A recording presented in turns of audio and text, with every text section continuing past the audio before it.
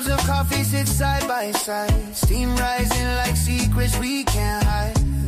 The sun crawls in, paints gold on the wall. A puff of smoke, a sigh so deep, dreams awake while the world's asleep. 2 cups of coffee, the sun and a puff. Is this morning enough? Is this morning enough? Sip slow, let it linger, don't rush the hush. 2 cups of coffee, the sun and a puff.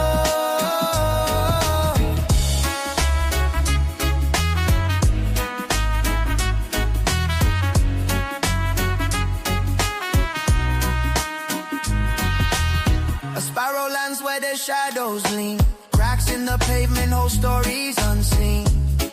Your laughter stirs, breaks the morning spell. The air so thick, it almost hums with everything said and left unsung. 2 cups of coffee, the sun and a pup. Is this morning enough? Is this morning enough? Sip slow, let it linger, don't rush the hush. 2 cups of coffee, the sun and a puff.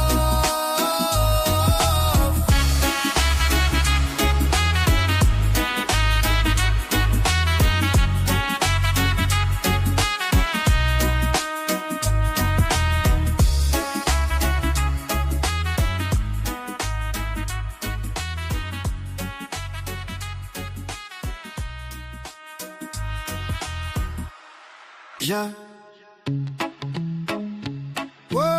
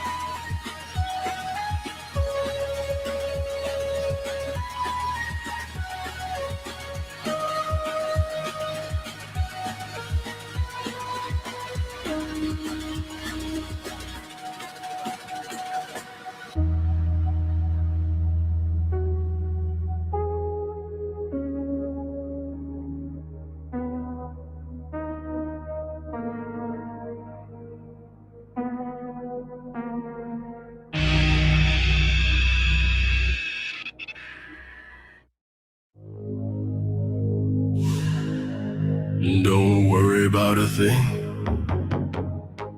not a fucking thing. It's gonna be alright. It's gonna be alright.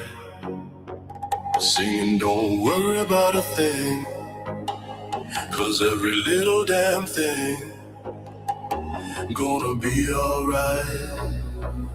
Alright.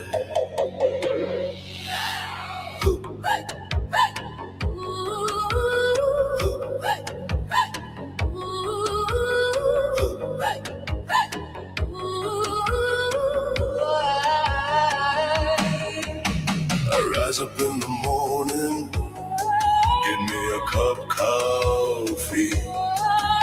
Smile at the rising sun, smiling at the rising sun. 3 black crows talking to me, bitch by my doorstep, singing sweet songs as I smoke sweet bong of melodies pure and true, saying, this is my message to you. Don't worry about a thing, not a fucking thing. It's gonna be alright. It's gonna be alright. Singing, don't worry about a thing, 'cause every little damn thing, 'cause every little thing gonna be alright. Gonna be alright. Gonna be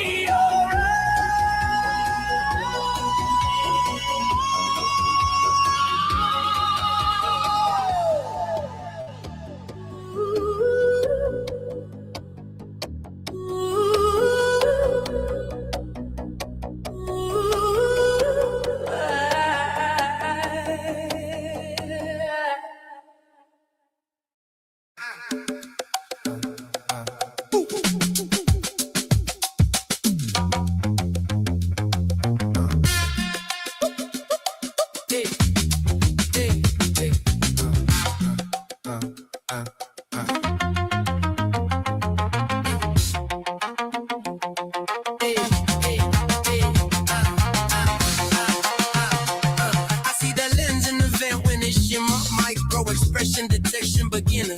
Data miner with a minor got complex. Scanning my cortex, so in my context. Schizo or psycho, that shit typo. I'm just hyper aware with a wide scope gyro. Third eye open, no token disguise. You monetize fear, I anatomize lies. Empath and sinner, extending the static. You call it erratic, I call it schematic. Your pattern fanatic, the planet's dramatic. Your panic mechanic is purely bureaucratic. Third eye surveillance, I'm watching no watches. They lock in that posture, we break all the lockers. No crown, no throne, no code we obey. We move in the groove out of range of your sway. Third eye surveillance, we float out of reach.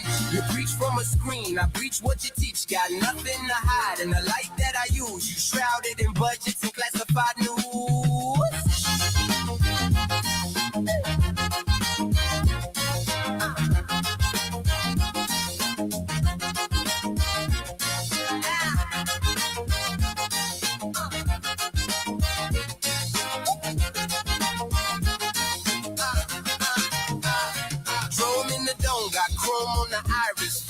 Of silence, disguised as compliance, licensed to pry in the sky with a bias, try to define us with clinical science. Narcissist state need a face to adore. Mirror on mirror, you still wanting more. We pour through the lore that you bury offshore while you choreograph war from a carpeted floor. Metadata predator, beta male senator, headed the editor, censor competitor, render the truth in a new true tone with the new true zone, build like a prison dome. Third eye surveillance, I'm watching the watchers, they lock in their posture, we break all the lockers, no crown, no throne, no code we obey, we move in the groove out of range of your sway. Third eye surveillance, we float out of reach, you preach from a screen, I preach what you teach, got nothing to hide in the light that I use, you shrouded in budgets and classified news.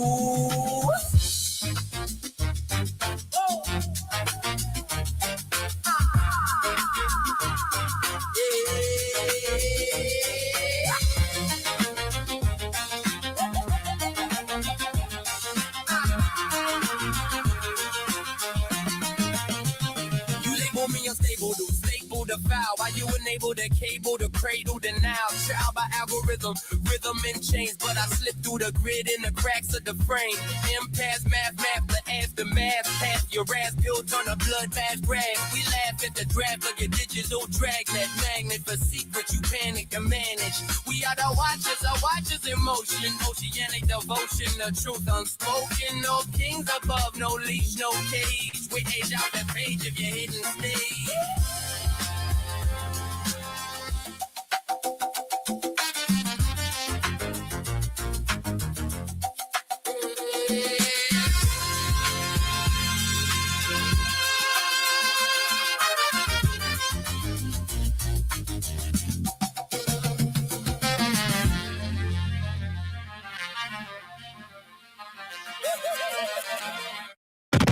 Wake up, walk in. Wake up, walk in. Clock in, clock out. Clock in, clock out. Open up, close down. Open up, close down. Walk in, walk out.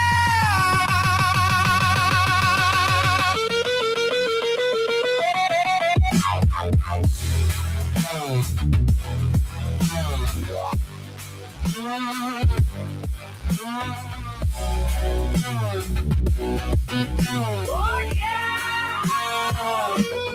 I just wanna quit. I just wanna split. I just wanna dip. I just wanna ditch. I've got the quits. I don't want it. I don't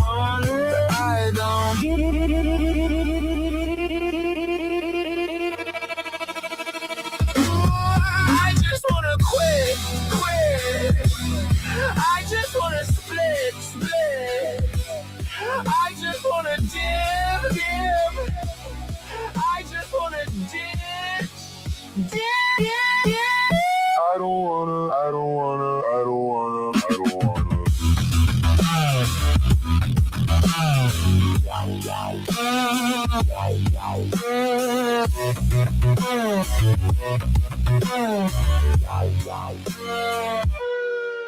I've got the quits that I don't wanna lose, that I don't need to lose, that I don't give a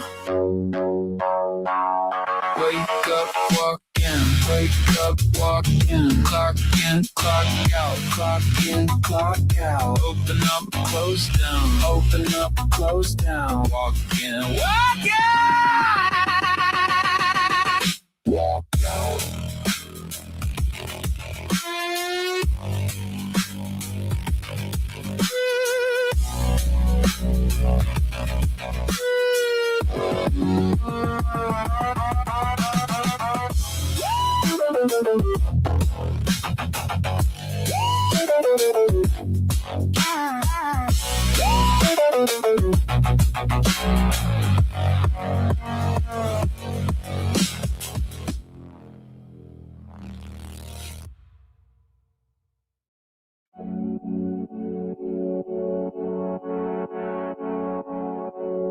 Good Monday morning.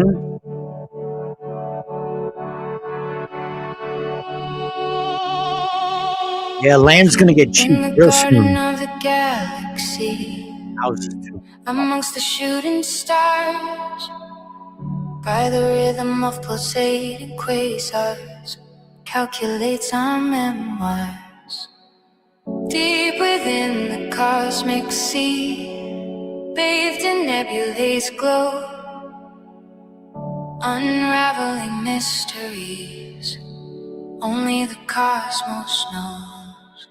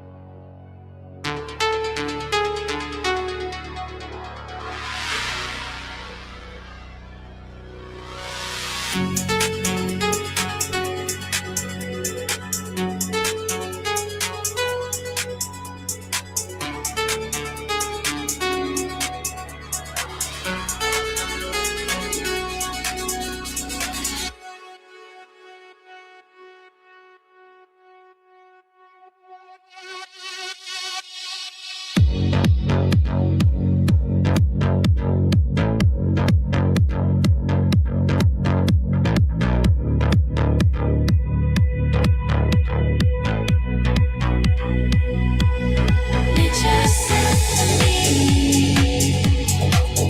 in cosmic notes plays on the fabric of time. Invisible chords of stardust playing an eternal rhyme. Every atom of our earth born in stellar fire. The beauty of the universe, an orchestra of cosmic choir.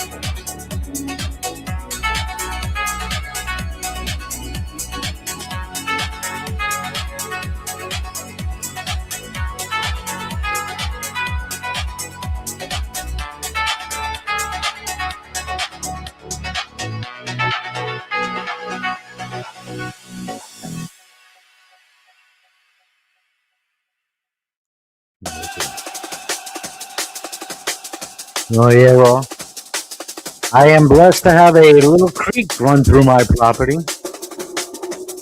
Actually, some trout there.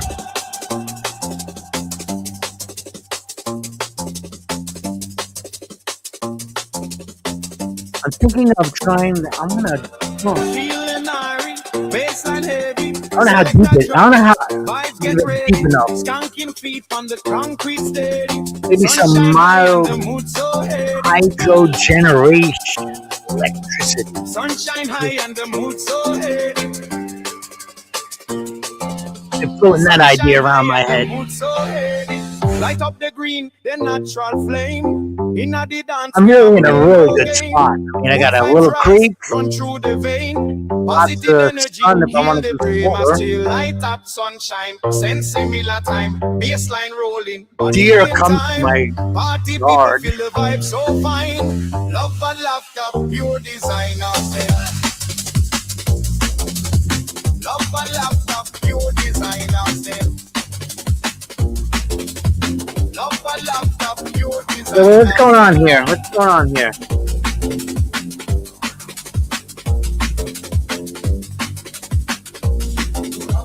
Love and laughter, pure design ourselves. Money jump down to the brink, scooch free. Massive gather can't feel defeat. Jungle soldier, rhythm complete. Smoke curl up in the tropical desert. Fight for the sunshine, sense similar time. Baseline rolling, body in time.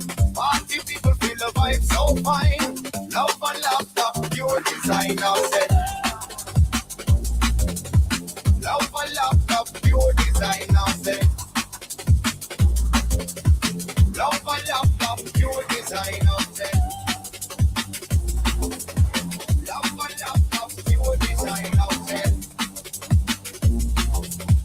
Love and laughter, pure design. Eyes off closed, mindset free. Bass like thunder, roots like tree.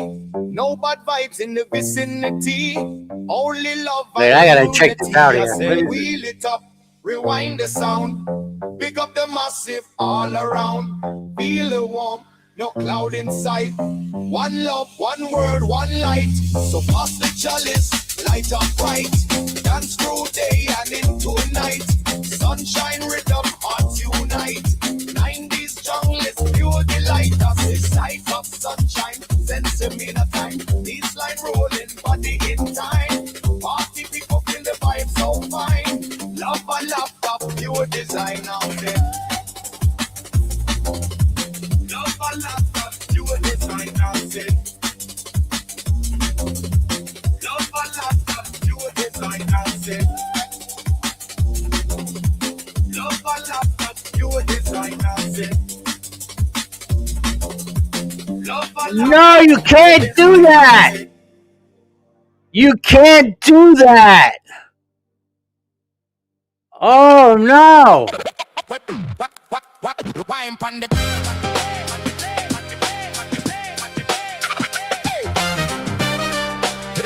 Damn, somebody. And I know they don't want to be mentioned. I know it, right? I know it. I know it. Holy shit.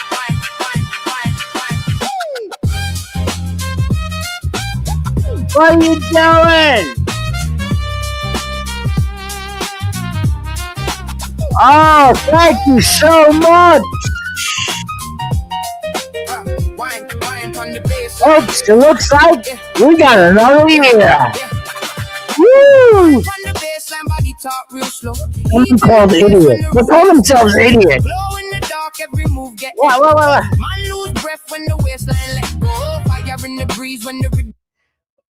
Oh, my alarm's going off too. I gotta take my medication. It's 9 o'clock. Man, if I didn't set my alarm, I tell you, I would forget. But praise 9. I don't know if they want to be mentioned, but we got a huge donation, which is going to pay for StreamYard for another year. Oh man, I don't want no food taken off. I just don't want to feel guilty. Praise not. Thank you so much. Oh my man. All right, I'll have to read any other messages if they want to be mentioned, but thank you. Why? But why? Why'd you do that?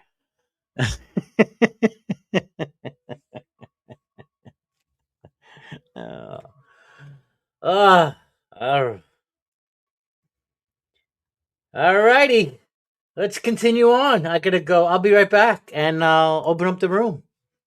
Yeah. Rhythm in my veins. Going to good vibes.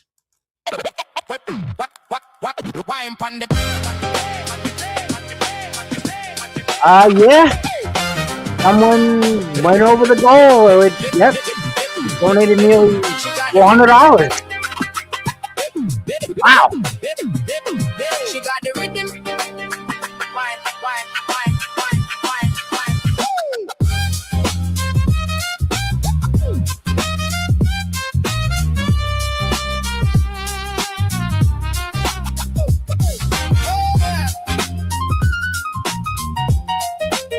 Wine on the baseline.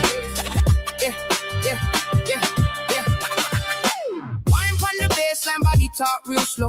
Heat in the place when the rude gal steps up. Glow in the dark, every move get echo. Man lose breath when the waistline let go. Fire in the breeze when the rhythm just rise.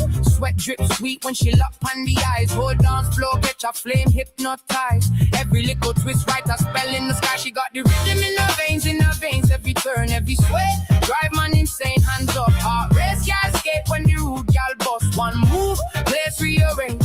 She got the rhythm in her veins, not me, soft speech, head full of haze, one drop, one rock, mind levitate when the rude gal bust, one move, word reshape, tick tock, time stop, center of the crowd, baseline bend when she fling it down loud, wine like trouble, sweet like cloud, every ex-turn friend just go watch her now, lip bite, neck flex, tension rise, cool breeze gone, pure steam in the sky, ask who bad, them can't answer why, cause the baddest one there, and she right by my side, hey, she rhythm in her veins, every turn, every sway, drive man insane, hands up, heart race, can't escape when the rude gal bust, one move, place rearrange, she got the rhythm in her veins, not me, soft speech, head full of haze, one drop, one rock, mind levitate when the rude gal bust, one move, word reshape, slow roll and she brace and bend, bring it back up like storm again, if this night can't done, don't pretend you will follow that wine to the world end, she got the rhythm in her veins, every turn, every sway,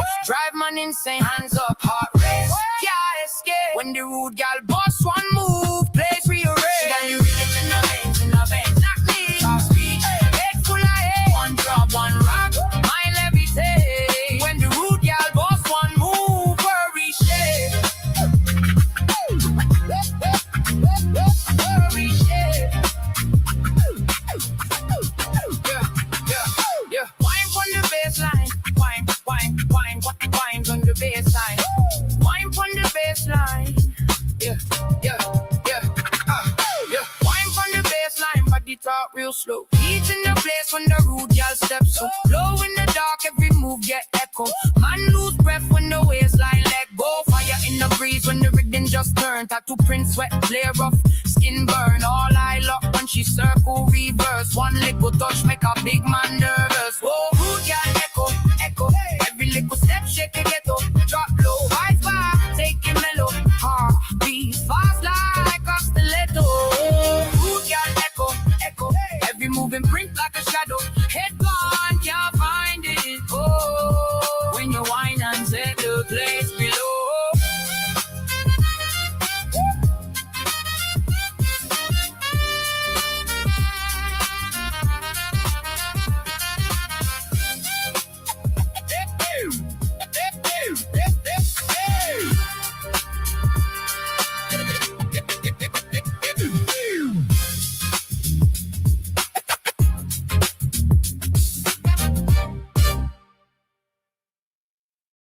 Oh, yeah.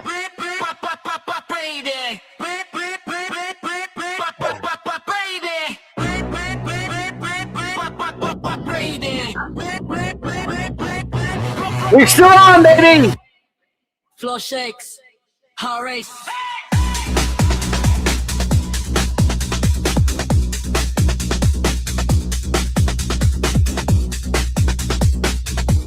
All right, let's open up this motherfucker.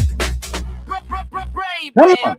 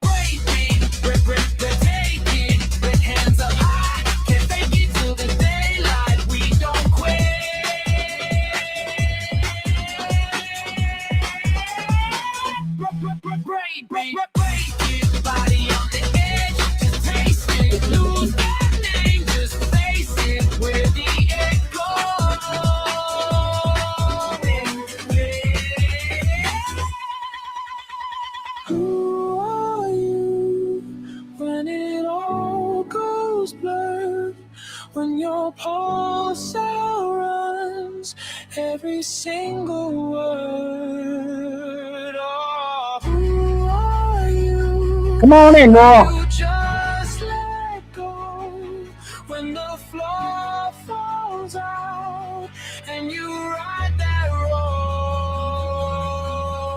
Break, break, break, break, break, break.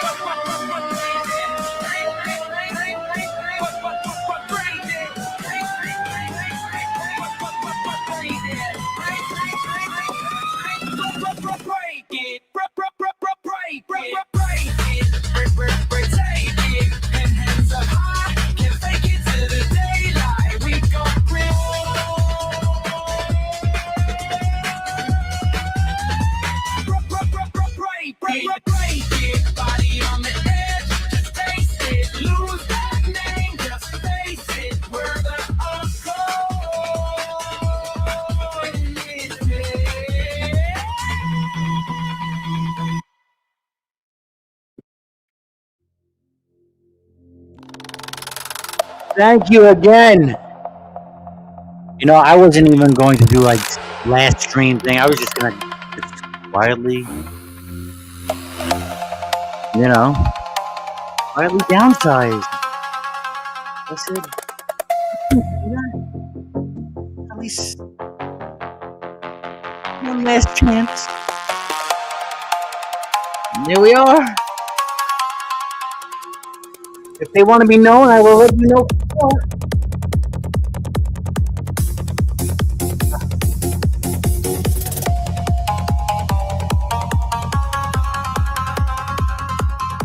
There's a link. Kind of open chat. Mud on my tongue. Breath tastes like moss. Night still young. Eyes in the bar. In a couple days since I Watching me go. burn those calories. Pulse in my soul. Calling me glow. This is perfect timing because I'm going to use another gift, a previous gift. Remember we were talking about sardine fast? Well, yeah. I've got to do it.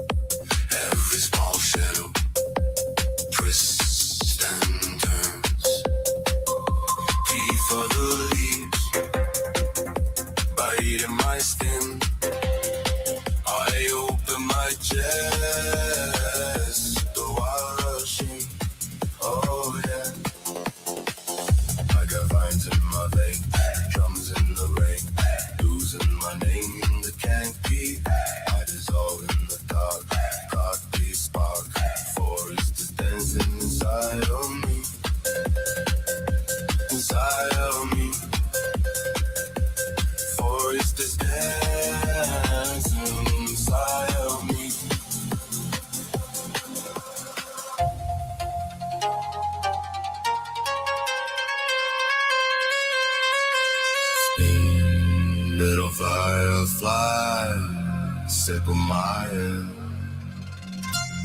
I guess I have to restart memberships now. Don't leave me for me.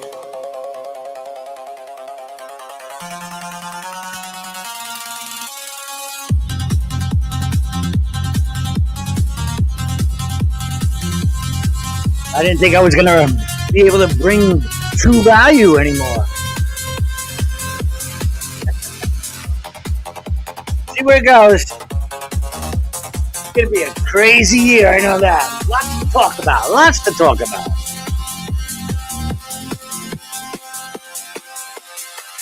I got flames in my veins, drums in the rain, losing my name in the canopy. I dissolve in the dark, heartbeats dark, forest is dancing inside of me,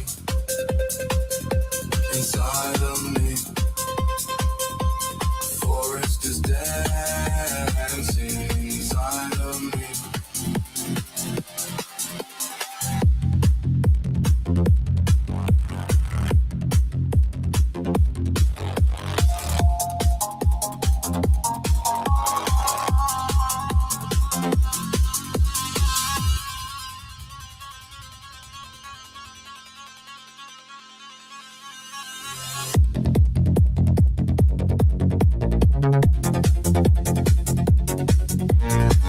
It's a long one.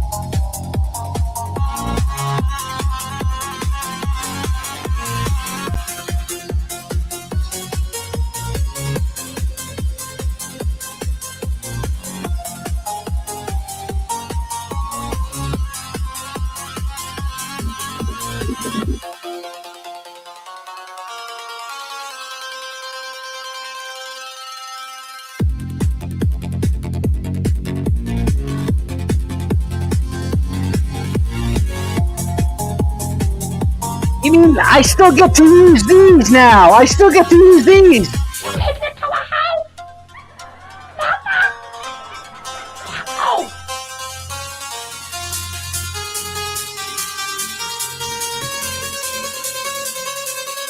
Be friends with your anus and be on the lookout for your anus.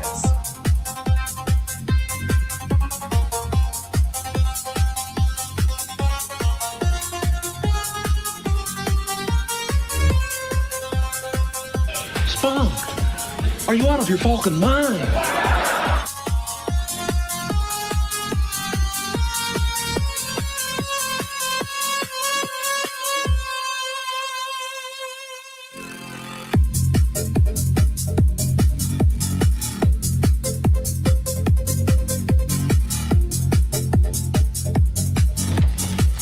Jerry, just remember, it's not a lie if you believe it.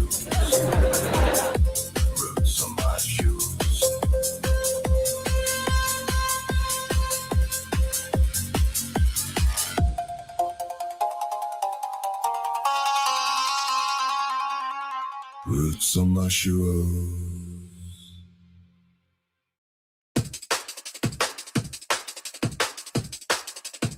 All right. What we got now? Jungle pressure in incoming light. Oh yeah. Raw. Woo! Oh, I'm gonna get some raw. Rolling NBB at. Come on, raw. How I set for BPM? This should get the blood going. Come on, guys. Only your job. Let's do this. And Dropsy does the Sophia nights.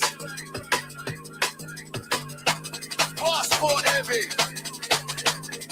Pockets light. Well, there she is. There she is. Reload.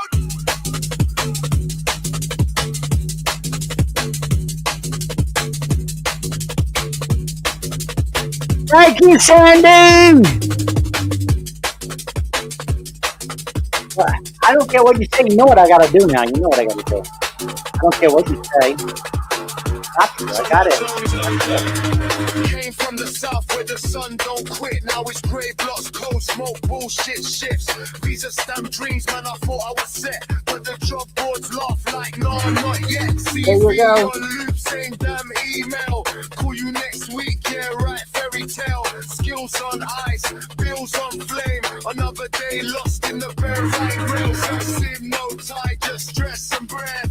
Cigarette burn, taste of regret. From township, hustle through your delay. Man, I'm grinding just to survive each day. Clock keeps ticking, but Happy 420! nicotine fingers, beer phone face, phone glow Woo! light. My shame, swipe my life like it's just a game. Reload, blast all philosophy. Night, cheap beer therapy. Smoke clouds, broken plans. Don't do the laughing. This guy's voice, it reminds me of an early 80s song. It was, Eve of Destruction. Yes, that was the song. Same kind of voice. Love it.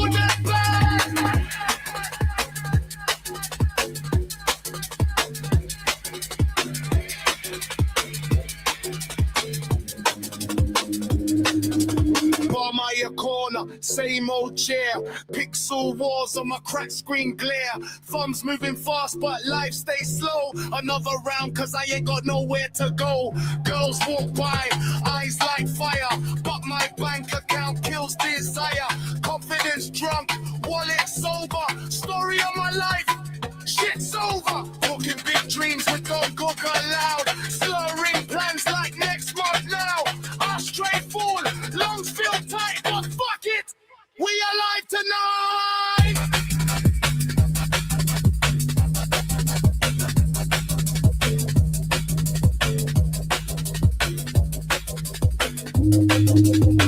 No contract, no direction, just bass, booze, bad reflection.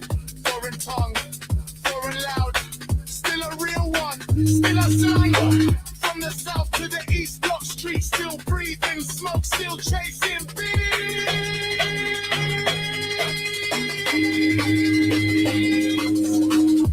Reload, barstool prophecy, my night, fucked up honesty. Beer sweat, dripping on my hand, no future plan, just jungle slang. Reload, kick drum, punch my brain, nicotine rain, alcohol pain. If I crash out, let the rhythm say, he didn't quit, he just found his way.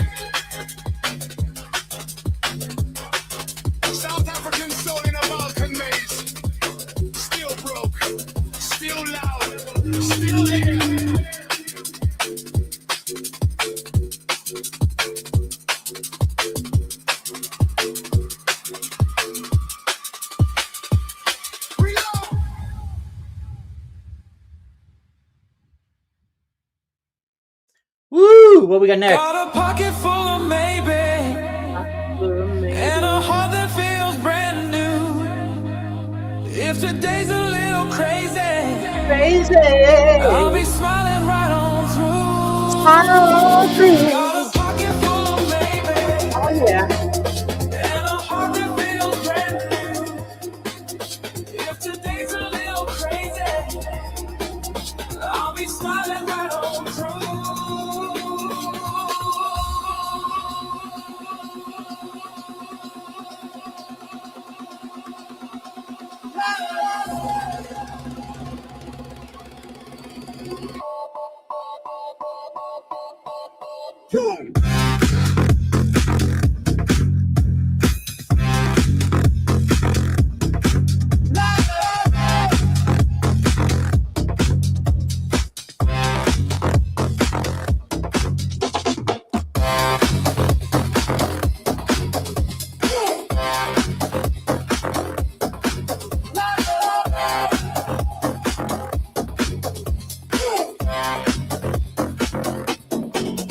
Got a pocket full of maybe, and a heart that feels brand new.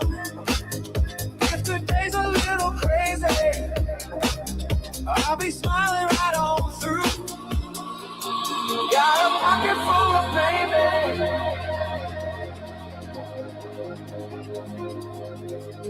if today's a little crazy,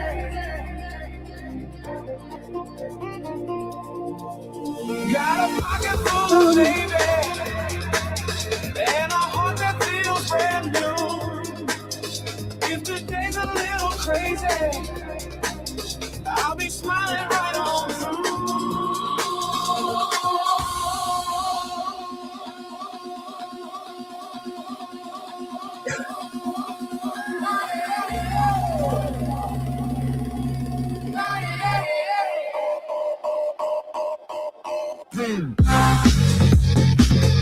Guess I could delete that last screen banner. That's good news.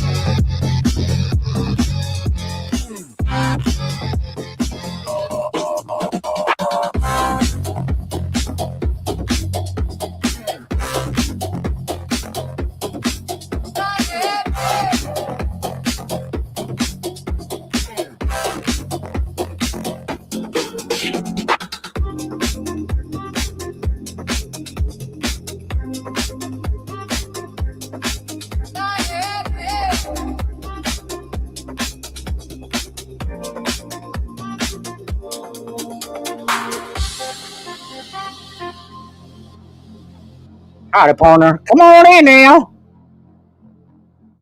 Hope you're all having a good day now. Oh, yeah. Here we go. I remember this one. Ooh. Oh, yeah.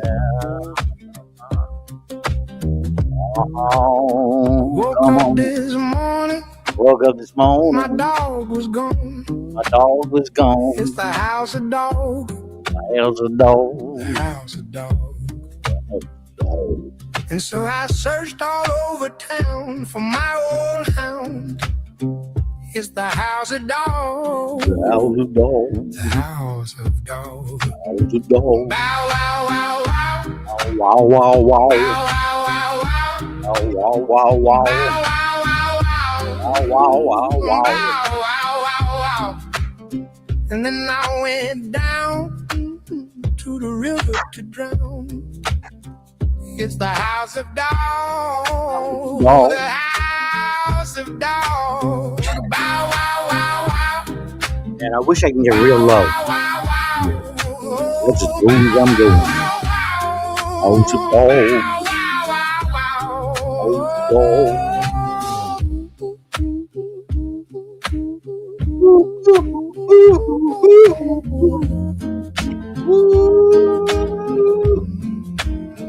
Woke up this morning, my dog was gone.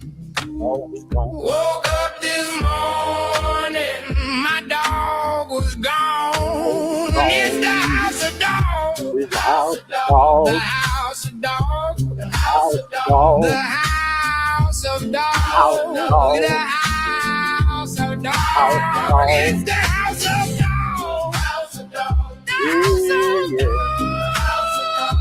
The house of dog. You're the house dog. It's the house of dog. The house of dog. Nobody wants to come in and who? I mean, no, you're waiting for someone else to come in for a conversation, right? And then if you like it, then you decide to come in.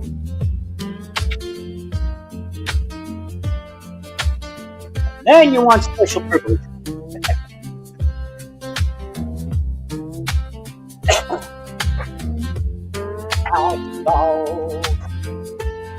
Pussies.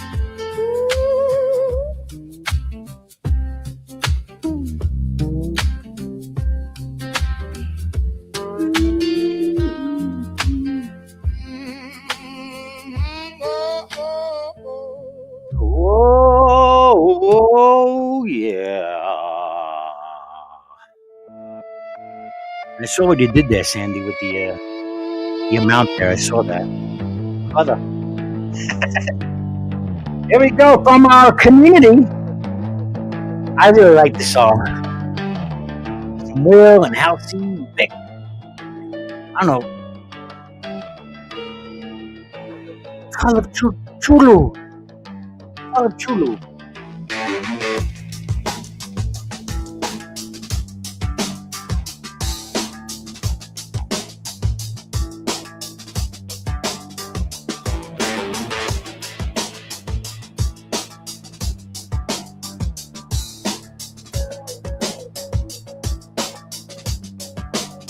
You walk this world like you're a god. You have your vibe, and that's what you got. You need their praise, you want their love. You tell them lies, they like it rough. I don't want to tell anyone. Paper tiger, cardboard king. I want the truth. What do you bring? Thinking you run shit, yet to be seen. Stir the hornets, feel the sting.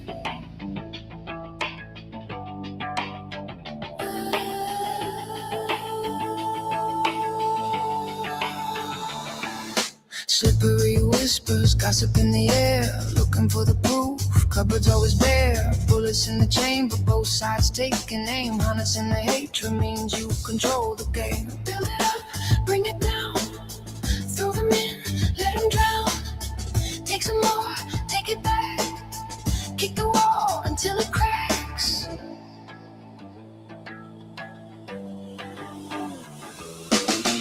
Paper tiger, cardboard king, tasty palace, what do you bring? Thinking you run shit, yet to be seen. Stir the hornets, feel the sting.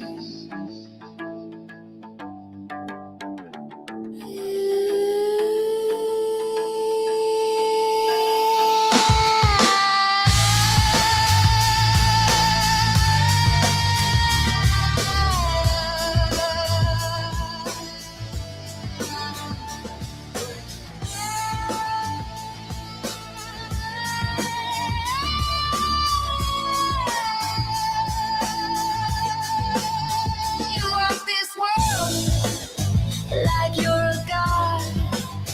You have your vibe, and that's what you got. You need their praise, you want their love. You tell them lies, they like it rough. Paper tiger, cardboard king, tasty palace, what do you bring? Thinking you run shit, yeah, to be seen. Stir the hornets.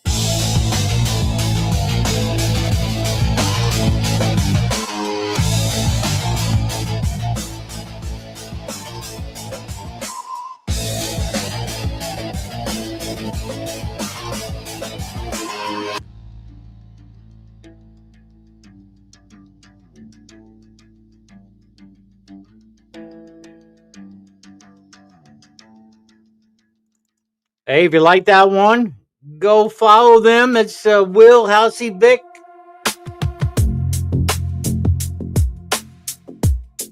And here's one of mine.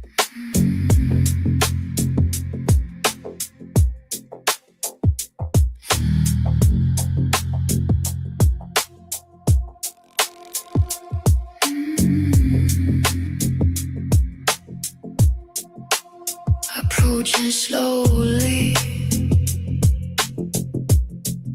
finger to your lips. Oh, that motion in your hips. Taking my shirt off, kissing my chest. Working down slowly,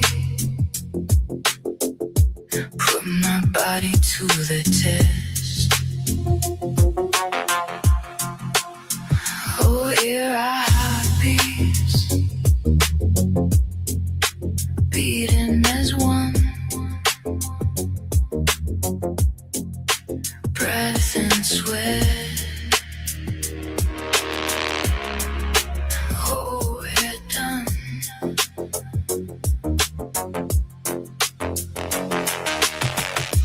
Mountains are moving, the stars are aligning, warm air floating, the waters are colliding. Now it's refreshingly cool. A heavenly high comes in, like diving in a pool from a very hot sun. Oh, here our heartbeats beating as one, breath and sweat. Oh, we're done.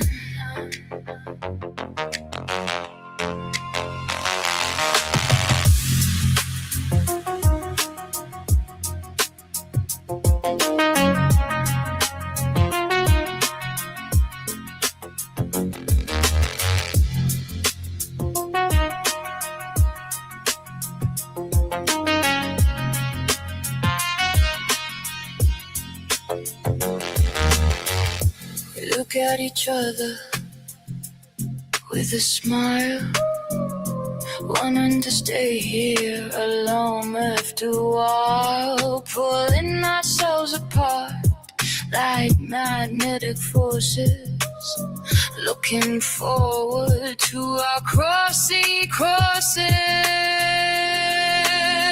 Though hear our heartbeats beating as one, breath and sweat. Oh, we're done.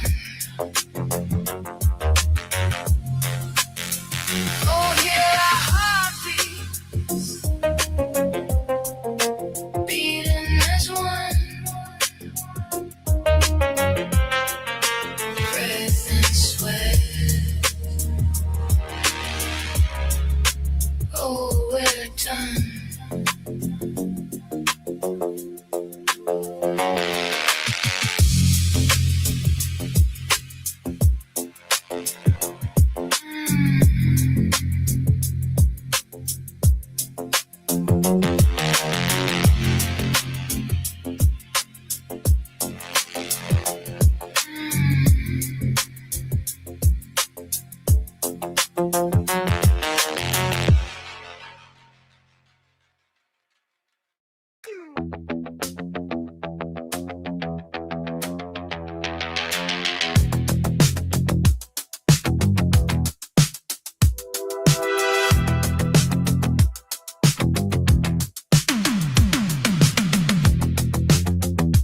checked the mirror, wrong face. I checked again, same place. The hands I'm using don't match the thought. Something's running that I'm not. It used to fit the shape I kept. Now the edges won't connect. Signal lost, static where I was. Signal lost, something's taken the controls, and it isn't me. Stripped to a room, it knows me back. The noise changed, gone slack. I said a word, heard someone say it. Wash my mouth, couldn't place it. It used to hold the name I used.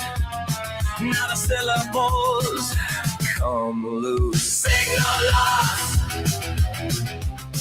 static where I was. Hold the pocket. Signal lost, something's taken the controls, and it isn't me.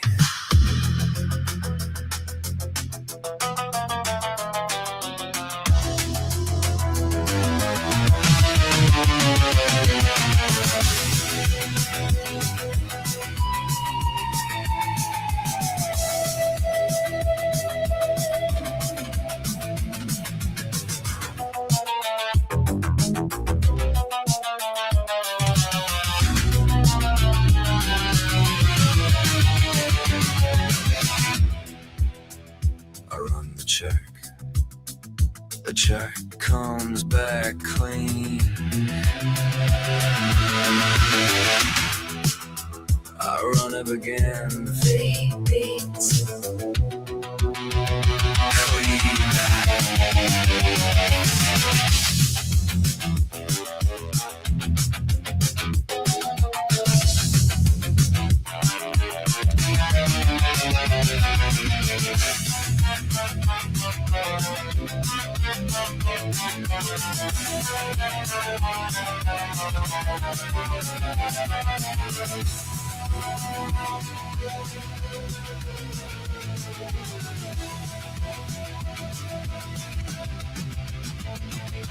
Signal lost, static where I was. Signal lost, something's taken the control, and it isn't me. Signal lost, I'm still transmitting, something's receiving, but it isn't me.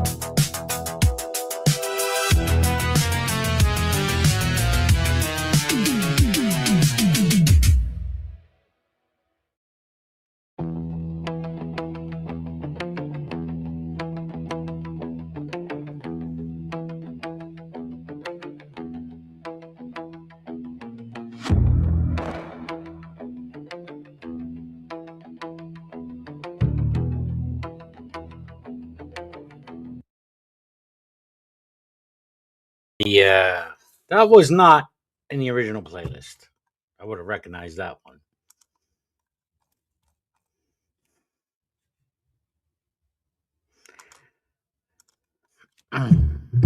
Whoa, what happened there?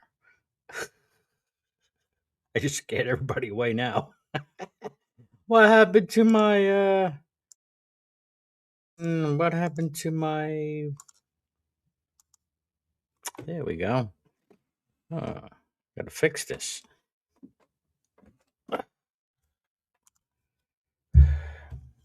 Mhm. There we go. Don't want to be so in your face. So, what's going on? Happy Memorial Day. And yeah, we're going another year, baby. Did not expect that. Did not at all.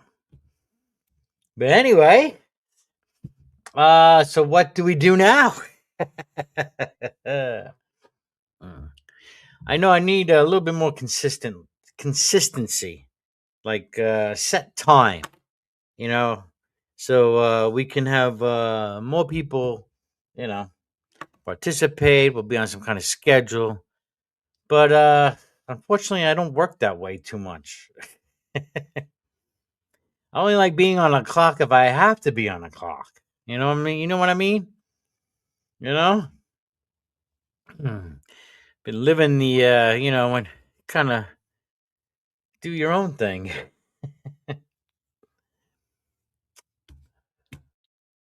I'm looking into, if anyone has any ideas, I have this little creek that runs through my property.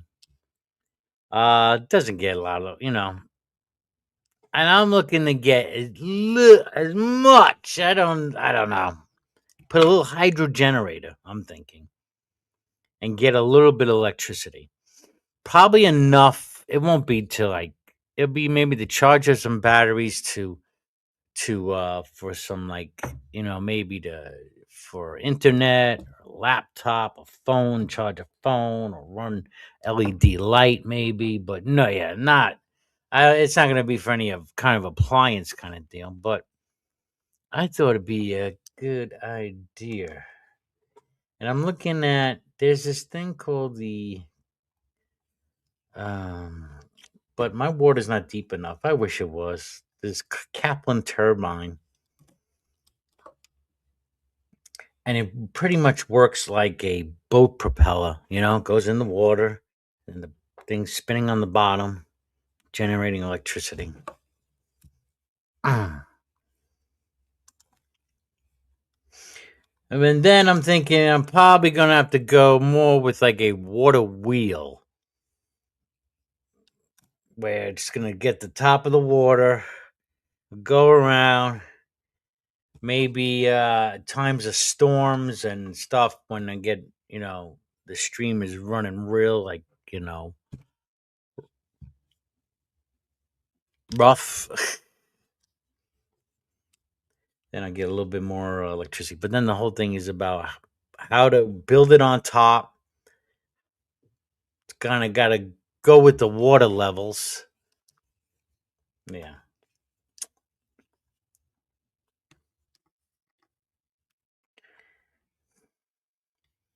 All right. Since nobody's around, I will just let's see. What are any of my subscriptions? Let's go look through the feed. Now let's see what's going on. There's a lot of talk about the economy. You know that. And where am I? Okay. There we are. I know, beating a dead horse here, but I think they say again that maybe we have a plan, ceasefire. Maybe we have a peace plan in action. They can only go for this so long, and I know in the beginning many feared $150 barrel oil, maybe even $200 barrel oil, but I just don't see that happening. I don't see it happening. They we can't sustain that. We can't. Not even for a short period of time. And but the inflation is going to come in another way, and that's because of the lag effect of what's going on. Again, you heard about the farmers not being able to get certain chemicals, fertilizer. So there could be a decrease in the amount of food in certain parts of the world. I suspect, though, that even now there are more ships going through than we realize. Iran, I think, is getting some ships through with their friends, their partners. They need the oil, they're going to get the oil. Oh, hold on a second. Looks like I have a message.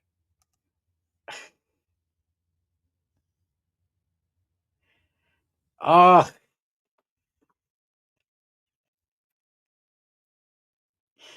no. You want some cheese with that wine?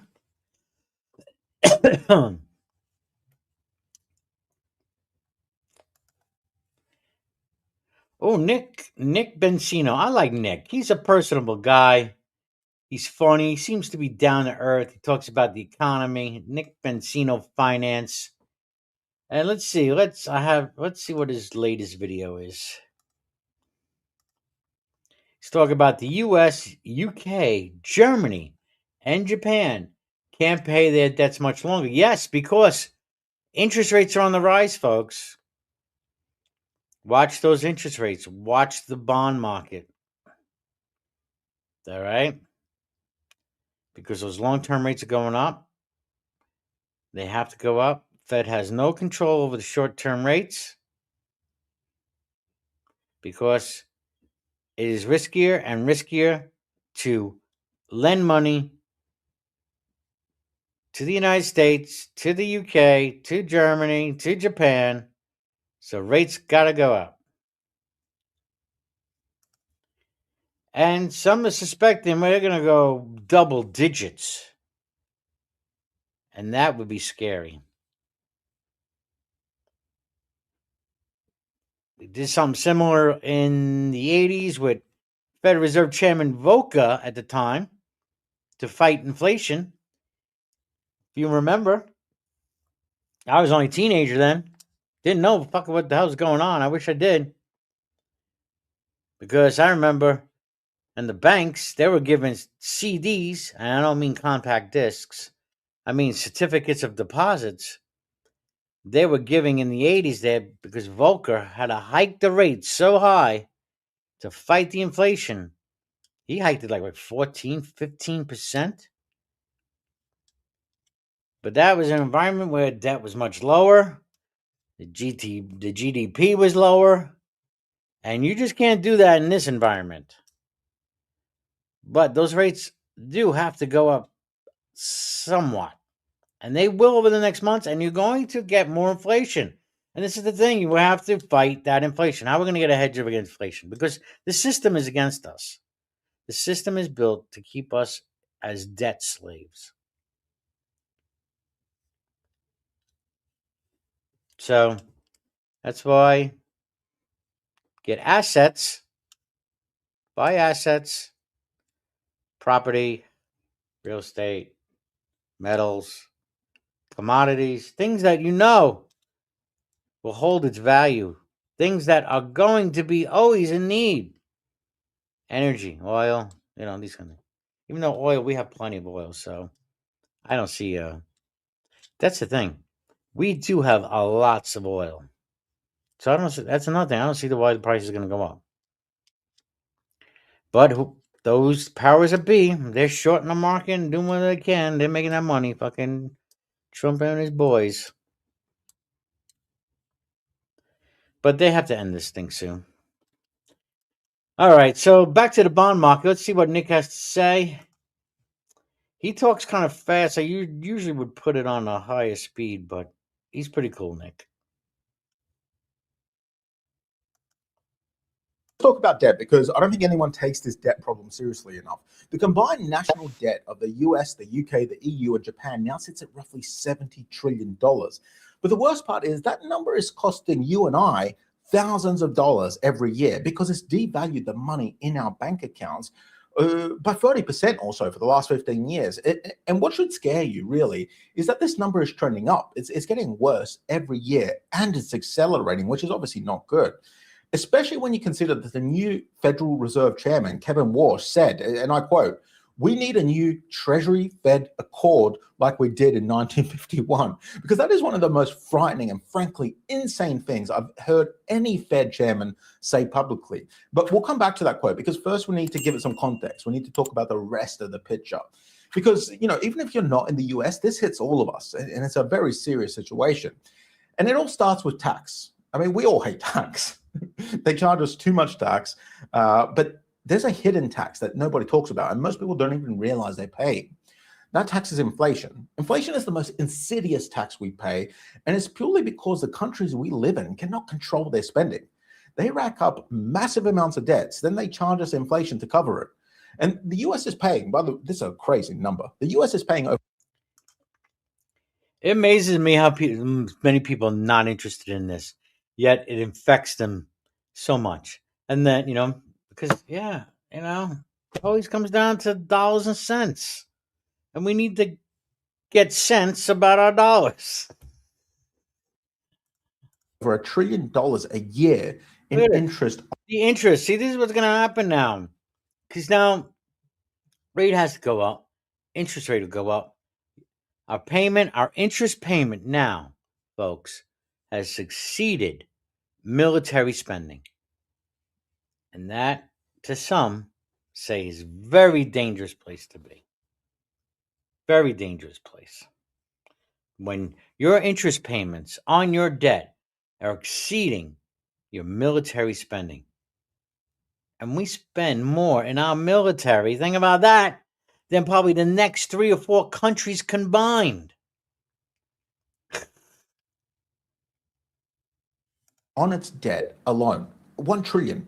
That is more than the US spends on defense, and it's roughly 19 cents for every tax dollar that an American pays. That just goes towards paying off the debt. In the UK, that figure is closer to 110 billion pounds. In Germany and the rest of the EU, it's comparable in scale. It's a few hundred billion euros. In Japan, the interest bill, that's a different monster, really. In Japan, the interest rates, the interest bill is the foundation on which the entire fiscal system for that country is built on. We'll get to that in a few moments. So to understand where this ends, we need to look at the last time a seriously developed country nearly defaulted. And it wasn't really that long ago. It was only 50 years ago. I mean, kind of long. But anyway, October 1976, Britain was a major industrial economy in serious way. It was still a first world. It's still a first world country now. It was still a major power, is what I was trying to say. But I was close, really, because barely hanging on. Anyway, so it was still a major. Was a major power, yes. What, to like the 40s? Power. The pound had collapsed against the dollar across that year, and the country was within weeks of being unable to pay its bills. The Chancellor of the Exchequer at the time, Dennis Healey, he was on his way to an airport for an international conference, but this situation got so serious. You see the eyebrows on that guy? Where is it? Come on. Where'd you go? Fuck me. In weeks of being unable to pay its bills. The Chancellor of the Exchequer at the time, Dennis Healey, he was on his way to an airport for this guy, look at those fucking eyebrows, man. Damn. For an international conference. But this situation got so serious that he had to turn around while he was on his way, drive back to Downing Street, and he had to make a phone call. And this was one of the most embarrassing phone calls ever made by a political figure. He had to make a phone call, and he had to borrow nearly $4 billion from the IMF, the International Monetary Fund. It was the largest loan the IMF had ever made, and he needed that loan to save the UK. It was about to default. Now, $4 billion in 76 was a lot of money. These days, it's not. But it saved the country just by the skin of its teeth. And every major government in the developed world watched this happen, and they agreed that they would never let it happen to them. And that's why we're in the situation we are now. It's all thanks to the UK. The system that they've built, that the Western world is. Thanks, UK. Thank you so much. We're going to remind you of that next time. built over the last 50 years since then is the machine that we're going to walk through, and it's going to explain all of this. So how does a country go into debt? We need to talk about that in the first place. The same way a person does, really, with just one extra trick. They have an extra little trick that they can use. We'll talk about that. First, let's break down government debt. Money. So governments spend more money than they make. And in my opinion, this is because they're fiscally irresponsible. Many would disagree with my opinion on this, but I feel I'm right on this one. But when you want to spend more money than you have, what do? You borrow money, right? How does a government borrow money? They issue bonds. You buy the bonds. They promise to pay you back with interest yearly. And then at the time the bond matures, they give you back the principal after a number of years. These years can range anywhere between 1 to 50 years, just depending on the country and how they structure their bonds. Generally, the longer bonds last, the longer they last till maturity, the more interest you get. This isn't a set in stone rule, but it's roughly how it works. So who buys these bonds? You do. Foreign governments do. Pension funds do, which is usually how you purchase them, through your pension fund. Other countries' central banks buy them too. Pretty much everyone holds US bonds, and most countries hold each other's bonds to an extent.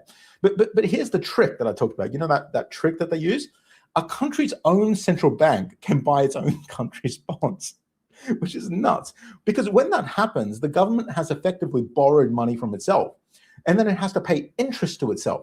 It's like if you printed your own credit card, went on a spending spree, and now you owe yourself a bunch of money and you pay interest to yourself. It sounds kind of broken, because it kind of is broken. And it's a bit of a cheat code for governments. Actually, it's the cheat code that runs the entire economy of pretty much all of our countries to an extent. But remember, printing money to yourself, or printing money and borrowing it yourself, it means that you have to pay yourself interest, which means you have to print more money. Just remember that, printing money. Lock the printing money into your head, because we'll talk about that again in a second. Now, look, I said at the start that the combined debt of the US, the UK, the EU, and Japan is around $70 trillion. That's roughly 70K per person living in those nations. It's an obscene amount of money. Can this debt be repaid is the question. Well, there's only really 4 ways a country gets out of debt this big. Let's break them down. Option 1, you outgrow the debt. That means a country grows its economy so fast that the debt becomes tiny in comparison. This is how the US escaped. Well, the other thing is, because we're in a debt-based system, we can't totally get out of debt, because that would never happen. That would just collapse everything. Everything would stop, because everything is based on debt. You create money, and the bank gives you a loan. They're not giving you some cash, or take cash out of the safe, and here's a loan to you. No, they just punch it in. That's when money's created. When debt or a loan is created or given, that is money created. And then when you pay the debt, money's getting destroyed at the same time. It's getting destroyed. Well, some people don't want to talk about that end. But yeah, when you're paying the debt off, money's getting destroyed in the current system. The Second World War debt pile that they had in the 50s. It is, unfortunately, right now, mathematically impossible. The US economy grows at around 2% a year, and the interest bill alone, like I said, is $1 trillion and growing every quarter. And the UK, for example, they grow even more slowly. Germany has been in or near a technical recession for the last 2 years. Japan has been stuck in low single-digit growth for like 30 years. You can't outgrow debt that compounds faster than your economy does. That's the problem. And the US is hoping that AI just like magically solves this problem. But AI can't even tell us how many R's in the word strawberry. So I think we might be screwed. Also, since when is hope a strategy? Come on, that can't be true. That AI can't get how many R's are in strawberry, right? Oh my God. Really? That's funny. Like, when is hope a strategy? You have to have an actual bloody plan, not just rely on hope. Anyway, the size of the leverage is now so large that even a generational productivity miracle would only buy a little bit of extra time. So option two is you default. A country simply refuses to pay what it owes. The Not 1976 gonna do UK that. story we just walked through is what happens just before a country default. Nobody does it voluntarily. The political and the economic cost is just unthinkable. A US default, by the way, would freeze the global financial system overnight. It would be a disaster the likes of which we've never seen before. A UK or German default would probably do the same to Europe. A Japanese default would unravel half of Asia in a week, cause a lot of problems globally too. So you have to understand how deep these countries are into bonds. Japan holds roughly $1.2 trillion of US bonds. The UK has about $1 trillion. If the US defaults, it's an absolute disaster for both these countries. So this is the option that exists on paper that never really gets picked because it just causes too much chaos. Although who knows, maybe this time we might need to. Anyway, option 3 is austerity. Cut spending, cut services, cut benefits, cut payrolls, cut investment, cut everything, just cut. Greece tried this, they tried this seriously. Between 2010 and 2018, 8 years of cuts, unemployment hit a peak of 28%, and the political cost destroyed the government, right? The country went through 5 prime ministers in 4 years, a record that the UK was desperately trying to beat, but they... And I think they did. What is it, the UK on their 6th prime minister within the year? There's some shit. Man. Failing because they've only managed to go through 5 in 5 years. The UK even fails at failure. Sorry, serious face. 20 years. Sorry. Okay, look at the political climate in every country we're talking about right now. Look at the protests. Look at the rise of political fringes. Look at how thin the patience has already become with the government. We're already drowning in inflation. The cost of food has gone up like people say 30%, but to me it feels more like 50 to 100%. Energy has doubled. People are suffering already. You cannot tell citizens already squeezed by inflation that they have to absorb yet another decade of pain because politicians lost control of spending because they were irresponsible. And why is there so much why is their incompetence rather our problem anyway? That's my question. Why should we pay for their incompetence? I guess shit rolls downhill like it always does. Anyway, whatever. Before I get angry, let's speak about option 4 because austerity I don't think is going to happen because people are pissed off enough already that austerity is just going to tip things over. So option 4 is inflate it away. You quietly debase the currency so that the debt, which is fixed in dollars or pounds or euros or yen, becomes smaller in real terms, which is what many, including me, believe Kevin Walsh and Trump plan to do. Oh, and obviously the UK, the EU, and Japan, etc., will follow suit. We're going to come back to Walsh's plan in a second, but let's break down how inflating debt away works first. It's kind of a cycle, right? The government spends too much money, so they issue bonds. That's how they borrow money. We talked about that. But now they owe a lot of interest.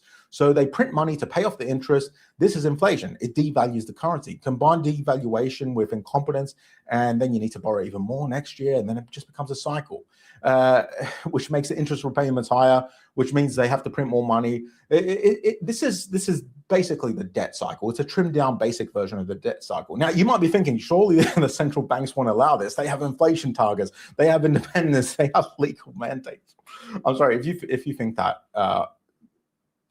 Anyway, watch what's already happening across the 4 countries we've already started with. I mean, Japan first, because Japan is in the end state. The Bank of Japan now owns roughly half of all Japanese government bonds in existence.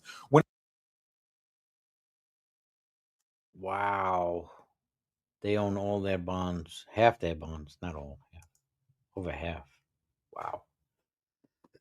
The central bank owns half of its own country's debt. The debt is not really debt anymore in any meaningful sense of the word. It's an accounting entry between 2 parts of the same government. They are literally paying themselves like, I think it's 45 billion per year of interest to service their own debt. How do you do the that? world is going insane, really. I know, the it is the Treasury insane. pays on those bonds goes to the central bank, and then the central bank sends most of it back to the Treasury. Japan has been running this experiment for 30 years, and it's not working really well, which is why $1 buys 159 yen.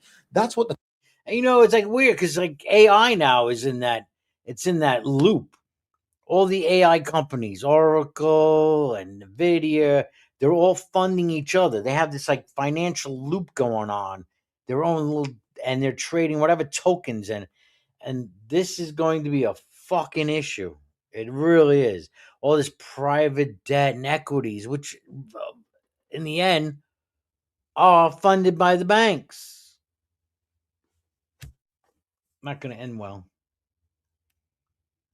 Somebody's either going to go bankrupt or they're going to be wanting somebody to want a fucking another bailout. And who does the bailouts? Who does it ultimately cost? The taxpayer. That's what currency debasement looks like. The UK is next because the UK shows what's happening when politicians are exposed to heavy doses of lead in their formative years. September 2022. You see, the US will be the last on this leg. It'll be Japan, UK, then what? Germany, maybe? Just another Western country before it gets to the US. Unless they change something. All right, I'm going to heat it up. I'm just going to bring it down for a sec. So it's September of 2022, the Truss government announced unfunded tax cuts on a Friday afternoon. The gilt market revolted within hours. Gilts are what the UK calls bonds because it likes to be different, whatever. UK pension funds, which were leveraged into the gilt market, the bond market, nearly collapsed across the following week. It was an absolute disaster. The Bank of England had to step in with tens of billions in emergency intervention just to stop the unwind. So the lesson everyone took from that, because the whole world takes lessons from the UK's screw-ups. That's usually how this thing works. The lesson everyone took from that was not that you cannot run large deficits. The lesson was that you have to do it more carefully, with central banks standing ready to catch the bond market when it stumbles. So Germany's next, because Germany shows us that even the disciplined ones eventually have to fold in this reality that we've built. For 2 decades, Germany held a constitutional debt brake. It was the most fiscally disciplined large economy in the world. It was brilliant, actually. A debt brake is exactly what it sounds like. They pump the brakes on debt if it gets too high. I mean, it's a bit more complicated than that, but roughly. In March of 2025, the Bundestag, which is the political thing, voted a 2/3 majority to suspend it. Right, 500 billion in new debt for infrastructure, defense spending above 1% of GDP.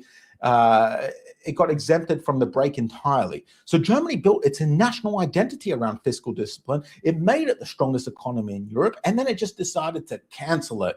The new chancellor cited Ukraine and the breakdown of the US-EU relationship as the main reason.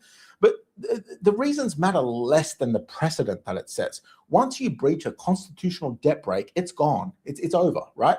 And finally, the US, with a new Fed chair, just told us in public that the accord that has kept inflation roughly under control since 1951 is at odds with recent practice. And by the way, I know saying that inflation has been roughly under control since 1951 sounds like a bit of a joke, because it's not really that under control. But compared to the supposed plan that they want to implement now, we'll remember the last 70 years pretty fondly, which finally brings us back to Kevin Walsh. Yeah, how they determine inflation now, the numbers, the calculations are totally different than they did even in the 80s. They don't account for food and energy, even some housing costs, right? The big ones. So, yeah.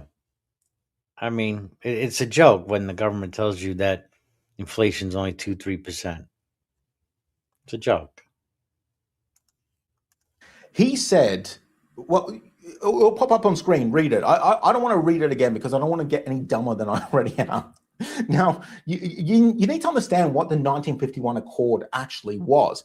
After the Second World War, the US Treasury used the Federal Reserve as a financing arm. The Fed was told to hold down bond yields so the cost of paying for the war debt stayed low.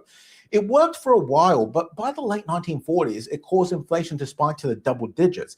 The 1951 Accord signed under Truman ended this practice. It gave the Fed independence to set interest rates without being told to support Treasury borrowing. It's the foundation that kept inflation roughly under control for the next 70 years. Every credible economist in the world will tell you this.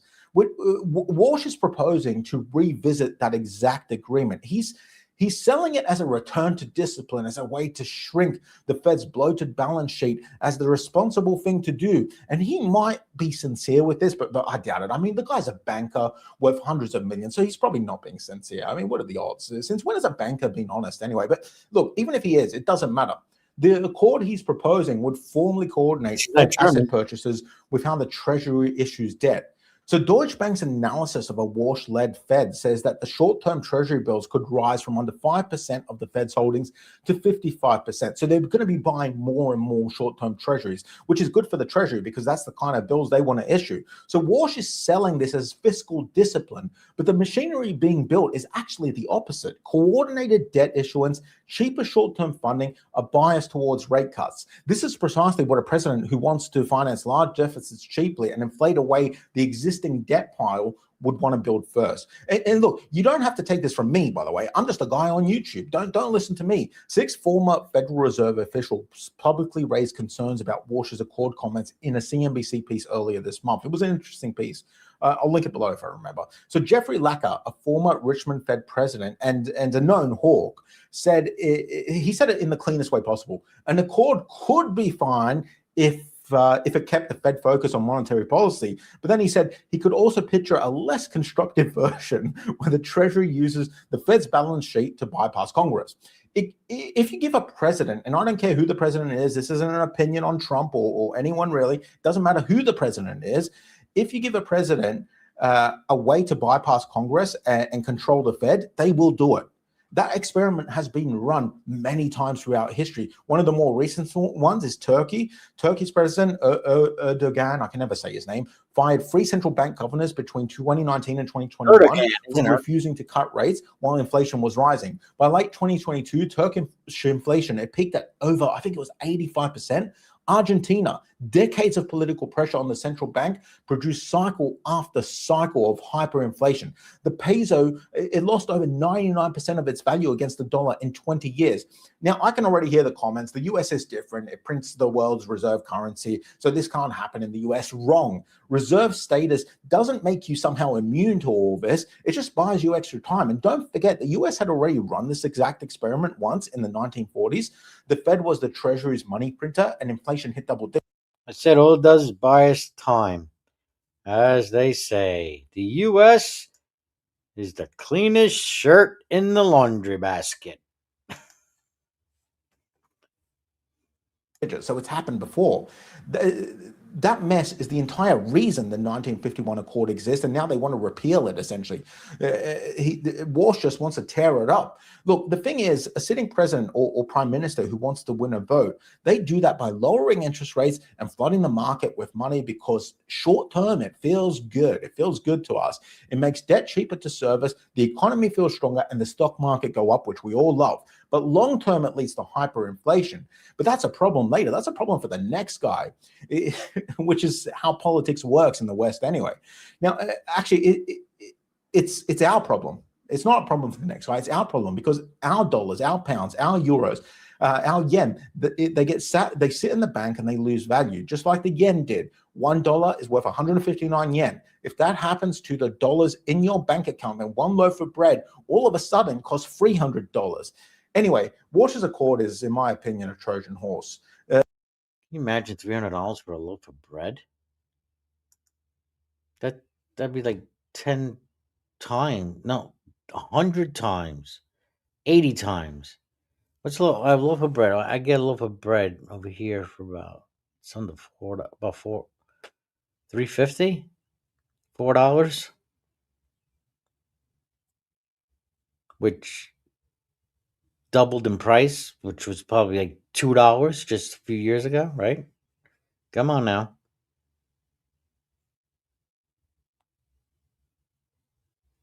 If a loaf of bread got to $300, can you imagine how much the price of gold would be? Just saying. The horse looks like discipline. What's inside is the structural capacity for the Fed to become the buyer of last resort for whatever the Treasury wants to issue. And the worst part of all this is people will tell you that a country has to run on debt, that it's vital. But a few countries have shown us that none of this is inevitable. Switzerland has a national debt under 1/3 of GDP and runs a surplus in most years. Norway has built a sovereign wealth fund worth more than its entire national debt. It's not that fiscal discipline is impossible. It's that none of the countries we talked about today have any intention of trying it. So this is where we.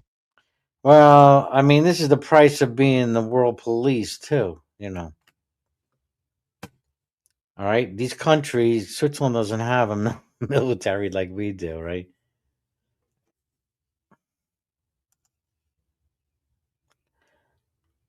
Or a population.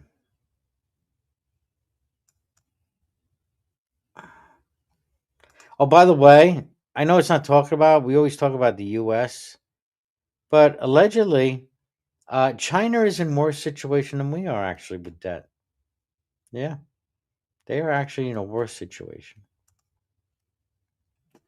We are $70 trillion in debt that cannot be repaid by growth or default or austerity. A new Fed chair quietly proposing a legal framework that lets the printer go to work dressed up as a return to discipline. Anyway, if you want to know more about this, follow me on Substack. It's my free. There you go. That's Nick Benzino. Let me give you his channel. I like Nick. Here's his link. I'm sure I will not get a copyright from Nick. These kind of channels, they love when you share their videos, pretty much, because they get the exposure. So Nick is cool. All right, happy 420. Let's take a 420 break. 420 break. Link is pinned if you want to come on in. Not going to be here forever. All right. All righty. Can't always get what you want.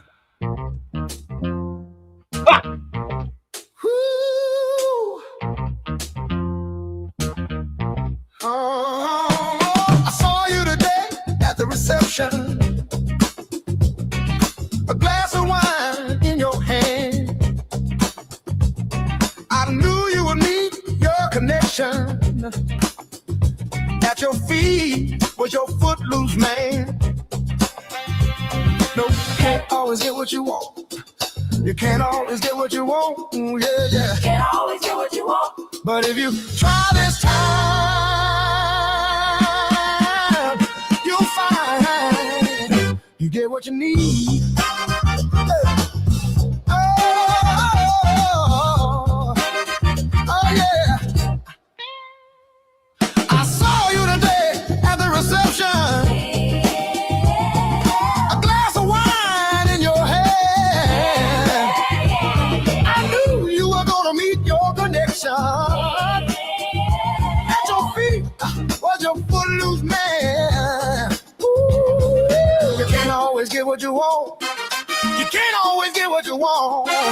You can't always get what you want, but if you try this time,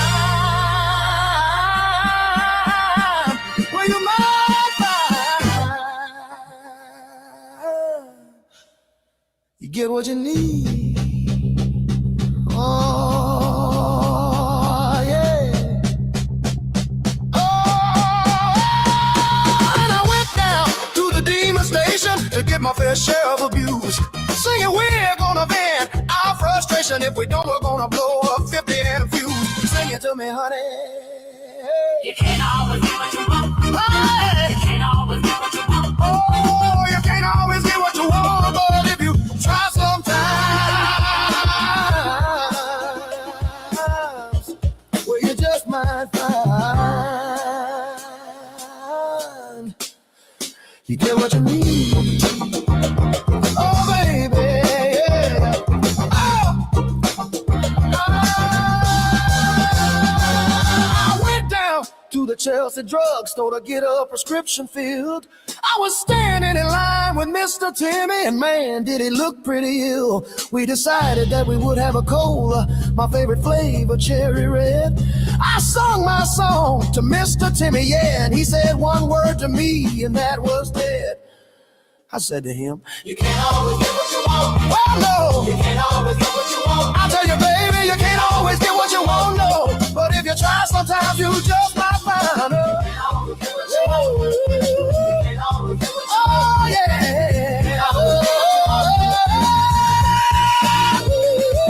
You can't always get what you want, no, baby. You can't always get what you want. You can't now. You can't always get what you want. But if you try sometimes,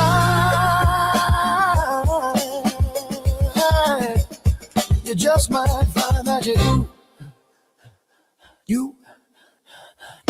get what you need.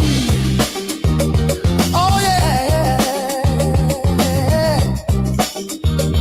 Oh yeah. Do that. All right. Come on. Get that.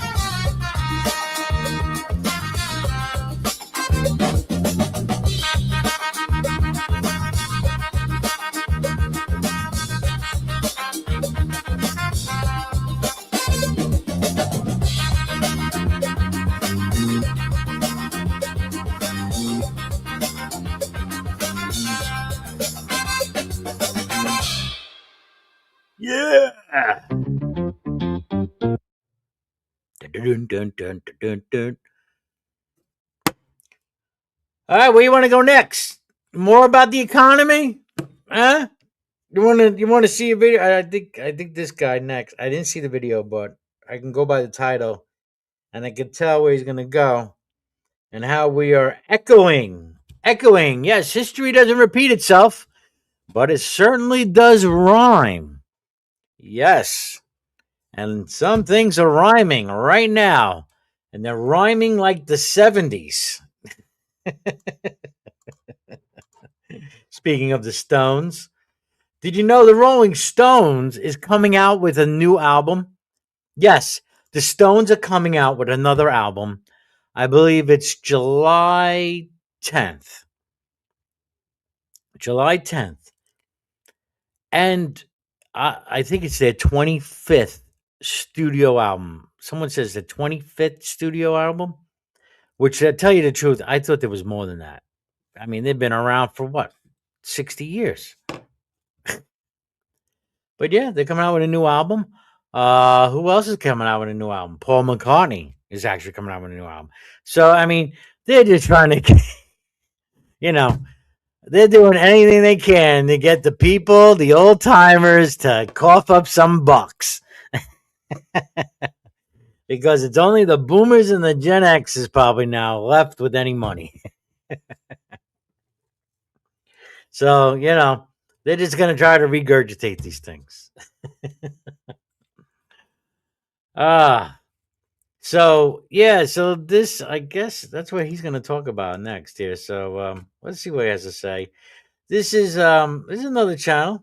I like this guy too. He's the channel name is Heresy Finance. Inflation is currently following. Okay. Heresy Financial. 70s inflation pattern right on schedule. All right, let's see what I don't know. I forgot what his first name is. All right, let's see what he has to say. I like his haircut. I could tell you that much. I like his haircut. The exact same path that it did in the 1970s. The only problem is that last time this happened, the way they dealt with it was raising rates. And this time they can't afford to do that. So what is going to happen? Take a look at this chart. You can see 1970s inflation is the blue line, and that starts in 1966, and it goes. Again, if they raise the rates, that means they're going to raise their interest payments on the debt. Also, the cost to borrow goes up. And for everybody. through about 1983-ish. And you can see it rose moderately for a number of years and then fell. And right around 1972, this was once the impact from leaving the gold standard started to hit the dollar. You saw inflation skyrocket and it shot up to about 12%. You can see the percentages for this blue line are going to be on the right-hand side, the y-axis on the right. You can see that after it peaked out around 12%, it dropped again and bottomed out around 1977 before taking off vertical yet again and peaking for the last time in 1980 above 14% before finally cratering again from there. Now take a look at the green line. You can see the green line is starting in 2014 is the inflation rate that we are seeing now today. We can see it's following virtually the exact same path, rising moderately for a couple of years until about 2018 when it starts to fall. And then 2020, when all that money printing was unleashed by the Federal Reserve, inflation skyrocketed. We saw virtually the exact same time frame for when it peaked and started moving down again from there as the Fed raised rates in order to try and rein in that inflation. And reopen the economy. Stalled, moved sideways slightly down for a while until recently, about right on target, it is starting to pop yet again. Now, if this pattern continues to hold true. Now, this is not the first person to bring this out. All right. And bring up similar charts. If this is going in the same direction here, be forewarned. Be forewarned. You are being forewarned right here of the inflation that is coming.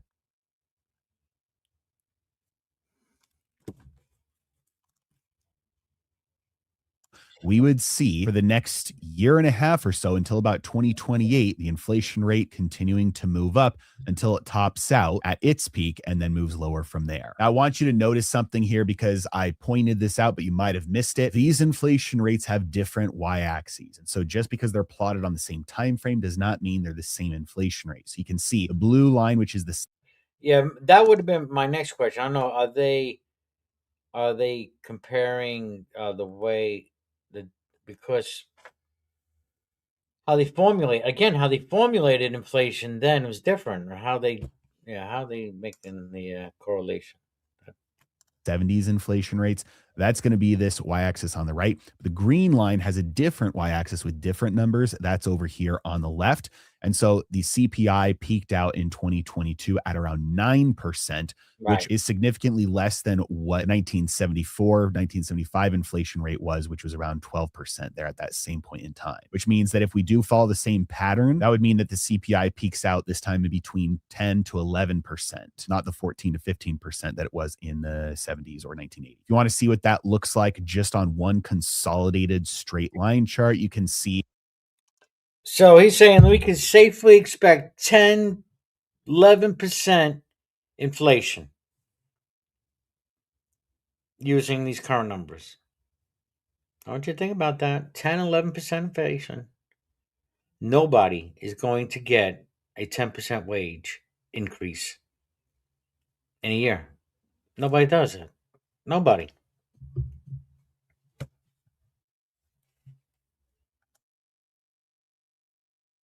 At the beginning of the 1970s chart would start right around here, around 1966. This is where it moved up and then down and then up and then down and then up and then down. And then fast forward to about 2014, right here is where it starts on the other chart. You see it moves up and then down and then up and then down. And then here it would be moving up to about this 10 to 12% if it were to follow the exact same pattern. So you can see once you compare it on the exact same chart with the exact same y-axis, you can see that it doesn't actually look as similar as it does when you manipulate the y-axes to make it kind of fit. But still, the overall pattern is holding true. And many people would argue that the way that they measure the CPI today is skewed in favor of keeping that CPI number suppressed, which means that maybe the real CPI, the real inflation numbers, do match more closely to what they did in the 70s, which would mean that incoming Fed Chairman Kevin Warsh, who just got signed into his position within the last couple of weeks, is in for a very difficult assignment because he was put in that position in order to lower interest rates. But last time the Federal Reserve got them into this position of inflation taking off out of control, their response was to raise interest rates. So what is he going to do about it? You can see this is the federal funds effective rate. So this is the interest rate that the Federal Reserve actually controls. And when inflation took off in the 60s, they raised rates to try and stop it. And then once they did, then they lowered it, but then it took back off again. So they raised rates again, and then they stopped it. So they lowered it, but then inflation took off again. So they raised rates all the way up to a peak of almost 20%, just a little over 19% in 1981. You can also fast forward to what they've done recently. So when inflation rate was slightly rising, they were raising interest rates up until 2019. Then all the money printing, they crashed interest rates down to zero. Then inflation really took off. So they raised interest rates again in order to get a handle on that inflation. And once they thought they did, they started lowering interest rates, and now inflation is taken off again. So both the pattern of inflation and the pattern of interest rates being cut and raised in order to deal with that inflation are following the exact same pattern of the 1970s. But as I stated at the beginning of the video, this time is different because they cannot afford to do the same thing that they did in the 1970s when inflation really ripped out of control. On this last big move from 1978 through 1980, as inflation ripped higher from 6% up to 14.5%, you can see the federal funds rate went from 4.5% all the way up to 20%. But they were only able to do that because of the amount of debt that the US government had at that time relative to the size of the economy. In other words, the government could afford to pay those higher interest rates as the Fed jacked those interest rates up. Yeah, like I mentioned earlier, Volcker was able to hike it all the way up, 15, whatever it was, percent, because our debt was lower then. GDP was lower. Cannot do that in this right now. We cannot do that. That's why someone's going to give, man.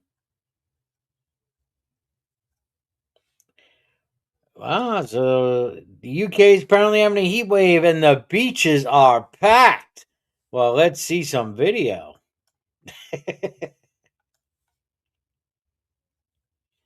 Heat wave. Oh, the heat wave. Heat wave. You know, now I'm tempted to play heat wave. Is there a someone who did a cover? I can find a cover video. Heat wave. It's gonna come our way soon enough. We get the heat wave June, right? Usually first couple of weeks now. I find in recent years here in the Northeast of the good old United States of America that we get our heat wave in the beginning of June. Yeah. It gets hot, it gets humid. When I remember, I don't know, it could just be faulty memory, that's for sure, but I remember August used to be the hot month. That was the hot summer month. That was the hottest month of the summer. Now I think, yeah.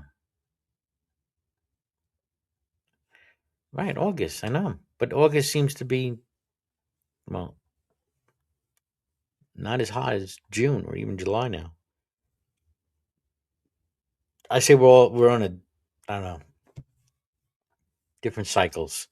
Our calendar is not concise. Our time, our clocks, I think, are just off.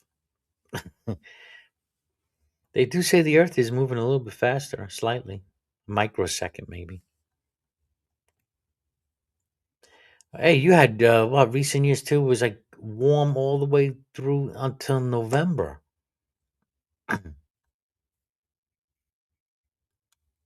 I know it's just weird. It's all cycles. I don't think fucking this climate change thing. I think it's cycles.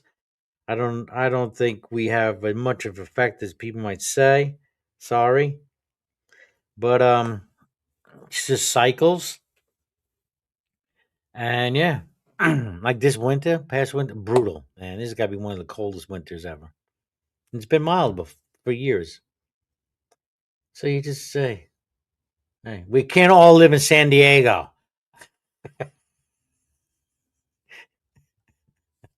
Right? 70s. Oh, average temperature 70s all year round. That's beautiful. Hawaii. Everything's a trade-off, folks. Everything's a trade-off. Everything.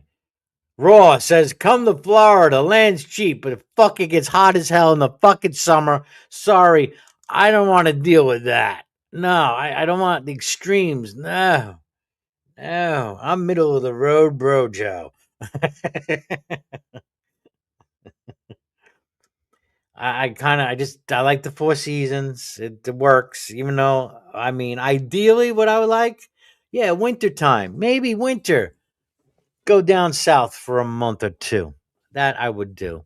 If I could afford to do that, go down south for a month or two, 2 months. Like like, oh God, I remember my ex landlord, her and her husband. It was great because every year I was there. I don't know, I was there a number of years in that apartment. That's when I was in Staten Island still. And every winter, boom, they had a house down in Florida. So it was quiet, you didn't have to worry about making noise and nothing because hey, the landlord is gone. She would leave after Thanksgiving. Go down to Florida, and wouldn't come back till I think it was like mid-March, April, something like that. Yeah. Right? Do something like that. Sweet.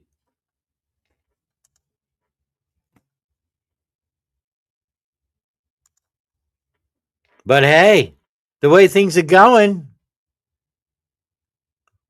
real estate's going to get cheaper. Land's going to get cheaper. That's right. You're going to see it coming down the pike. Of course, people cannot pay off all that they can. They're going. These younger folks, man, it's a shame. Many of them. Credit card debt defaults are on the rise. Auto loans on the rise. Defaults. Okay. Next is going to be the housing. That's because that's the last thing, right? Everybody will cut back whatever they can to save money, right? That's what you do. You cut back on things. Hey, I've cut back on certain subscriptions I didn't need anymore. I'm not going to use them. I've looked like I share with you, right? The cell phone. I've switched to Mint Mobile. I'm going to go and you're going to try to cut subscriptions. Or you're going to try to get cheaper subscriptions. That's what people are going to do. Then they'll cut going out to eat, entertainment, food. Yeah. I see the slowdown. It's a kind of a slowdown or like, I'm doing gigs. They're coming like last minute. People are waiting last minute now. A month or two. I'm getting calls a month or two before they get married. I'm like, that's crazy. People used to plan a year to 2 years. And yes, and in the environment, some places are gonna have to raise their costs go up, right? Everybody costs go up, rates go up, everything has to go up. There was one guy in Las Vegas. I just saw a report. He what's it called? I never been to Las Vegas. There was a time I wanted to go to Las Vegas, but I have no desire really to go to Las Vegas now. I really don't. That whole casino bug, right? It's just you throw money away. The house always wins, you know that, right? Um, I have a casinos not too far from me. I don't go, but in Las Vegas now, what has happened. It's a good place for middle class. If you had some extra income, you go, you have some fun, right? It was getting family oriented too. Hey, you can throw the kids on some rides, you go gamble, whatever you're gonna do. The buffets, yeah, for a good time. It was for a while. It was, from my understanding, it was good. But then pandemic hit. All these companies now lost money, travel down. And now they're trying to make up for it. This is my understanding in Vegas. They're trying to make up for it. And they have instilled all these hidden fees and everything. And it's become a place just for rich people to go to. And now there's one restaurant. They're like, I'm not raising my rate. I can't no more. You can only raise so much. can only raise the price to go out to eat so much before people say, fuck it, it's cheaper to stay home and eat. So, what was it called? The Heart Attack Grill. That was the name of it, Heart Attack Grill. He's there for about 14, 15 years. Seems like he has a corner spot, popular spot. Says, I can't raise, I'm not raising my prices anymore. He's like, it's unconscionable. So he's able to do it. Good for him. I guess he's got enough money. He said, it's not, can't do it. Unfortunately, other restaurants, they're not in a position like maybe he is. The profit margin on a restaurant is so thin. It really is.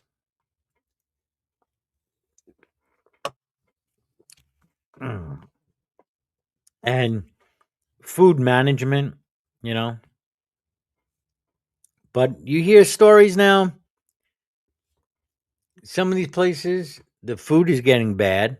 It sucks. It's packaged, not even cooked. It's not even freshly cooked. It's starting to all taste alike. And it's just more difficult for a family-owned restaurant to make it. I get it. It takes time to build reputation in any business. It takes time to build reputation, and the food business, unless you got a niche, a niche, a niche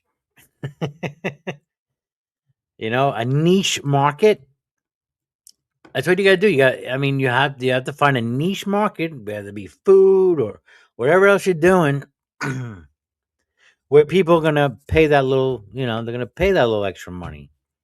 It's gonna be less traffic, but higher price tag.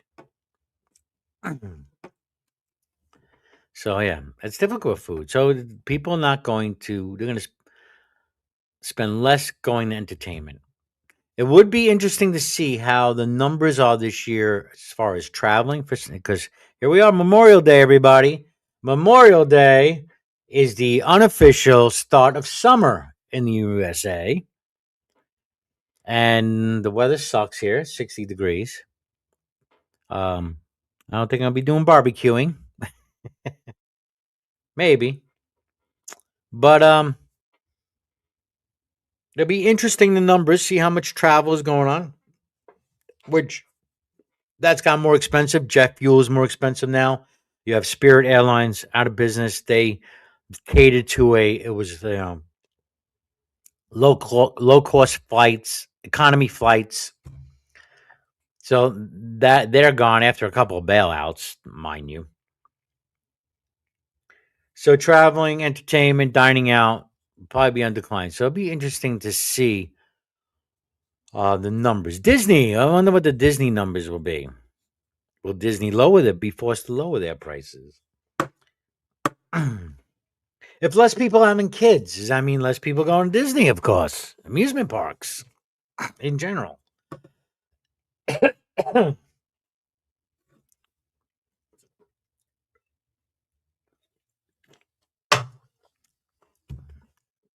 Hello, let's farm. How you doing, Tog? How you doing? Viva Las Vegas. Viva Las Vegas. Viva Las Vegas. My mom loves Elvis. I like Elvis too. Well, we finally, after 2 hours and 13 minutes, have a visitor. I almost said the Hi. I almost Yeah, said the 420 Cafe, but it's the Gen X Cafe. What's it's the up, Gen Frank? X. Oh, why are you calling it good? Good. Why are you calling it the Gen X Cafe? I'm trying to reach a wider audience. Oh, got you. The Yeah, weed. remember I was just talking about niche, right? I mean, 420, I don't know, preconceived. I don't know. Yeah. All right, Gen X Cafe. I'm Gen X, so there you go. There you go. That's Yeah. right. I'm Gen X too. First year Gen X, baby. Gen X. 65. Yeah, yeah. Though I might say, Green, have you heard the good news? No. What was the good news? The good news is that the GenX Cafe, aka the 420 Cafe, will have full subscription, StreamYard subscription for another year, All thanks right. to thanks to not a Gen Xer, but a boomer, Sandy. What? Sandy came through, gave me an early birthday gift, she calls it, Okay. All and put right. us over the top. Yes, All right. it was Okay. Got very a very, generous. thank you, Sandy. We got to bring her some good entertainment. Well, she wants everything the same. She doesn't want to be treated any differently, and you're not going to get any treated any differently. Except you did get a wrench, because hey, you're like a member now. You're definitely like a lifelong member. Oh yeah, bro. And if I went and membership has its privileges, Yes, it so I does. Yes, might. it does. And I was ready, Frank. I don't know if you got the email. I was ready to just quietly go away. It's okay. Cancel memberships, and because if I can't give value, if I can't give enough hours, then I didn't see it. I can't, in good conscience, have people paying memberships. But we can continue on, and yeah. So I invite any ideas. Please email any ideas, I got ideas. subjects. Yes. I'm looking. If I really like to do something, we have to do it more consistent. I understand. I am guilty. Consistency is key in this game here. If in fact the goal is to grow audience, and that just becomes, that just invites a whole bunch of problems. But to do that, consistency is key. You have the same time every whatever day or every other day or whatnot. Uh huh. True that. True that. So True that. it's hard for me to be consistent here because usually I open this room on But, whim. well, I think you're consistent enough, more than myself and other people. Yeah. Yeah, I'm I not. have noticed though Tuesdays and Thursdays seem to be the big days that a lot of people come in, it seems. I That's could be wrong. crazy. Tuesdays are my busiest days. They're Yeah. my busiest. Yeah, Tuesdays are very busy. But that's weird that it's busy for you here. That's funny. Yeah, that's what I've noticed. Like last week, Tuesday. It was Tuesday and Thursday, especially Thursday. I think it was the room was like, yeah, it was full. Wow. Wow. Who Yeah, knows? I'll be right back. I'll be right back. Yeah. All right. Sure, you will.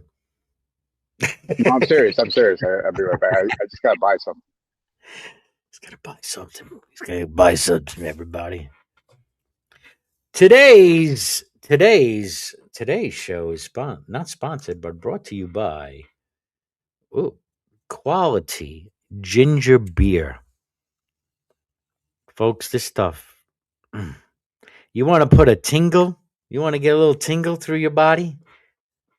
This stuff. It's got ginger, real ginger. I found this stuff because I was looking. I know. I need to put in an Amazon referral link because I'm only promote things that I use. So, uh, premium ginger beer. I was looking because ginger ale in the supermarket now.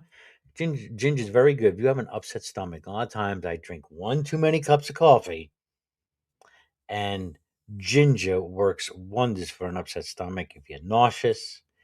But or carbonated water, I guess but ginger ale now in the store doesn't have any ginger. It's ginger flavored. So I had to go and I went and find it. And yeah, of course, you got to spend more money if you want the real stuff. That's just the way it is.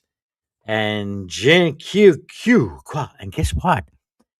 It's Brooklyn. It's made in Brooklyn. Q for quality. And I was mixing it with water for the longest time because it's spicy because it's got like cayenne in there too. What else is in there? It's got agave, organic agave. Is that how you say it? Agave? It's got chili pepper and ginger, of course, lime. Yep. So yeah, gives you tingles. I'm gonna create a link. You're gonna like it. Kind of like woo. Gives you a nice little pick me up, and it's good for your tummy. Using the water from Brooklyn. No, though they say the bagels taste good because of the water. So they say. There was actually in the Poconos. I've heard of people.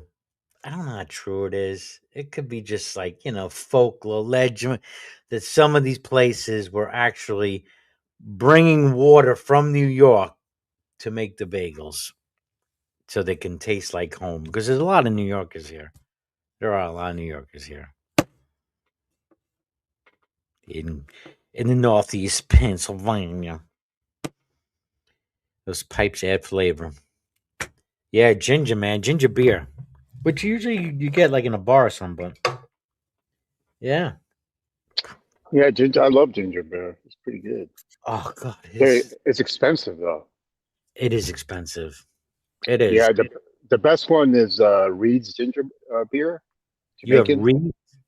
Reed's, yeah, Reed's. Let me see now. Can I? Is a type of Jamaican ginger beer. It's fucking expensive, but it's the best one. Okay, how do you spell it? Is it Reed's, Reed. is it two E's? Okay, I Yeah, don't. two Okay. E's. Yeah. Oh, here we go. Reed's ginger ale. Ginger beer. There's ginger ale, but there's ginger beer. All right, because the ginger ale's coming up. Put Jamaican ginger beer. Reed's red lettering. Reed's. Yeah, Yeah, this is the same company then. yeah. Let me look up beer because of course I'm going right to Amazon. Wow, 24 bottles. This is ginger beer, extra ginger brew. 24 bottles of Reed's ginger beer, 12 ounce. Anybody want to take a guess? We're gonna play like The Price is Right. Mm. The Price I, is Right. 12-ounce bottles, 24 bottles, 24, 12-ounce bottles. How much do you think that goes for? Do. Come on, audience. Comment section. We got 3 people out there. Come on. Don't cheat. This is Amazon price. Don't cheat.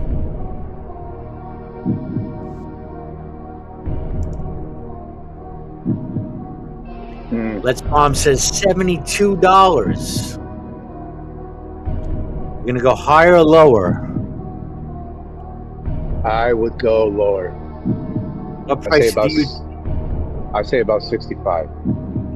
Frank says $65. Anyone else? Don't cheat now. Frank says 65.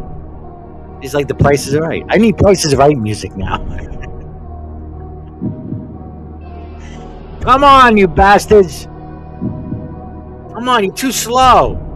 Nerdy says $99. Is that US dollars, Nerdy? US dollars, Nerdy? Raise 9. Okay, I'm going to stop it right there. Well, if we were playing The Price is Right, Frank would be right. $69.99. $70. Whoa. $70. Damn, bro, that's expensive. $70. There it is. For the bottle. Maybe because it's the bottle. Maybe. But it's good as fucking ginger beer, I'll tell you that. Best one I ever had. But here's the one I buy. I buy Q. And I do buy the 24 cans because it's just the cheapest way to go. And it's, over $20 a pop. I was gonna try this Fever Tree, but they're a little That bit more. one's yeah, it's good, but it's not great. Okay. It's not great. Um, it has a lot of sugar and a lot of additives. I would not get Tree, that Well, brand. that's why I drink Q from Brooklyn.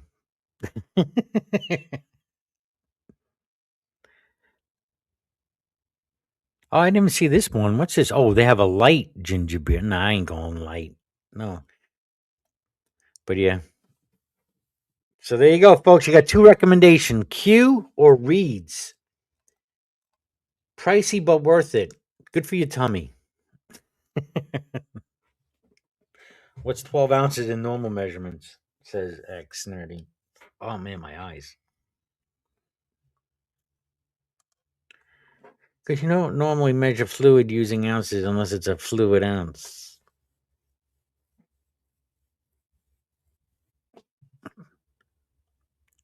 It's a fluid ounce, 24, 12 fluid ounces.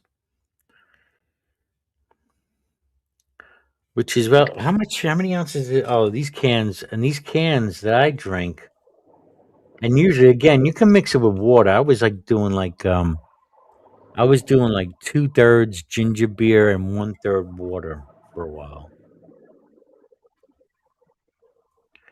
What is this, 8 ounces? I think. I think this is 8 ounces.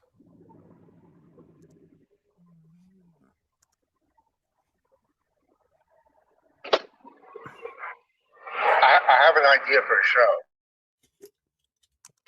Yes. What is it? I think we should go to an art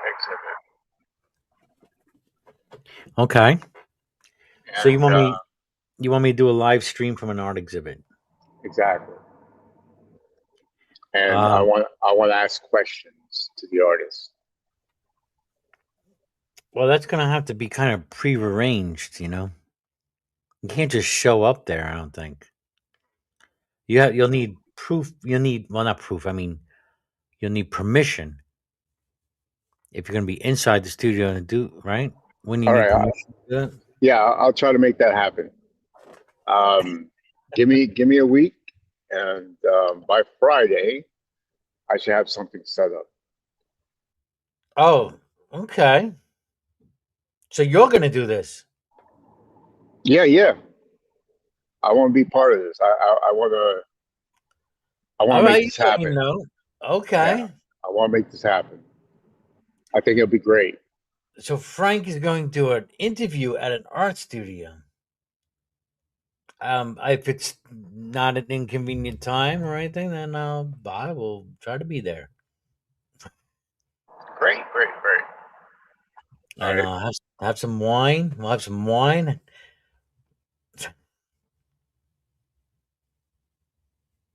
Yeah, wine and cheese. Wine and cheese. Don't say that too loud. You're gonna get nerdy excited. I want to do one of those yeah, those wine and cheese where you go and make art. You drink some wine, you hang out with some folks, and you're all trying to draw the same thing. You know what I'm talking about? I always see people do those posts. Mhm. Has anyone Cheese in whiz. the comment section done that? Anyone out there gone to like an art and wine kind of deal? You go drink some wine, eat some cheese, meet some new friends, and make art. Make art. Make art great again. Yes, definitely. I have canvas I never use. I'll prove it too. I can prove I have canvas I never use.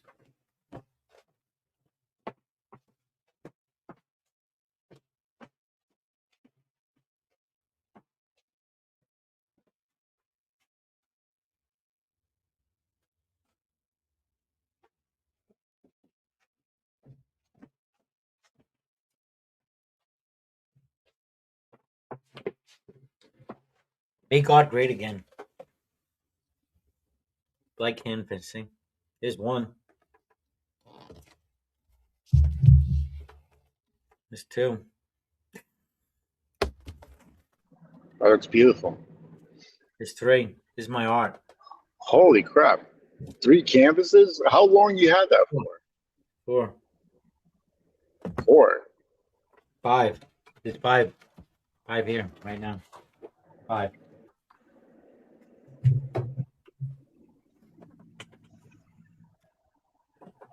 I wanted to do actually a hangout where I just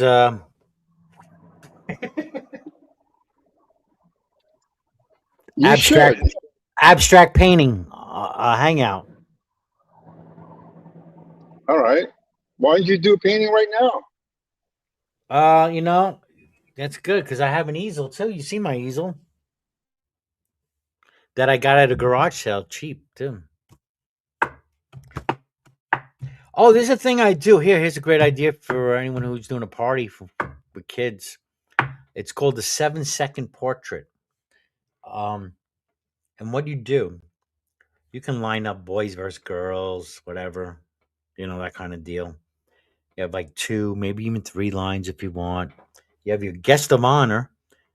They're like posing, and the line of people start drawing a portrait of the guest of honor. They have 7 seconds. Each person has like 7 seconds to draw something, and then it goes on to the next person until you reach the end of the line, or the line goes around twice, and then you get this multicolor portrait. It's usually silly looking, and then you have like a contest. Oh, the guest of honor, which one you like better? Of course they get to keep both, but and then they go away with a memory from the party. And then sometimes you get people to sign their names on it, everybody can sign their name. And it's nice.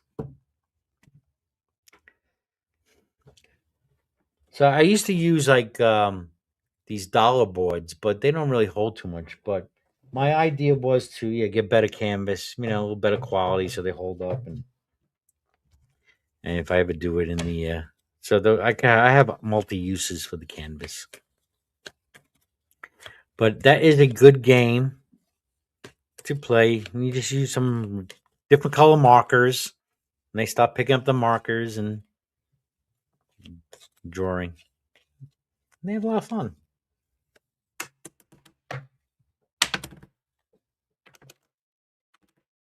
And Frank has walked away. Oh, then I'm gonna go finish my inflation video. All right, awesome. Let's watch that. I want to know what's going on with inflation. There you go. Yeah, that it's rhyming with the 1970s. That's pretty much the theme going on here. Yep.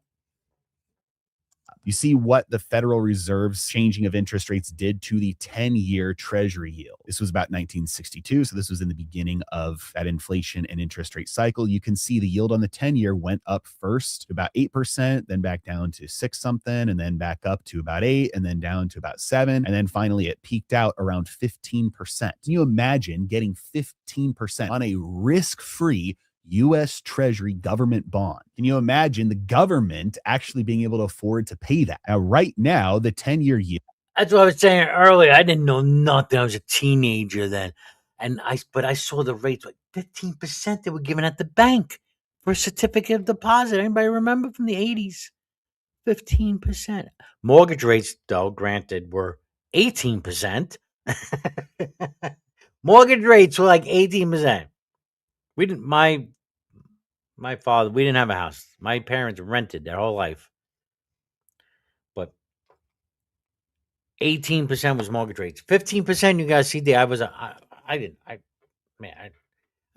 teenager. If you're a teenager out there, if you're in your 20s living at home, be prepared because the rates are not going to get that high again. We can't afford it in the United States. But they're going to creep up. If you want a safe place, I guess. Still not going to keep up with inflation, though. Money in the bank does not keep up with inflation.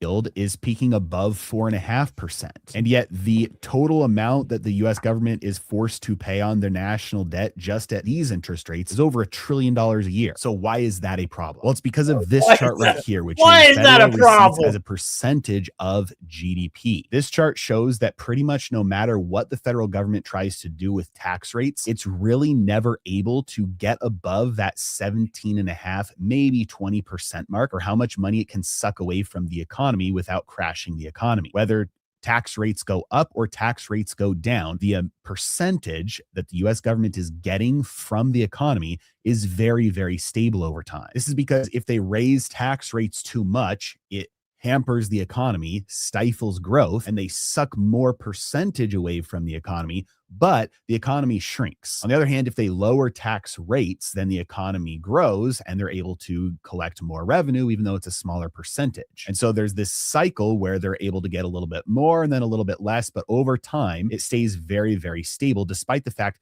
that we've had all sorts of different tax regimes, tax brackets, corporate tax rates, individual income tax rates. Government is always only able to suck around 17.5% of GDP out of the economy. And this is a problem because at their current debt level, with the amount of money that it costs them to keep that debt around, they need to suck away way more than that from the economy. You take a look at this chart, this is the debt to GDP ratio. You can see right now, the government, its total debt load is around 121% of the size of the economy. But back in the 70s, when inflation started to take off and the Fed raised interest rates to stop inflation, their debt load was only around 30% of the economy. So even though the Fed raised interest rates on the Fed funds rate, and even though that made government debt way more expensive and the yield on the 10-year went all the way up to almost 16%, the US government was still able to afford that because even at that peak in 1981, the debt to GDP ratio is still only 30%. But today, the debt to GDP ratio is over 100%, 122%. So remember, they can only withdraw a constant source from GDP, which means as their debt gets more expensive, they have less and less taxing power in order to be able to afford it. And so if the Fed tries to do this again and it makes debt more expensive, well, then it makes the total debt go up because they have to borrow even more just to pay the interest on the debt, which is already $1.2 trillion a year. See what I'm getting at here? The higher inflation goes, the more maybe the Fed wants to raise interest rates like they did in the 70s. But the more they do that, the more expensive government debt gets. The more expensive government debt gets, the more they have to borrow to pay for that more expensive debt. But the more expensive that debt gets, the less they can afford it because they already have a debt load that is bigger than the economy. This is called a sovereign debt crisis. And fortunately for us, this has happened many times before in the past in many different countries, and we can see exactly how they play this. Because as you'd probably noticed from this chart, we've actually been here before in 1946, when the debt to GDP ratio was also around the same level that we're at right now. And you can see they successfully deleveraged. Now, they did this partly through austerity because they spent less money when the war ended. They did this partly through a productivity boom when all the soldiers came home and started working productively again instead of literally destroying all their resources. But another way that they dealt with this was through yield curve control. And that meant that the Federal Reserve not only changed the federal funds rate, but they pegged interest rates on short-term treasury bills at a fixed interest rate, and they capped interest rates on longer-term treasury securities. If they would have tried to do this in the 1970s, that would have meant that the 10-year yield would not have actually gone up to 15%. It would have stayed lower at whatever rate they chose. Maybe that was 10, maybe that would have been 7.5, maybe that would have been 5, which means that this time, if inflation does start to follow this same path, because the government would not be able to afford to borrow everything they need just to cover their expenses, let alone everything else, all the additional spending they're always trying to tack on. It means the only way that they can do that is through something like yield curve control to make sure the market can't force treasury yields up that high. Simply put, even if inflation starts following this exact same path that it did in the 70s, they cannot follow the same playbook that they did in the 1970s to deal with it. They have to go back to the 1940s playbook in order to deal with it. The bigger problem with that is that there's no austerity this time. There's no ending the war. There's no just cutting Medicaid and Medicare and Social Security, which are the vast majority of the entire budget. There's no stopping the spending, which means the only way through is printing. if they want to avoid a default. So what complicates that? Well, Kevin Warsh, the new chairman of the Federal Reserve, has repeatedly stated that his goal is to aggressively reduce the Fed's balance sheet. The Federal Reserve cannot engage in yield curve control if they're reducing their balance sheet. The only way the Federal Reserve can engage in yield curve control is to expand their balance sheet, because the reason treasury yields rise is because more people are putting selling pressure, pushing the prices of those bonds down. If you want the yields to go down, you need somebody to be buying up those bonds and pushing up the bond prices. But if inflation is skyrocketing out of control, nobody's going to be doing that. So the Fed steps in to be that buyer. They do that through printing money and last putting those resort bonds on their balance sheet. That's exactly what they did following the financial crisis. That's exactly what they did following the repo crisis. That's exactly what they did in 2020, 2021. And that's exactly what they are doing right now. They are buying bonds to put onto their balance sheet. That keeps bond prices higher and bond yields lower. But if Warsh actually does what he has repeatedly stated he wants to do, that means this thing will be moving down, not up, which means not only can they not follow the 1970s playbook of just raising interest rates to stop inflation, but that also means they can't follow the 1940s playbook of yield curve control to inflate the debt away. You've been watching my channel for any length of time. You know what I'm about to say as to what their solution is probably going to be. That is to do the 2020 playbook, which is eliminating the supplementary leverage ratio rule from banks. What? And they did this specifically. The supplementary leverage ratio rule. All right, that's a new one on me. They did that in 2020. Midst of COVID, huh? This is when they injected all trillions of dollars into the economy, the stimulus, the loans, the PPP loans, the forgiveness, student loan or forgiveness, or what do they call? I forgot what they called it. But it was not forgiveness, but it was an extension, right? Which now just started back up against the student loans. Now the payments, they're starting to collect on those payments again after a number of years, and that is putting a strain. And then forbearance. That was it. That was the word, forbearance. Foreclosure, forbearance was happening too. Yeah, but the problem is that people can't afford it. People went to college to actually get better, jobs or anything like that because they had to do it. But then when you go on the market, there's no jobs out there. Right. So you're left with that. So it's not really the fault of the person trying to advance himself and they go to college and they can't find work. And I'm not talking about some liberal arts degree either. I'm talking about engineers, doctors, and all that. Really practical things. So. Yeah, I've seen those videos. A lot of white collar workers, they're sold, go to college, get a degree, and you'll get a high earning job and you'll pay off that loan, not a problem. This is what they're sold. And now a lot of those jobs are nowhere to be found. Mm-hmm. Yeah. Oh, did you know? I have to confirm, but leading the way in foreclosures. Guess what state is leading the way in foreclosures? New Jersey. Oh, really? Jersey. Yes. Jersey. Yes, Jersey. Yeah, New Jersey's a very difficult place to live, man. Yes. Too expensive. It's too expensive. All right, here we go. So I guess they're going to do the same they did back then, and this is again going to cause inflation. They're going to print. To ease strains in the treasury market resulting from, well, it wasn't actually resulting from that. It was resulting from all their money printing, and it increased banking organizations' ability to provide credit to households and businesses. So in plain English, what they did was they said, banks, we are no longer going to restrict how many treasuries you can buy and how much lending you could do to the private market. Go crazy. Buy all the debt, make all the loans that you want. Now, this was temporary. They said this will be in effect until only March 1st of 2021. And you can see that they did, in fact, end that temporary suspension to the supplementary leverage ratio on schedule in March of 2021. This time, That's amazing. They did that. Usually any kind of temporary program becomes a permanent program.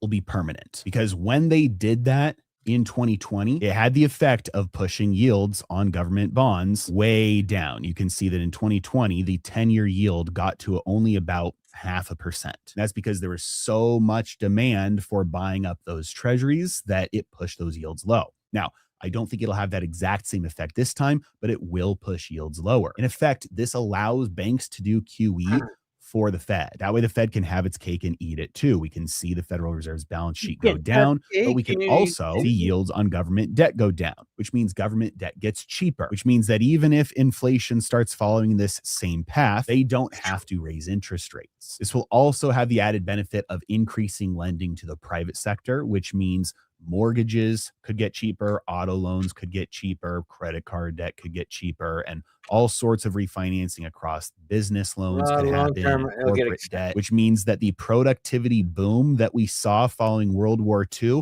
may not happen to the exact same extent, but it definitely could offset some of the inflation. Because if every individual, every household, and every business suddenly has more cash flow because they're able to refinance some of their expensive debt into cheaper debt, they've got more room on their balance sheet, that means they've got more cash flow to spend on other things, on research, on hiring, on... I don't know if that's going to happen. What I do see happening, if they're going to inject a bunch of money into the economy, it's going to be like a UBI thing. They could be forced into a UBI. Everybody will get a certain amount of money per month. But how I see it, this is going to be tokenized. They're going to use a stable coin, and the UBI stuff will be used. You can only use it for a certain amount of time. And this is how I think they might be able to control the inflation rate. Which is not going to, and I don't know. Because there's whole privacy issues with all that stuff. But UBI, yeah, with controls. Now, I have a crazy prediction. All right? July 4th, my prediction is for July 4th, gold will be revalued at $7,600. 76. I think gold will be revalued at $7,600 and will be used to partially back a new stable coin currency or some kind of bond is going to be issued. That's my crazy prediction, everybody. And with that, happy 420. Let's get another song. Let's see. Here, Crazy Train. Here's another one here. Happy 420.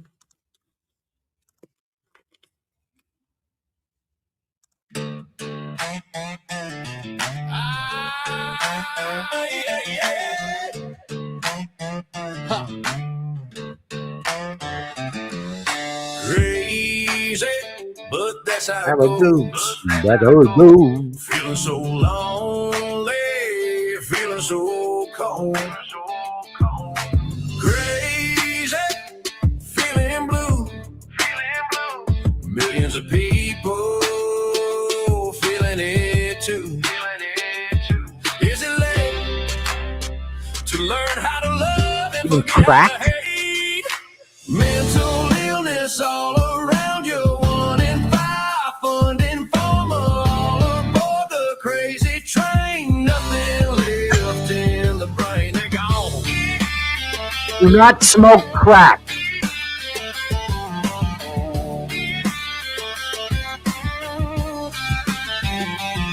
Fuck the preachers, fuck the fools, dumbass droppers making dumbass rules. Yeah, crazy. Thinking love can hold you, driving me insane. Everybody aboard the crazy train, nothing left in the brain. I know I'm crazy for trying, crazy, denying you're lying. Mental illness all around you. 1 in 5 funding farmer all aboard the crazy train. Nothing left in the brain.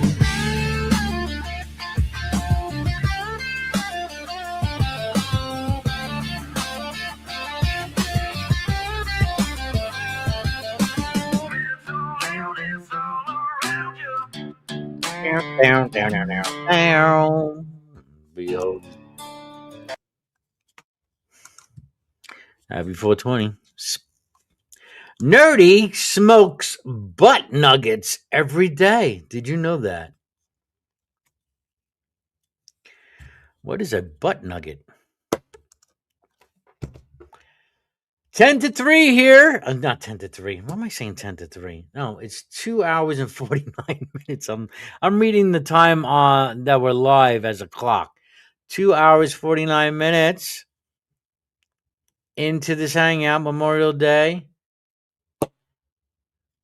You don't say happy Memorial Day. You can't say that because it's supposed to be we almost had a Memorial Day of our own, but we've been brought back to life.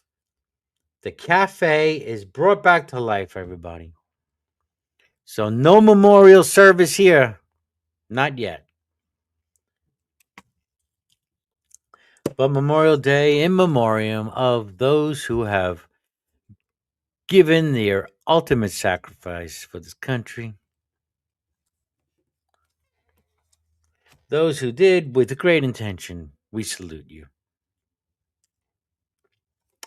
Though I must say, though I have respect if you're going to go into the military, because depending, I guess, what branch and what you do, how much danger you are volunteering yourself to get into, I guess you do have the understanding that there is that possibility that you can lose life or limb. But I can't help when I hear now of mostly young men, going into the military or whatever. I don't know. I can't say thank you. I can't say I don't. I have no words. I have no words.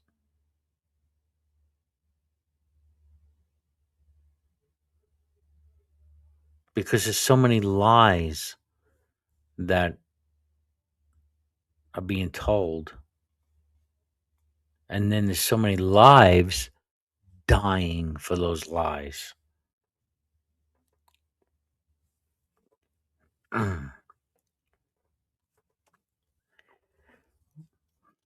We're supporting a military complex to promote these lies.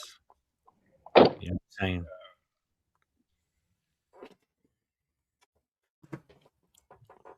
So it's hard to say thank you. Thank you. Thank you. My dad was in the Navy during the Korean War.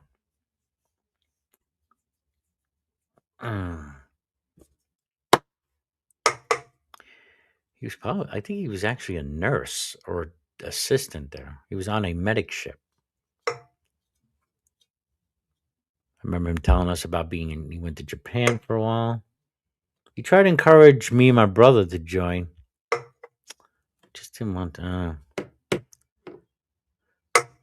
I didn't want to be away from home. Not until I got into my 20s. I got in my 20s. Then I went, that's it. Did some traveling. Oldest brother born while in the Army, waiting for deployment from Texas.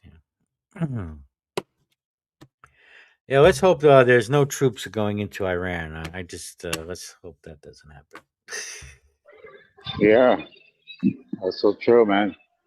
Freaking nuts with this whole thing. Yeah.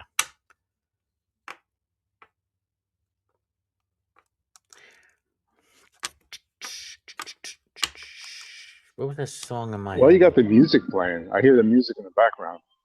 I don't have any music playing right now. There was music playing. Oh, there was. I still hear it. That's kind of crazy. All right, let me come back. What do I'm you hearing hear? the music. I'm hearing the when you did the oh my god, when you did the whatchamacallit, the Price is Crazy Right Train? thing. No, Oh, the Price is Right music. Yeah. Oh, you mean you still hear that? Yeah, I still hear it. No, wait a minute. Hold on. Nope, it's off here. Yeah, I don't know why I'm hearing it. I think it's under my end. I'm still hearing it. Does anyone else hear it?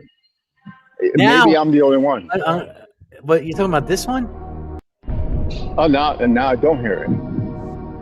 Oh no, now I hear it. See, now I just put it on again, and now it's off. That's crazy. Yeah, I was hearing it. It's StreamYard.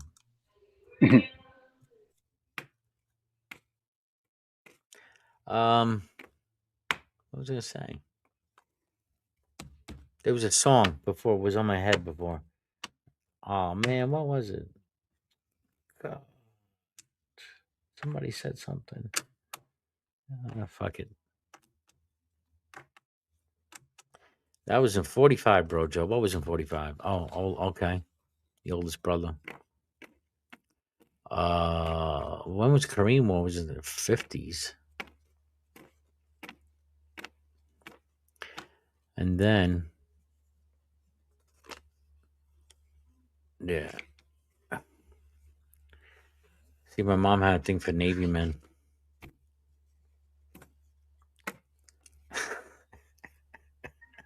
That's funny. Yeah. She'll still say that. She'll still say that. Even though she'll never fucking go on a boat. That's the funny thing. She's terrified. She's terrified of flying, even though she's been in a plane when she was a kid. But she will not go on a plane or on a boat. Interesting. Maybe that's why it's like your dad, because the fact that what she fears, but she's been in the sea, you know?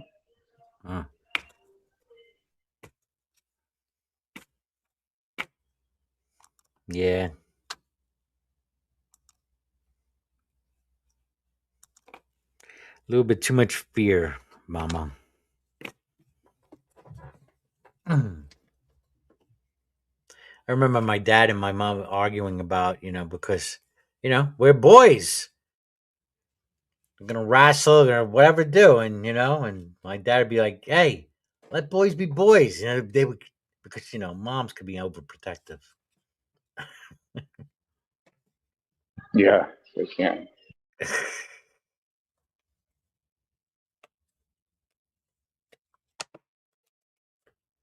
Raw, are you coming on in, Raw? Come on in, say hello. Come on, Raw. I gotta get a drink. Hey, you know what I'm gonna play? I haven't played it yet. There you go. This one's for you, Sandy. There you go. It's kind of becoming a Gen X Cafe theme song. It kicks ass for me. All right, I'll be right back. Link's pinned. Goes out to you, Sandy.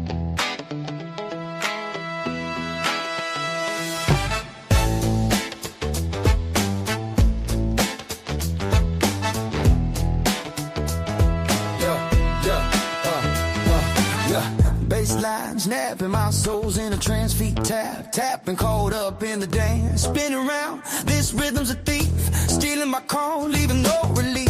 Bass drops heavy, heart skips a beat, a symphony of steps. My mind retreats, neon lights on, colors collide, lost in the groove, nowhere to hide. Echoes of a hook is haunting me, loops in my brain, no chance to break free. It's a spell, a loop, a melody chain, pulling me back, rewiring my brain. Bring on that song, can't get enough.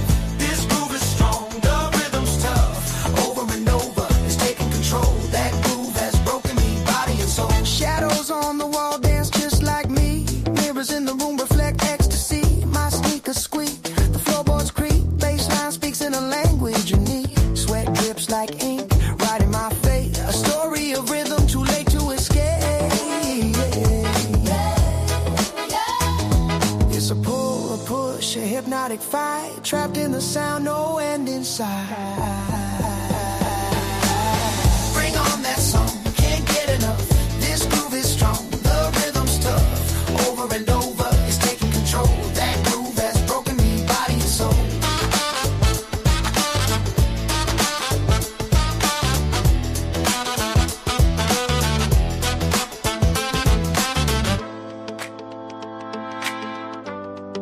Trapped in the sound.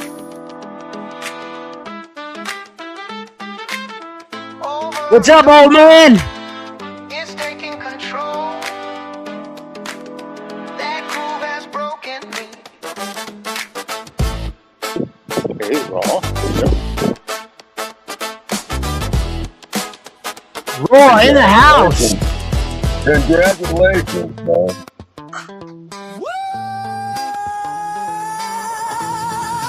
Bring that beat.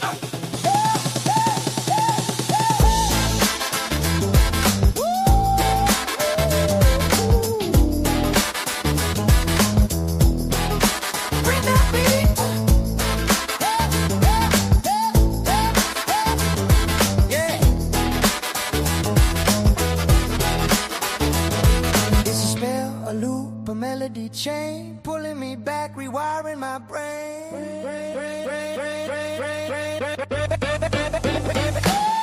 Bring on that song, can't get enough. This groove is strong, the rhythm's tough. Over and over, it's taking control. That groove has broken me, body and soul. Bring on that song, can't get enough.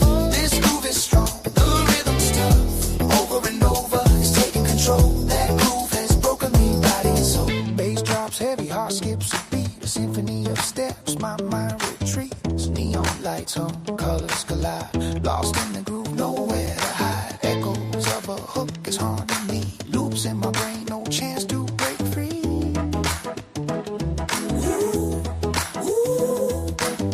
Bring on that song, can't get enough. This groove is strong, the rhythm's tough. Over and over, it's taking control. That groove has broken me, body and soul.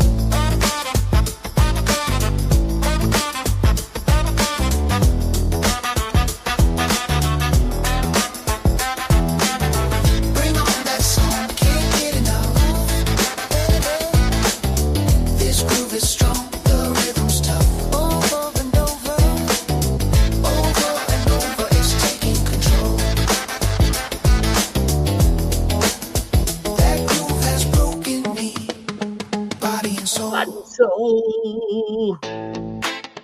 Oh wait, stop. What up, bro? What up? What up? What up? Hey, wasn't that the Budweiser commercial? Right? That The was what? the thing for a little bit. Yeah. Yeah. Remember that Budweiser commercial with the frogs? It was a thing. Yeah. Oh, What's up? You remember? Come hello on. and congratulations on your. Don't congratulate me. Thank Sandy. Oh, Sandy did it. Sandy pushed us over. Sandy. Oh, you are a sweetheart. Good grief. Yeah, we kind of need this outlet, don't we? I mean, even though we disagree on a lot of issues, we agree on the fun that comes from it. So, yeah. Well, atta girl. Thank you, Sandy. I appreciate that. There you go. I'm sure John and everybody else does too. So, And of course, we have our other donors who gave, and our members, Frank, Sammy, Halsey, who else? Tog.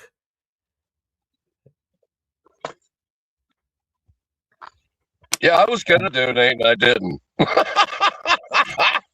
Well, I mean, here. I'm sorry. Next year. I was gonna just quietly, just all right, just let us.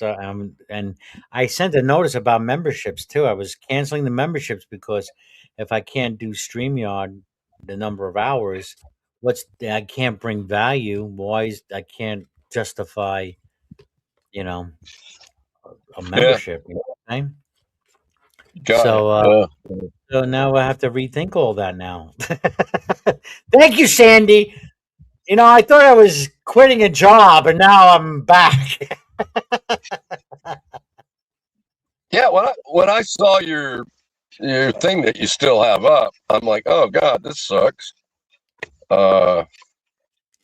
and I don't come in a lot, but I come in every once in a while, and I'm like, that really sucks, man. I don't want John to not do it anymore.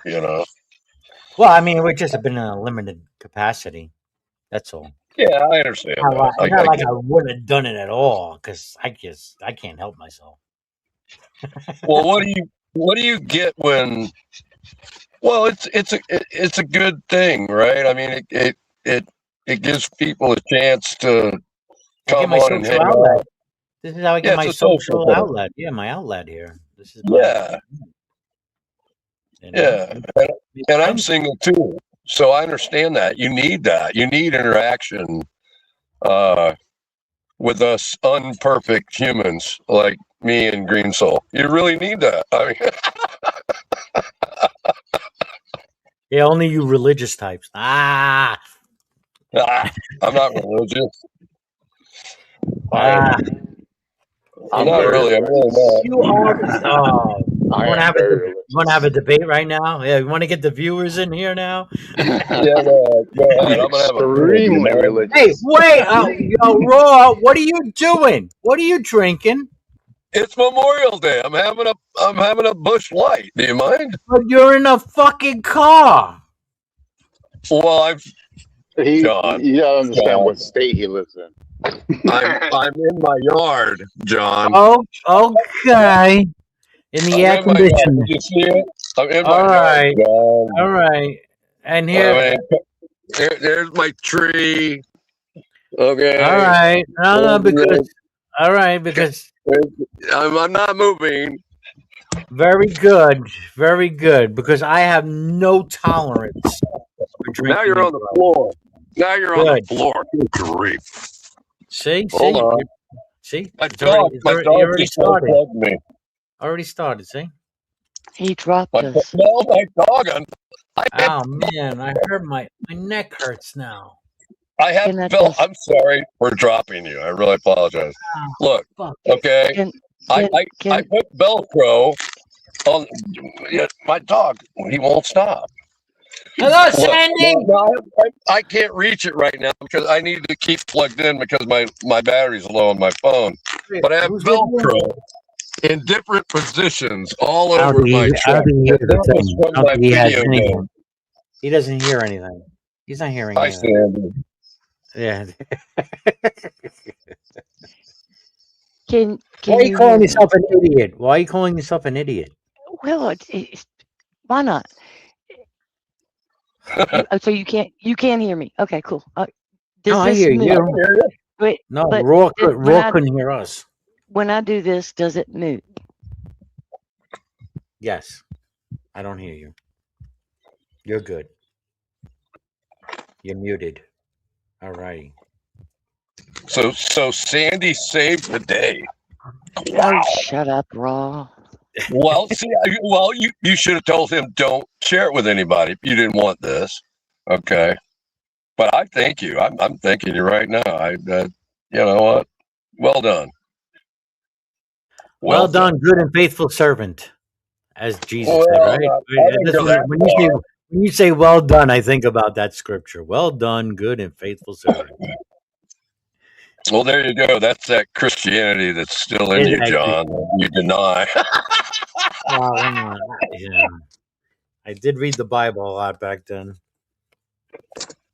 How much did you read? I went to many sermons. Listened to many preachers. Oh, matter of fact, I've been going through. Oh God, I'm still emptying shit out my, white left behind, and all these tons of religious CDs and that are just either going to be definitely thrown out. I can't see myself just, Well, I can't pontificate on that. Some free Bibles. If anybody wants some free Bibles, anybody want free Bibles? Are they King James? Actually, there's a couple here. Oh my God! A few years ago, a church that the wife was going to, they got a boxes of these Bibles that what was called something Fire Ministries. The To hand guy them out. Yeah. Yeah. to hand them out, right? But I mean, these were oh man, I'm trying to remember who the fucking guy was. He was one of those Pentecostal movements. He was doing one of those Pentecostal movements, and he put out his own Bible, whatever Bible with his commentary, that kind of bullshit. I've And been accused of we had a Pentecostalism. we had a fucking box of these Bibles in the house at one point. So there's just like a handful of these Bibles that I just gonna get rid of. I would either burn them or Donate them. Donate them. Donate them to your local jail. donate them to the jail. But I feel like I'm perpetuating a lie. Well, that's okay. They are too. Nah, you're not. Look, that might help somebody in jail. That's a good idea, Sandy. Yeah, donate them. I mean, they'll either say no or yeah. So you might help somebody. So Yeah. there is a prison nearby. You could donate them to a church because they'll just turn around and donate them to a jail. There you go. I'll give them back to the church. I was actually thinking earlier about the massive monetary gift my parents gave to the local Presbyterian church.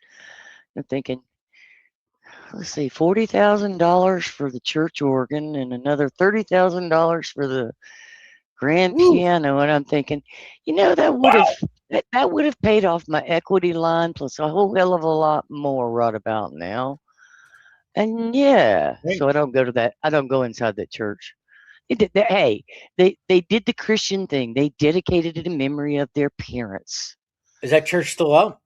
Oh yeah, it's still there. Organ still there? Oh yeah, it's still there. Grand piano's still there. They're still playing it to the glory of God and the memory of my parents, who were not the pillars of the Christian church that they wanted people to think they were. Okay, I'm just going to put it that way and laugh. They were trying to buy their way in. There's nothing wrong with that. There's nothing wrong. Yeah, most donors.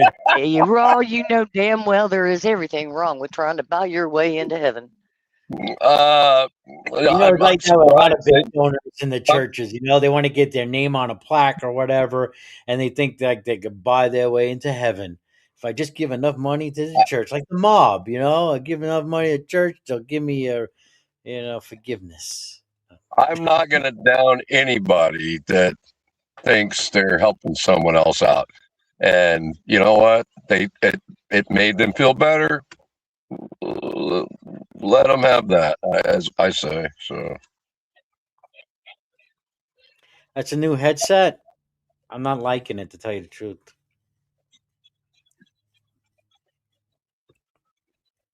You ever try the earbuds? What is it you don't like about it, John? Wait, sounds good. Wait, before it was crackling. Well, I was in the kitchen, but sounds fine to me. Yeah, now you sound good. Yeah, sound good. Well, what kind of headset is that? It's a Jabra. It's an expensive one I bought for the office work I do. So is that the one? Yeah. This is a totally different one from all the other ones I've tried. And if the sound quality is no good, I'll give it away. No, I don't know what you did. Maybe put it close to your mouth. I can hear just fine.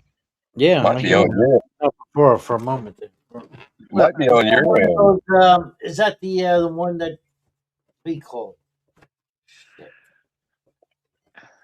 Is it what? I think I have bone conductive. No, no. It's this.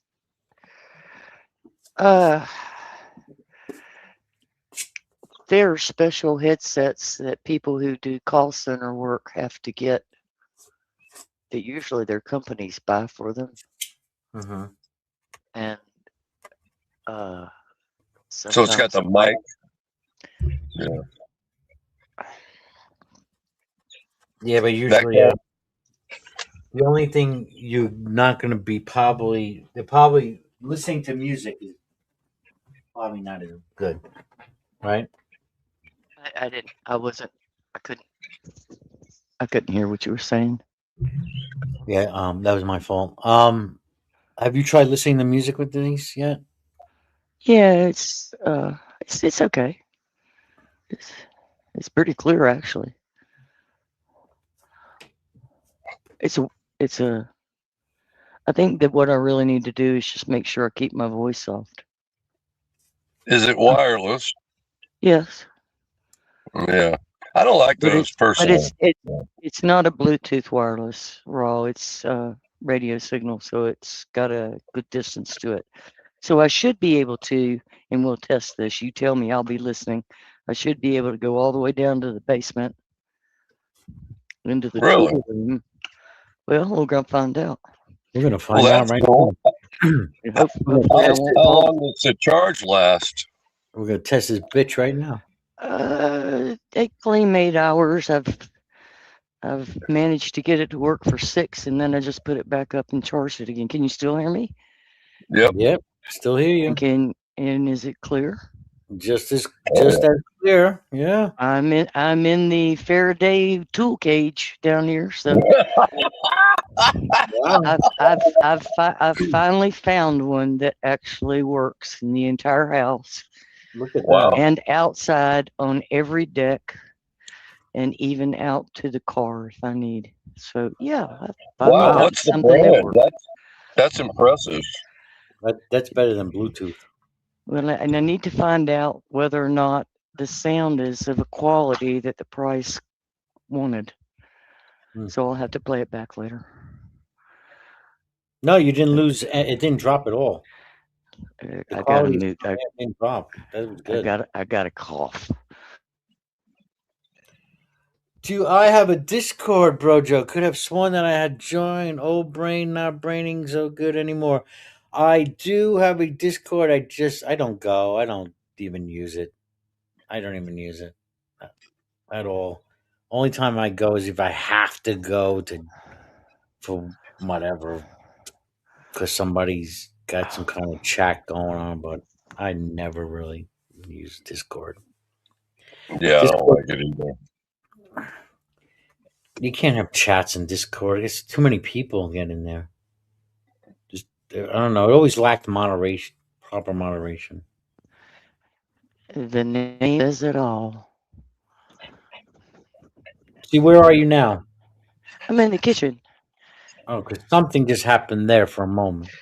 Oh, maybe you were by a microwave. No, I hit the unmute button. Maybe I should just make sure I delay before and after I touch that button.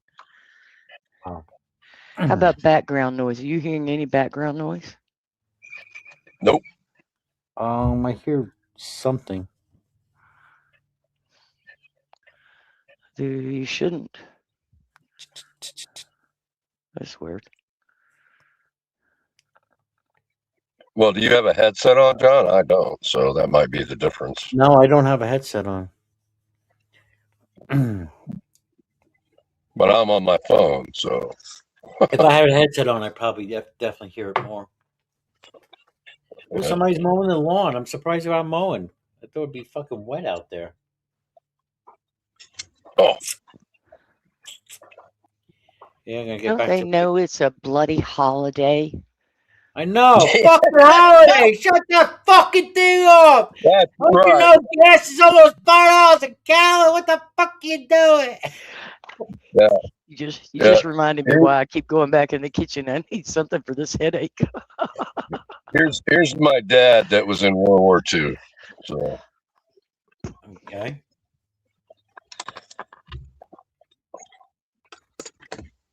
Was he a Nazi?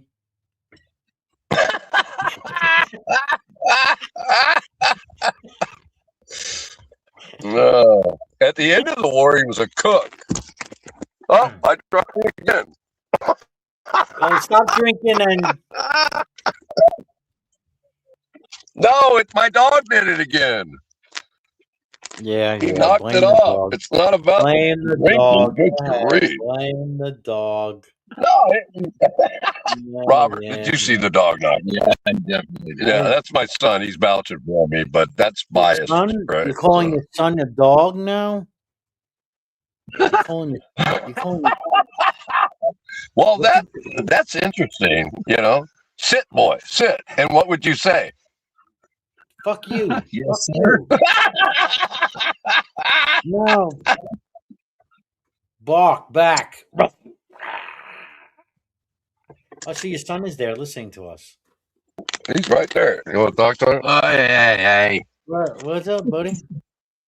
What's up? Yeah, he's got that red hair disease. That's what I was looking Got that for. red hair disease. Look at his Hey, beard. look at that ginger, man. Yeah, put him blown up. He don't like this. Put him blown up on the screen. He don't. Yeah, that's that red hair from from his grandmother on my dad's side. His great grandmother. I'm sorry. We were talking about ginger earlier. Oh, he's a ginger.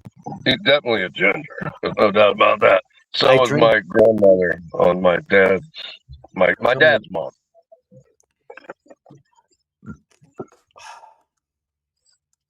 Now I gotta find it. You got to find the ginger song. No, not the ginger song. No. The What's Up commercial. What's up?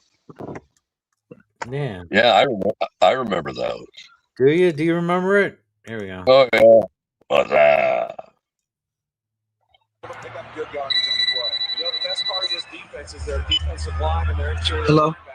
Hey, who? What's up? Nothing, B. Just watching the game, having a bud. What's up with you? Nothing. Watching the game, having a bud. True. What's up? What's up?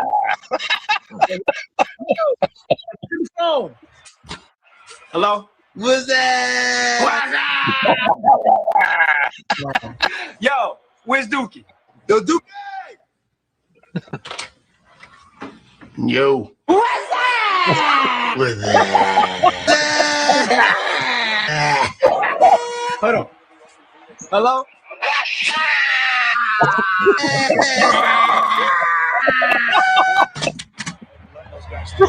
So what's up, B? Watching the game, having a bud. True. Yeah. That went on for quite a while. Having a hang, here we say having a hang, smoking a bud. What year was that? That was funny. It's fucking classic. They need to bring that back. That's in the 90s, yeah, right? Yeah, my son just said it was in the 90s. 90s, early 2000s, yeah, something. Wow. Yeah, that was some funny stuff, man, back then. What's up? Yeah. And then you had the one with the frogs. Didn't they do it? I thought they did it with frogs originally. Yeah, no. Yeah, they did it with frogs too. Yep.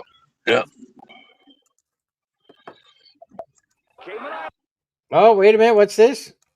Oh, we have, I don't know if this is an actual commercial or it was a spoof on the commercial.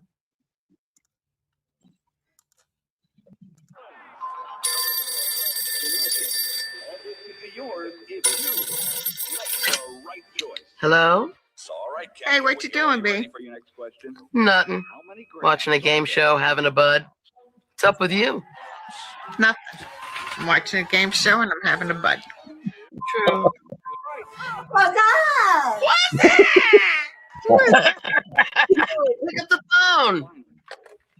Hello? What's that? What's up? What's that? Yo. Yo. What's that? What's up? What's that?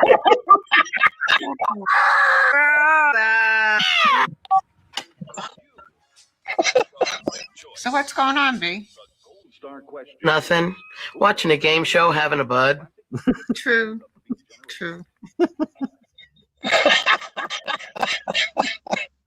That's like the Geico commercials. Right? They had really funny commercials too when Geico first came out. Oh, the caveman commercials. Remember those? Yeah, the frogs too. I mean that. Didn't Geico have the frog? I think it was Geico. Yeah, it was Geico. No, Geico had the gecko. Geico had the Gecko. Right. They were a play on words, gecko. Yeah. The Bud. Budweiser had the frogs. Budweiser Not had a the frog. frog. It was a gecko. You're right. Yeah. This is Brett. What are you doing? What are you doing? Just watching the market recap, drinking an import. That is correct. That is correct. What are you doing? What are you doing? Hey, Brett, who's that? Hey, Chad, pick up with us. Chad here. What are you doing? What are you doing? What are you doing?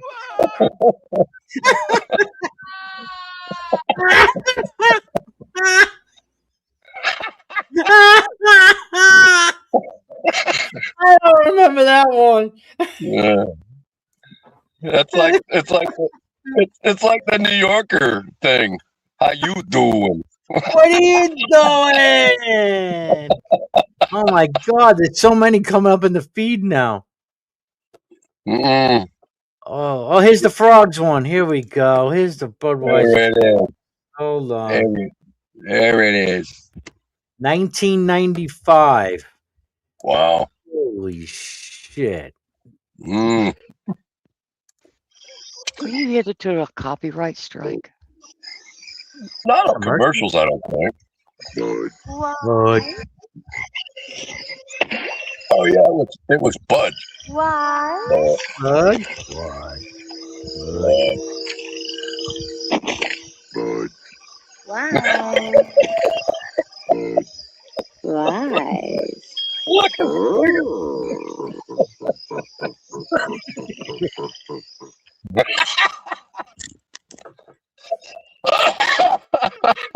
Yeah, those were good too. Bud. Yeah, that's the Bud. Bud. Oh God. Well, hey Sandy, send us some of that rain down here, will you? We need some, man. We got a little bit yesterday, but was it yesterday? No can do. No can do. I'm not in charge. And Well, we're still in get drought. out there We're and still get out there and do a rain dance, woman. no. Okay. Yeah, I put up my new dryer device this morning. Device? Yeah, well, actually, it's taken me a week to do it. That's pretty sad, right? A clothesline, John. I don't have a dryer, so. Oh. But I needed a new clothesline. It took you a week to put up a clothesline. Yeah, it took me a week. Yeah. Okay. It's taking me over a year to finish painting. A year? What are you painting? The house? The whole house? What are you doing? The hell are you painting? Good grief. A year? Inside or outside? I gotta know. Inside. Well, that can be difficult because you gotta move stuff, right? Yeah, I could see how that could be difficult. I guess. There's always something. There's always And something. then motivation. Right. Something comes up. Yeah. We all die with unfinished projects. Isn't that the truth? My neighbor's rooster's going off right now. I don't know if you can hear him or not. No, I want to hear Yeah, he's going on. He's a couple acres away. There's a guy, a YouTuber. He's a. Well, I'm not going to get into. It doesn't matter, but he's selling a piece of land he had, 75 acres in Kentucky for under $100,000. That's too much. Move to Florida. 75 acres? Move to Florida, man. I'm serious. 75 acres. He had the price. He knocked it down to under 100, and that's when he started getting people who wanted it because and he was surprised. I'm surprised too. I mean, I don't know what the. Where is it and what zoning does it have? I mean, yeah, there's all those questions. Yep. And is it in a flood? And is it in a floodplain? Because the floodplains have all been redefined. He did mention where. Wait, let me go to a map of Kentucky because I do remember the area he said. Right, if I don't think it's a good idea, John, at your age, okay, to be looking at Kentucky. In Kentucky? Why not? Well, I don't have to live there. No, if you were thinking about buying there, is what I meant. But I don't have to live there. If you buy land in Kentucky and you don't live on it, somebody else is gonna, John. Yeah. Whether you want them there or not. No offense to anyone that lives on those mountains, Sandy, but when you get older, those inclines and declines kind of kick your ass, and I recommend when you get older, think flat. Yes, be higher than a floodplain and all that. That's true, but think a little bit flatter because it gets tough, man. So anyway, that's my opinion. Shit, I'm 50 miles away from St. Augustine. You'd love St. Augustine, John. They've got a big music, live music presence, kind of like what you've shown on your channel. You probably would like it, John, as long as you could get away from it after you're done partying. Right. Yes. But you would not like the humidity or the heat. No, you got not only around. I know I said that before. I couldn't do it. You got to hide hate the electric bills in order to keep yourself cool. I couldn't. Well, already heat. Don't have a big house. What the hell did he need a big house for? No, the humidity. I wouldn't be able to deal with the humidity. July, fucking. Don't have a big house. No, it doesn't matter. It's still fucking hot outside. Shit, man. I'm sitting out in it right now. And what is it today, Robert? What is it? Close to 90? Yeah. And we got a breeze happening, man. That's nice. Whatever you do, don't cut down all your trees if you ever do move to Florida. We've got a lot of oak trees where I'm at. And shade. Yeah, you need shade. If you're going to be in Florida, you definitely want the shade. I need air conditioning. Well, that you do need. In the August, July, August. Yeah, you're going to be hiding like you do in the north. Yeah. You're going to be, same way. You're going to be hiding from the cold up there, and you tend to hide down here in the AC in the summer. That would be the ideal thing. That'd be ideal to know. I would just go down for the winter, and then that's it. Come back up rest of the year. Yeah, snowbird. That would be ideal, Mm-hmm. You could do that. Build you a little cabin. Come down in the winter and escape the snow. Yeah. Yep. Instead of owning something, just rent it.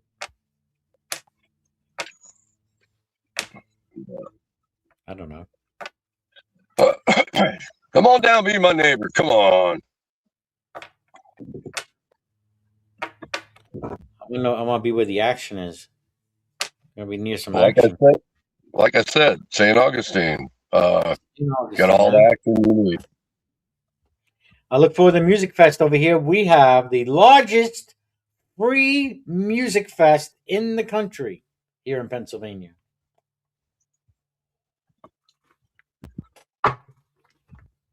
Nine days. Okay. Free concerts. When's that coming up? August. Every August. Every August. Starts in the first weekend of August. Oh, cool. Yeah. How far do you got to drive? Like 20, 30 miles or less? What is it? It's usually like a 40-minute ride. Okay. 30-40 minute ride. You go to it's very well run because there's no traffic. You go into a parking lot and bus. They have regular buses. The only thing you pay for is the bus to shuttle you to the festival, and then you can take the bus all day long because there's a north part and a south part. So they have a buses between north and south, and then they have the buses that goes to the parking lot where you get. Where are you? Like in the western side of Pennsylvania, or No, eastern? I mean, eastern side. Yeah. Okay. Yeah. What do West they call is that? The Pittsburgh. Allegheny? Nah, this You're not near the mountains. Pocono Mountains. Okay. I've been up that way. I delivered RVs up there. The Appalachian Trail. There's a trail, Appalachian Trail. I'm pretty sure it was called the mountains I went through on the way to Connecticut through Pennsylvania was called I want to say Allegheny, but I could be wrong. Well, there's Allegheny. Allegheny County. Yeah. Hold on. Yeah, they had tunnels. That was scary, man. Because I was driving this big old truck and a dually, big diesel truck delivering those things, and semis are just flying through those tunnels. I'm like, whoa, and there's barely enough room. You're 2 feet apart, I guess. I don't know, maybe 3. There are tight tunnels like that all up through there, Raw. You're not wrong. Yeah.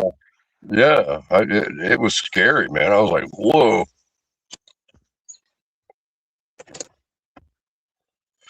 I delivered down by you too, Sandy. That all through the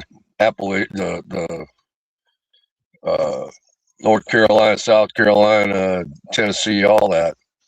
That's kind of scary too. Man, once you start going downhill, and it had this feature on the truck that it was kind of like a what do they call it, a Jake brake, and it would keep you at a speed. You didn't have to hit the brake. It used the transmission to do it. And man, it was still scary. It was like, whoa. There's a reason why there's runaway truck ramps in most of those places. All over the place. Yep. They got them up here and in the mountain. You go up north, yeah. What's really fun? What's really fun is when you hear about yet another 18-wheeler ignoring the signs and following their GPS right into an S-curve that not even a small car can take easily, and they get hung up every time. Yep. When you got a full load on an 18-wheeler, oh my God, you're like 80,000 pounds or something. And your brakes start overheating, look the heck out. You better, yeah. I remember getting stuck behind them because they couldn't, they got so many gears that they couldn't get up the mountain once they went down either. And that was a pain in the ass. So anyway. My hat's off to those guys that drive those 18-wheelers. That takes some serious balls. I'll just say that. My hat is off to a bunch of those truck drivers that first year before all our roads were reopened. That I'm telling you what, they were trucking some supplies up in the places up in these hollers and mountains that they should have never been on, but everybody was freaking happy they were here. Yep. That's true. I'm out in the middle of, I'm in an area of Florida that we don't have an interstate anywhere close by. It's all state roads. And I'm glad to be away from that. But at the same time, Man, there's a lot of head-on collisions out here, especially at night. And I've seen a couple wrecks that were brutal. You know, people thinking that they can, pass everybody. A line of 6 cars or whatever. Yeah. Someone tried to get me just 2 days ago, Raw. They try to hit me head on every damn time I go out up here.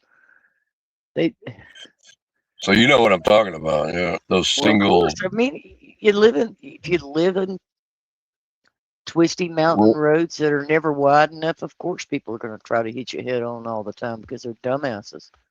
Yep. They don't pay no attention to that double yellow line, do they? The locals are worse than anyone because they think they know it, and so they'll break passing laws and cut curves and tailgate the hell out of you. And I pulled out into a line of cars to go run some errands this week, and I hope I'm not too loud. I'm gonna move this away. And and they finally lowered the speed on the main road that runs through the valley here. And of course, I grumbled and bitched and griped about that because it's like, I'm not the one that can't drive 55. They are. But so they finally lowered it to 40.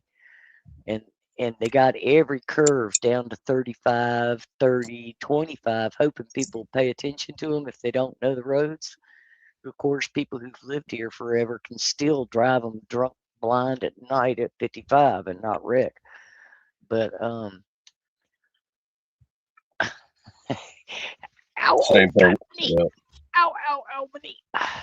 But so I pulled out, and in front of me, it's Memorial Day weekend, so the season opens up. Everybody and their sister shows up, and right. I start avoiding things because Friday night the music kicks up off the mountain and the dog starts barking because the critters are running, and it's the same shit different year. Same shit different year. And there was a first. My road rage has actually reduced a massive amount in recent years because it's like, man,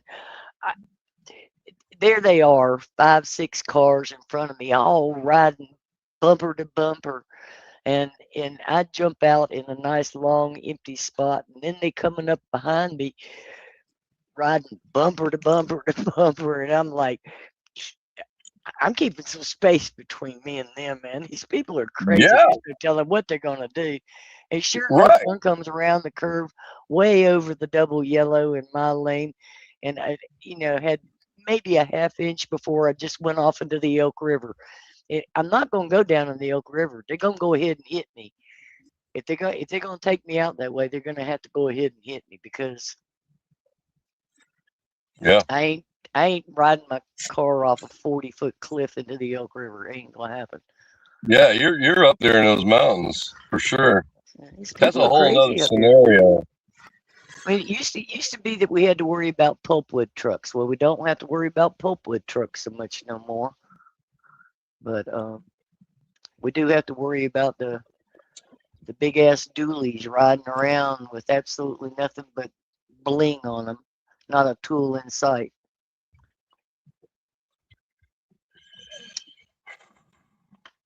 That reminds me of Oregon. I think it ought to be a crime for anyone who doesn't need a big ass fucking truck. I think it ought to be a crime for them to have them. Crime? Yeah. Ah. I do. Do you have any idea, John, how much freaking waste Americans pull right now just to have a great big but ass, you have the free. I want 350 Dually Dodge or Ford, so they can blow their horn, you gotta have ride the your freedom damn to have bumper, waste. and they don't use a damn thing for work. They just use it for I status. know. Those Well, fucking I think they ought to get. I think they ought. Yep. I don't like them. Don't like me for it. I don't care. I don't care. Nah, I gotta disagree with you there. That goes John's a libertarian. He's going to disagree with that. I don't care. I'm not. That goes against my libertarian principles. They better stay off my ass and in their lane and off my property. That's all I got to say about it. You just described.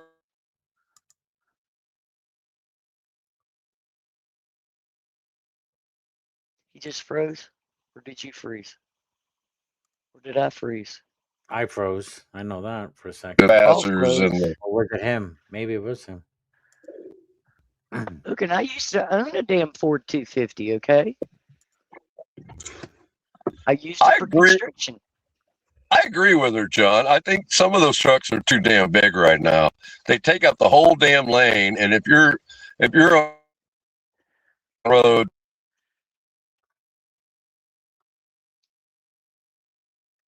I don't think he knows he's breaking you're up. dead. I mean, a head-on collision at 60 or 70 miles an hour, good grief. You're done. You get hit head on at 35 miles an hour, 35 miles per hour up here, and you're dead. Yeah. Wow. I mean, the Ford 150 suffered exactly that sort of collision when John was coming back from his doctor's appointment. And the only thing I can say about that is I'm damn glad Queenie didn't go with him. And Queenie was my dog.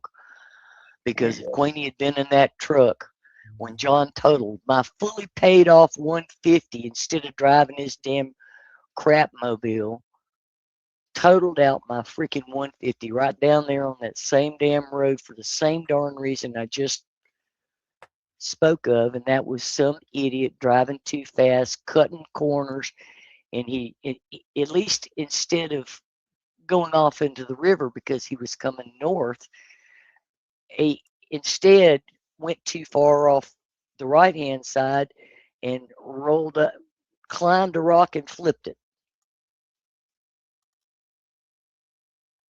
Totaled it.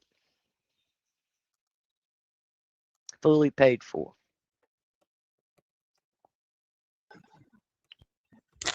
I had to move. My Wi-Fi was glitching out. But I heard most of what you said. Oh, it's just John was also an idiot. He drove like a madman. Who's that? Your ex? My late husband. Okay. It's driving. Yeah, I got a brother. Yeah.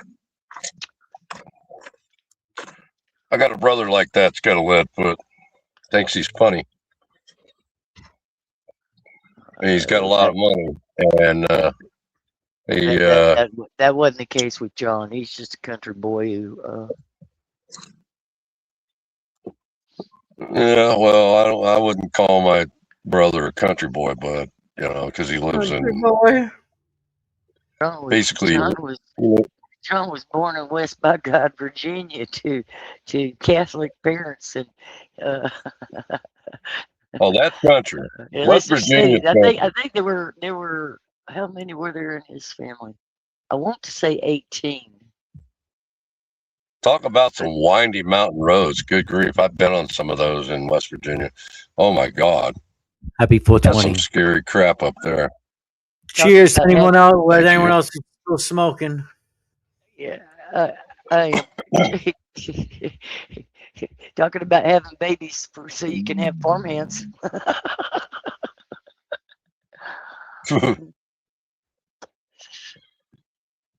So you still doing the glass, or are you sitting down there collecting dust? Okay.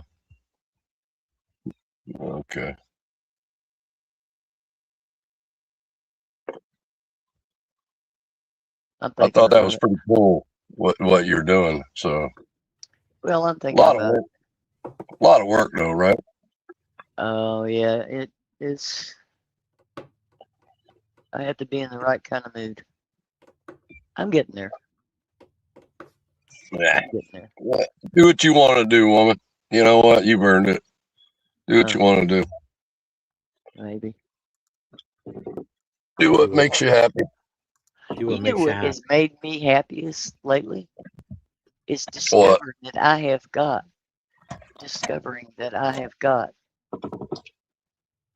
a great. I don't even know what these things are called, but there's a wide variety of honeysuckle. You know, Raw? Honeysuckle. Yeah. Yeah. You know honeysuckle, right? These actually look like honeysuckle trees. They're brilliant, fiery orange, but the flowers are just like honeysuckle flowers. And I had always thought that I didn't have any on my property. But this year, way up there near the top where I can see for the first time, I've got one up there. I thought that was really kind of cool. I ain't got none of that here. Oh, I can't get to it. I can't get to it anymore, but it's up there. I got a lot of moss I could send you, but no honeysuckle tree. I don't need any moss. I don't need any moss. I got plenty of moss. That's all. That the oak trees down here, man. It's a constant battle between the oak tree and the moss, and I don't know enough about it. Maybe they help each other. All I know is in that moss is red bugs, and you don't want them on you. So Well, I don't yeah, sleep I'll leave it outside in there. the moss, so I ain't worried about it. Yeah, red bugs down here.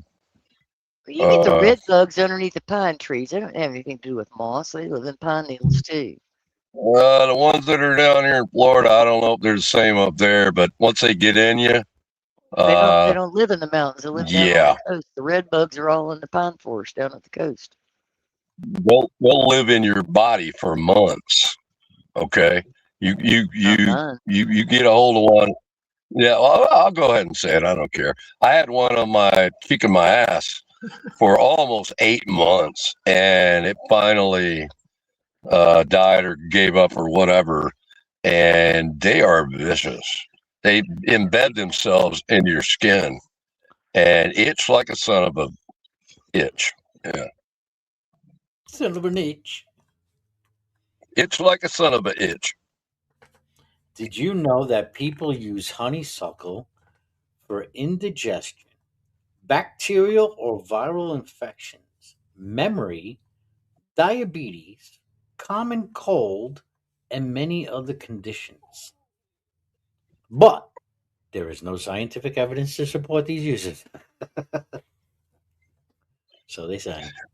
It's probably an Indian thing, I would think. You know, they hey man, they found out what worked and what didn't with a lot of things. I wouldn't doubt it if there's some of that's true. What we used to do as children is we used to go out and pop the flowers off and then pull the I guess it's the pestle through where you pop the flower off and you bring it out and there's actually a little drop of honey. And we just sit there and consume Really? honey from honeysuckle plants. Yeah. Really? You never did that as a I didn't know child? that. No, I didn't know that. That's you just taught me something there. Huh. You can actually eat the flowers. I mean, there's a lot of them like that you can eat. Well, down here in Florida, you can eat some of these mushrooms, and it'll take you on a trip you won't want to go on if you don't be careful. No thanks. And by the time anyone can walk through this forest again, there ought to be a massive amount of ginseng and morel all mushrooms what? growing everywhere. That the little bitty buck came through today. I guess his mama finally kicked him out. He's barely growing his nubs. Wow, awesome. I'll be right You ever back. see any bears up there? Gotta make mama lunch. I'll be right back. Go make mama lunch. Bears, yes. Well, I've only seen one this year, which is kind of sad.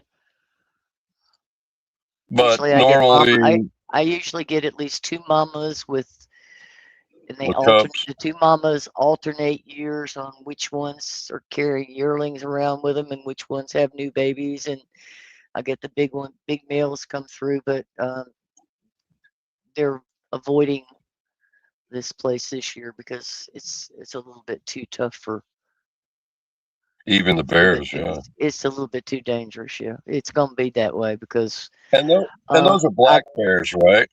yeah, they're all black bears. Yeah, we got those down here too. They're going down to greener pastures where it's a little bit less Oh, they're still up here. They're Yeah, that everywhere hurt. up here. They're not coming to visit me this year.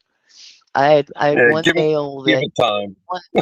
one male that traversed over here on the neighbor's property, but yeah, no, they didn't come my way. They're smart Yeah. creatures. They're not gonna come up here and get hung up.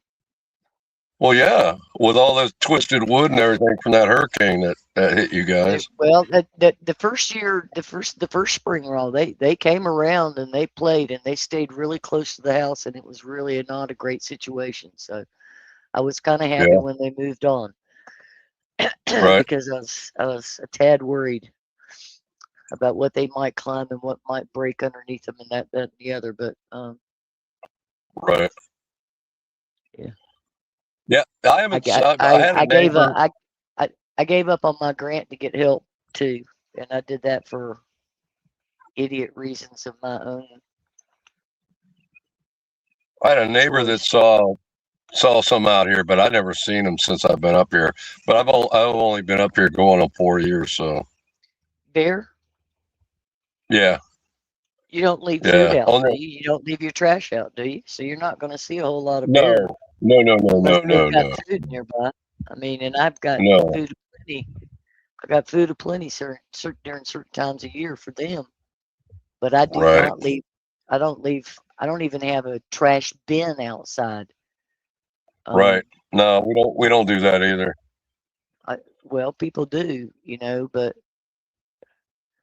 for yeah, many if you leave years, it out for them, I they'll used come to enjoy back. the Facebook post about the construction workers up the hill having the bears rip their trucks apart, or them entering their vehicles and eating their lunches because they're too stupid to lock the car.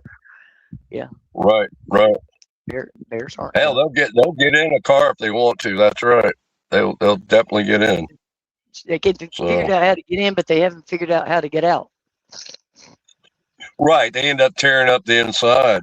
We're 3 miles from the St. Johns River, and on the other side where we're at, adjacent to us, we're on the east side of the St. Johns River, and on the other side is Ocala National Forest, and they are thick over there.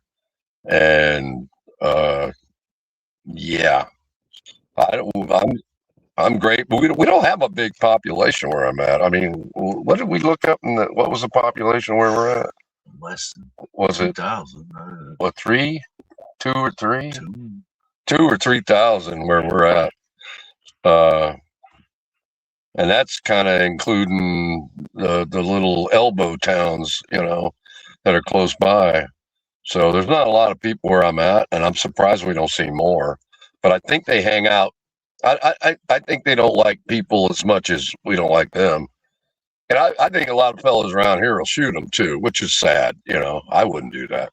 But at the same time, if you've got any kind of wildlife or whatever, and all of a sudden the bears are, I could see people shooting them. But yeah, anyway. But yeah, they get big out here. So I'm in northeastern Florida. I'm about 60 miles from Jacksonville, 50 miles from St. Augustine, about almost 70, and then 70 something from Daytona and Orlando. So, and they like this river, so they hang out by the St. John's up here. So. You out there in chigger territory. Oh yeah. Chigger territory. Yep. Well, we call those red bugs, but you can call them chiggers if you want. I mean, so I think they're kind of the same thing. They are. They're exactly the same thing. Yeah. There's a big tick population out here too, because of the foliage and the lack of people, having yards and constantly mowing it, and a lot of people do, a burn to try to keep the population of them down. But yeah, fleas, ticks, they're all out here. So it's almost like living in a damn jungle. I'll be honest. we see a lot of wildlife. So I've seen a panther once. That kind of freaked me out. And they're rare up in North Florida. They're more down southern Florida than they are up here. But I sure as hell saw one morning, and I don't want to see him again. He was big, and that was kind of scary. But that's, what was that? A fox squirrel? Yeah. We saw. Have you ever heard of a fox squirrel up there where you're at? No or yes? I think I have. They're bigger than a normal squirrel, and they kind of, their nose is a little longer, almost looks like a fox nose but shorter, right? Almost like a damn skunk. Big. He was huge, and me and Robert, my son, he's sitting here, by the way. That's why I keep bringing him into this. We took some pictures, and then we looked it up on Google, and sure enough, it's called a fox squirrel, and we haven't seen one since. They must be kind of rare. But there's some interesting wildlife up here. We see every kind of bird you can imagine. We have hawks like crazy. Tell her about the crows. Oh yeah, and the crows. We got crows that if you feed the crows, they become your pet. You got to be careful of that. Yeah, they're smart. They'll eat anything too.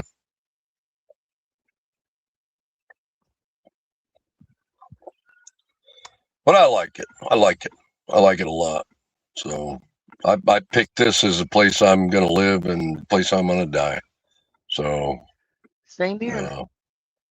Yeah, looks like you got a really nice place.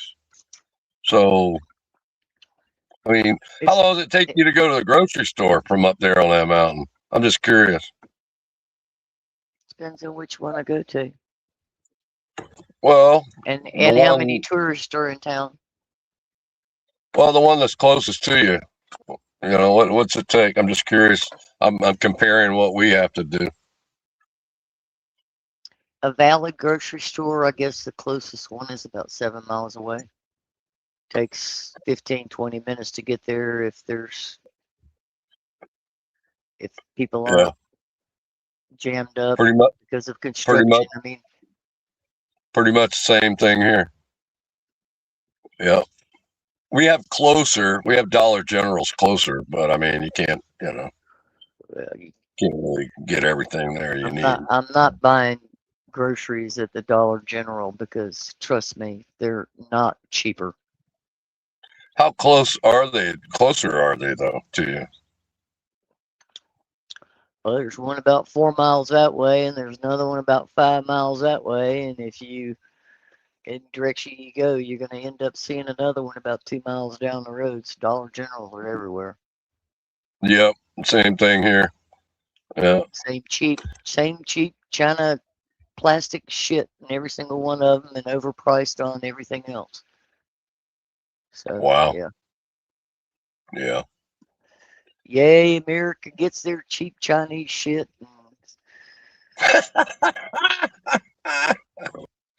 Whoopee. I've been using Amazon. Can you get Amazon up there where you're at?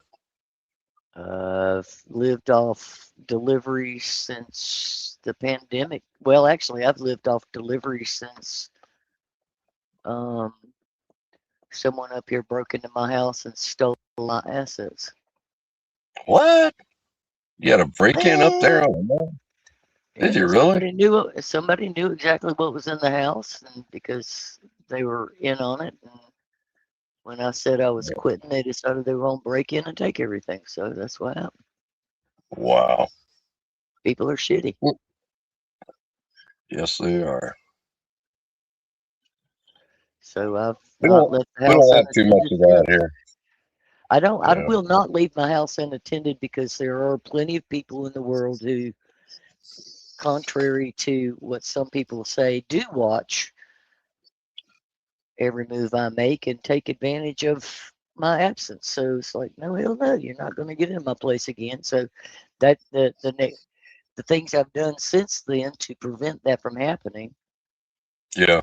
It's a hell of a lot easier to break in now than it used to be, and if they do, they're going to be caught on camera, and I think that's the only thing that keeps them out. Right. Because when people Yeah, want I've their been drug using money, Amazon. if people want their drug money and they want their stuff to sell for their drugs, they're going to go after any damn person they think is slightly vulnerable. Right. A weak target. Yep. Well, it's okay. He lost his full-time job over that, so he didn't Good. get arrested, but he lost his full-time job.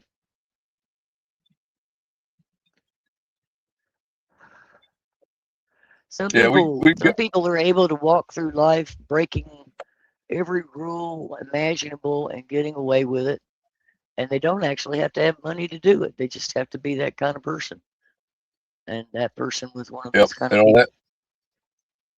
They don't have any shame. Yeah. None whatsoever. None. Yep. They walk around thinking that anybody who has even slightly more than they do owes them something. Yep. They look at those people as targets. Yep. So it's kind of difficult to be nice to folks without others thinking, well, there's a nice person. I think I'll just take advantage of them. That's one thing I've Say, never been. I've never been a thief. So. well, and when you say no, all of a sudden you're not nice anymore. It's like, okay, I'm not nice anymore. I got it. Yeah, it's like, yeah. Just because you show up and ask for something don't mean you're going to get it, and yeah. Yep. So. Welcome everybody to the Boomer Cafe. Hey, well, it's all going to another boomer if he outsmiles me, so that's all right. I love it.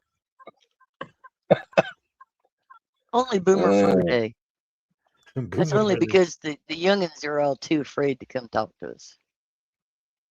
Boomer for a Day Cafe. Yeah, Boomer for a Day Cafe.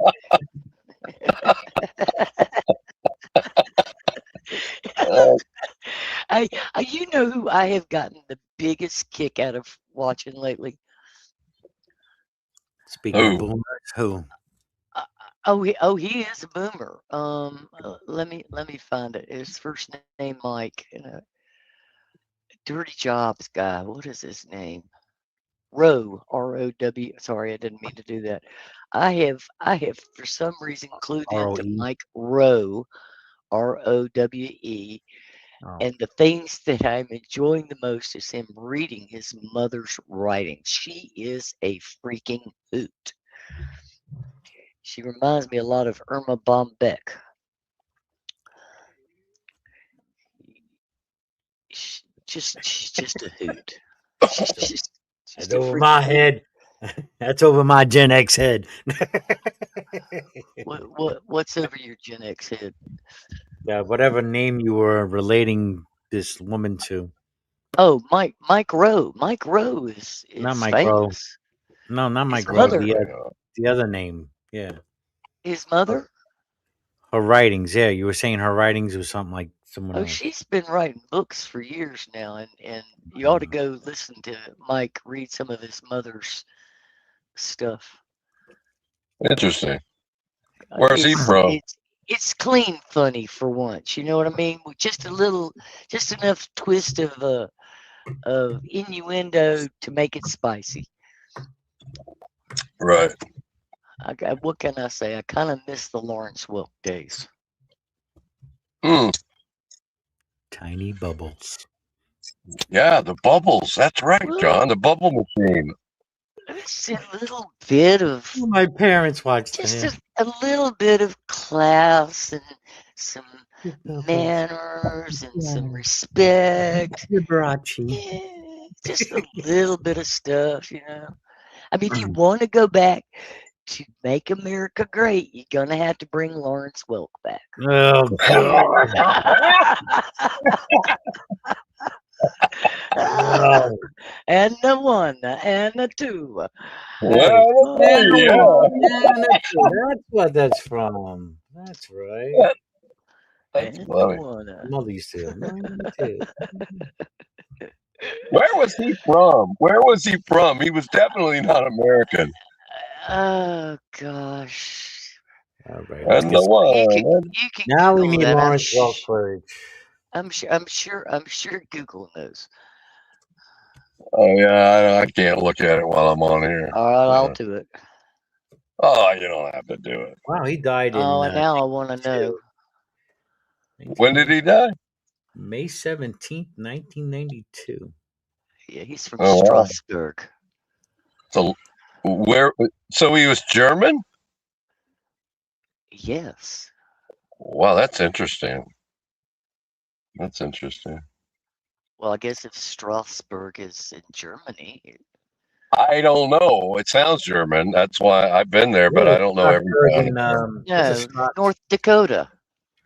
It's Strasbourg, North Dakota. Now, before you laugh too hard, This is Strasbourg, settled Pennsylvania. North Dakota. Well, I'm Germany. sure there is. Germany. And there's a reason why it's named Strasbourg. So I'm sure his family's German. Oh, look, E.T. is here. Come on in. Thomas. E.T. Thomas says he was born in North Dakota. Or D.T. Oh, he had a foreign sound to his voice. I don't believe for a minute he was American. He was born in Strasbourg, North Dakota, in a German settlement. Ah, okay. So His he parents was immigrated, whatever you want to call it. right. That makes sense. Okay. Just like my Okay. best friend who was Italian in California, her parents were immigrants from Italy. That makes sense. From Hollywood, we bring you the Lawrence Welk Show. And now, our musical host, Maestro Lawrence Welk.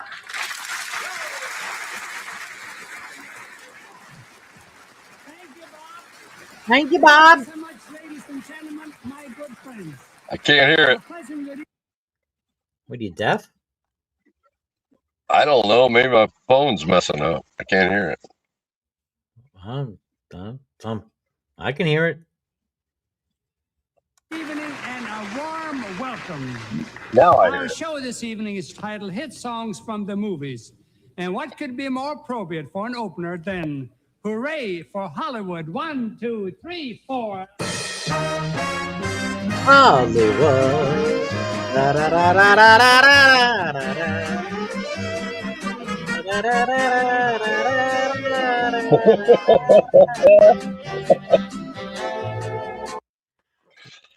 I'd be lying if I didn't watch this when I was a little boy. Yeah. Yep. Look at those old guys. You watched it for the same reasons I did, Raul. It's because your grandparents watched it and your parents watched it. Because it was Yep. only a couple of channels back then. We watched Exactly. Lawrence Yep. Welk. Yes, we did. We didn't have a color TV for a long time, and it was in black and white. That's what I remember. Yep. Because we didn't have the color TV. So We didn't either.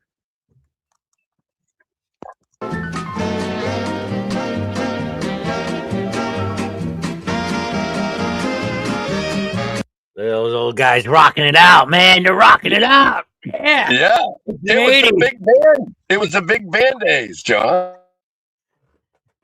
This is actually 1980.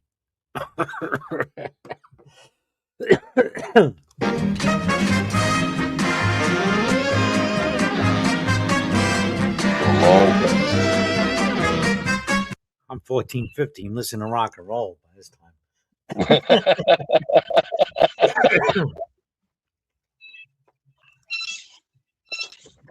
Fuck Hollywood. Hollywood could go fuck itself. Did you see Hollywood Boulevard is falling apart? There's so many buildings up for sale. The fucking concrete.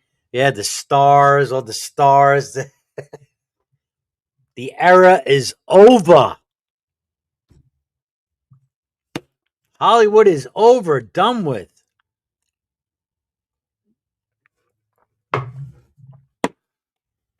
Right? What do you think? Hello? Is mic on?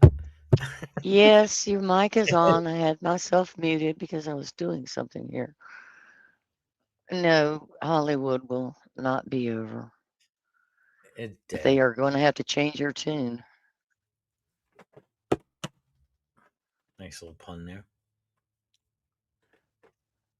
Hollywood East might be over, but I hear it's still booming down there too, where I grew up. Hey guys, I'm gonna say goodbye. My internet is going in and out, and That's your battery on your phone, Raul. That's Not what your she said. it is. And I'm not in my house, so I could join on my computer, but maybe later if you're still going, John. In It's and nice out to like talk your to you, sister. Sandy. Congratulations, thank you, Sandy. And I know you don't like hearing that, blah blah blah.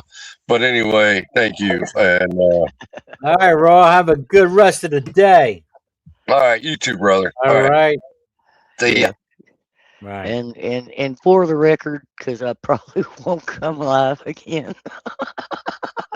You're welcome, and I hope you enjoy it. Have a good year. Yeah. It's gonna be a good year. Hey, it's gonna be whatever we can make of it, Berto. That's all right. there is to it. That's my story, and I'm sticking to it. Raw was in and out like I was in and out of his sister. He didn't type that, did That was he? the joke I was trying to get into him, but he couldn't hear it. Oh, I thought maybe you were reading something Thomas had just typed. Nah. Oh, Is goodness DT? gracious. Oh, he can't join. DT can't join. We have 5 other people. Come on in. Link is They're pinned. out there hoping that I'll blow up on them, and I'm not going to. About I'm gonna go make breakfast in a little bit. Yeah. Break fast. At some point, I need to do that, but I have to get hungry first. I should check outside, see how it is. And well, the beach crowd at West Kirby is thinning out a bit. Oh, you were talking about aliens before, weren't we? Didn't we say something about aliens? I didn't say anything about aliens, but I'm watching a bunch of very white individuals in the UK do fun things on the beach. I just opened it back up. Oh. Alien. His Budweiser alien.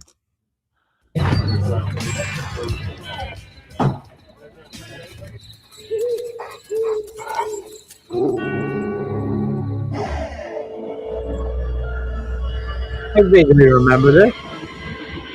I remember it.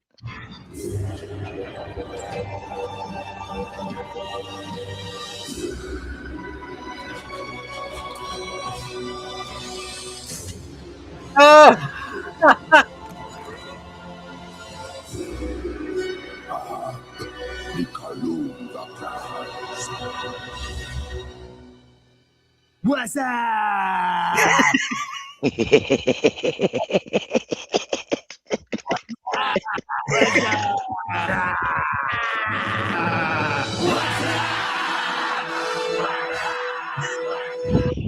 Men, we are not alone.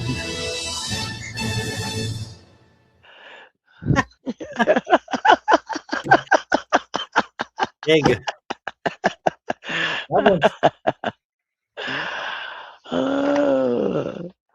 I don't remember that one. I vaguely remember the dog. Unless I don't know, but that was funny. They're all old Super Bowl commercials, aren't they? Probably, yeah. I don't know what year that one's from. I know I didn't catch them at all while they were coming out because I was working.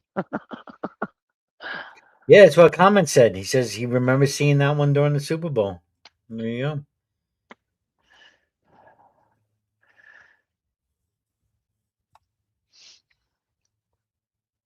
That is a good one. It's pretty timely too for now. Where are you seeing these comments? Oh, the comment was in the comment of the commercial. Oh, Yeah. gotcha.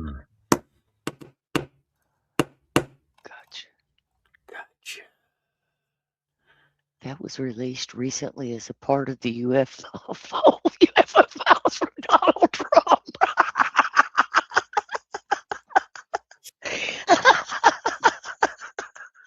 Wouldn't doubt it. Fucking Trump. The fucking posts he makes now, I hear about. Oh. So childish. I'm glad you can see that now. I mean, I kind of thought they were childish all along, but it's Yeah. just a matter of opinion. Freaking really bad. It's so bad now. It is. Well, if you don't see it now, then you're just being dumb. Then you're in a cult. I'm not sure what's going on, bro, Joe, but I know that if I'm crazy, then everybody is.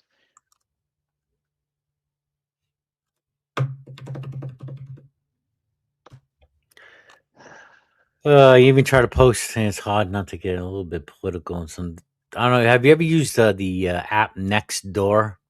Absolutely not. I saw it when it came out, and I knew it was just a way for my neighbors to spy on me, so I didn't join. Well, I guess it could. Well, I almost wish I had, because it turns out that I met. Did I tell you about the day I went and got my hair cut? No, but First time I've paid somebody to cut my hair in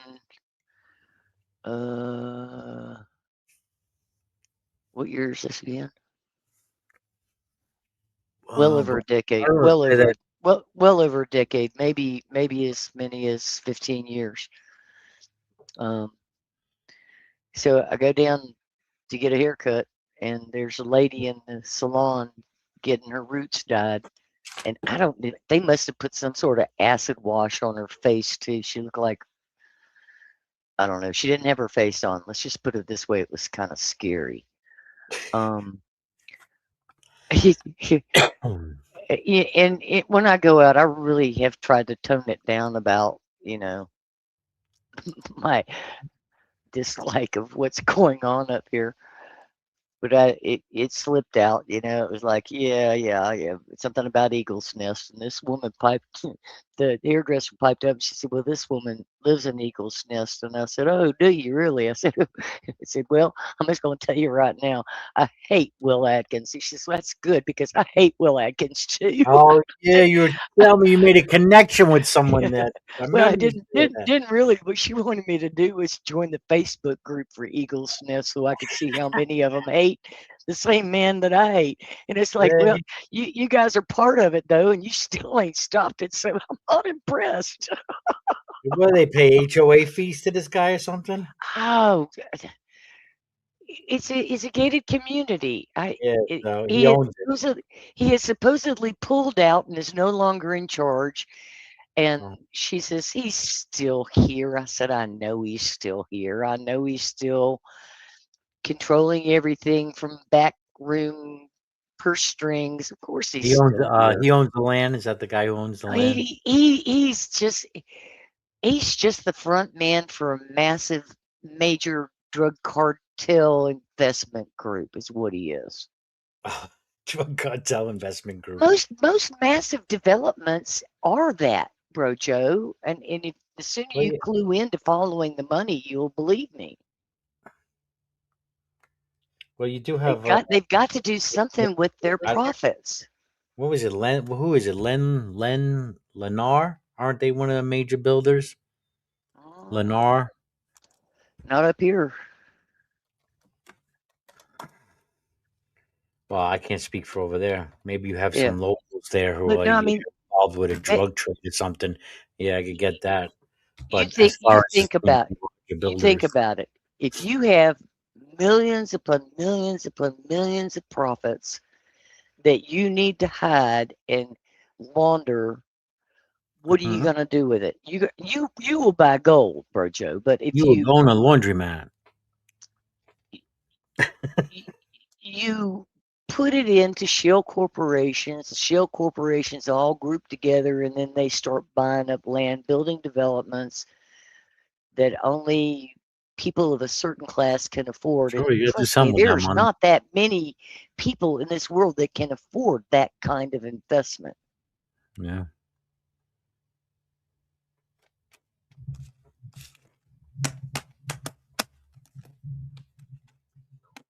The whole thing was shenanigans. I could give you the complete history and prove it to you, but you just get bored. Yeah, I'll be bored. Well, I mean, They did, though. There is one good thing that came out of the Trump administration, I guess, is this limit on how much private single homes a company can own now. Did that So change? yeah, When? about a year or so ago, they put the bill out. Well, it I mean, has it's changed. still a higher amount. It's like 350 homes, single homes is the max now. For a single individual to own or a company?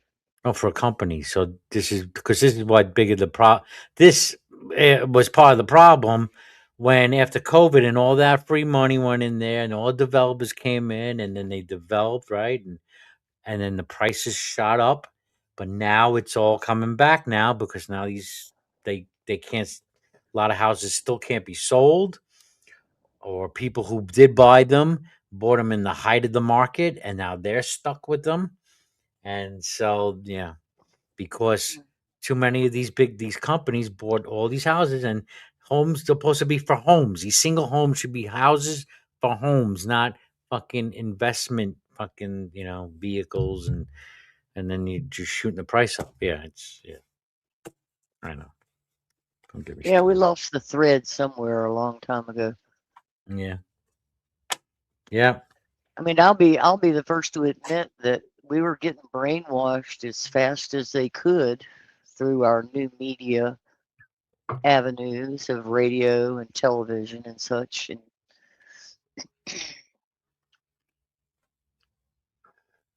But I brought up next door before because politics. I was just bringing up that about trying to look at what's going on as far as the left, right, red, and blue, and the whole how they, and when I say they, I think of the financial institution complex, the military complex, the pharmaceutical industry. They, the bankers, they want to divide and conquer, and that all I was trying to express was that if we just saw what we had more in common, because we have the numbers as far as people, but there was still always someone that disagree. You know, it's always going to be an us and them kind of thing. I kind of see it as a great big huge circle. Yeah. It's the only way I can manage it.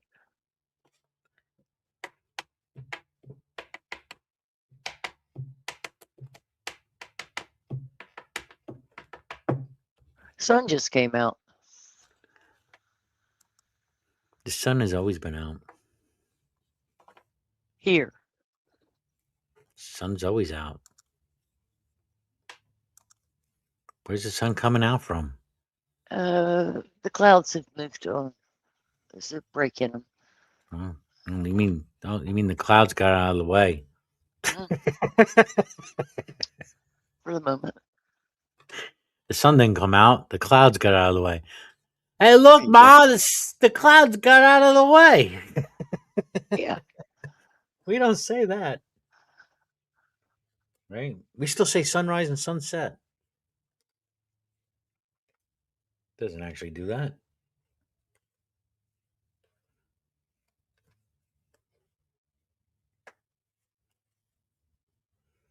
Well, at any rate, I've done my good deed for the year. Now you can go be a bitch starting tomorrow. Would you guys please stop calling me a bitch? You like it. I am only a bitch when someone's being an absolute asshole to me. Yeah. I hear It's you. unnecessary to be a deliberate asshole, but That's right. That's true. I hear you there. You sound like you're heading out. who me? Yeah. Heading out? No, actually, I don't really have anything to do today. I don't even have to pay the guys today because the banks are closed and the country is on a 1-day vacation from everything, I suppose. I guess. Yeah, though I kind of missed. Yeah, I mean, I'm ready to hey, let me go see what's going on in the markets, and I'm like, wait, markets are closed. Yep, market's closed. It's bank holiday, post office No, holiday. though, that might change now. What's that? I've with that it'll get to a point where the markets will be 24/7. No, they won't. Well, maybe after they put AI in charge and set all the limits and AI and then watch it crash a few times and decide crypto. that's probably not a smart thing to do, and who knows. I remember I was working in the market in the days before they set the market crash limits, and boy was it fun. That was a Black Friday I'll never forget. 87. What year was it?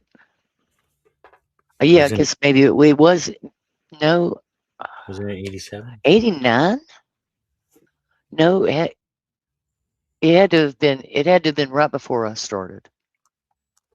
Yeah, it might have been 87, Bridger. You might be right there.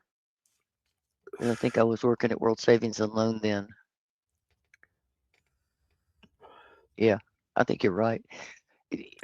Query when the market hit 3,000. I'll do it. Got it. Year. Span.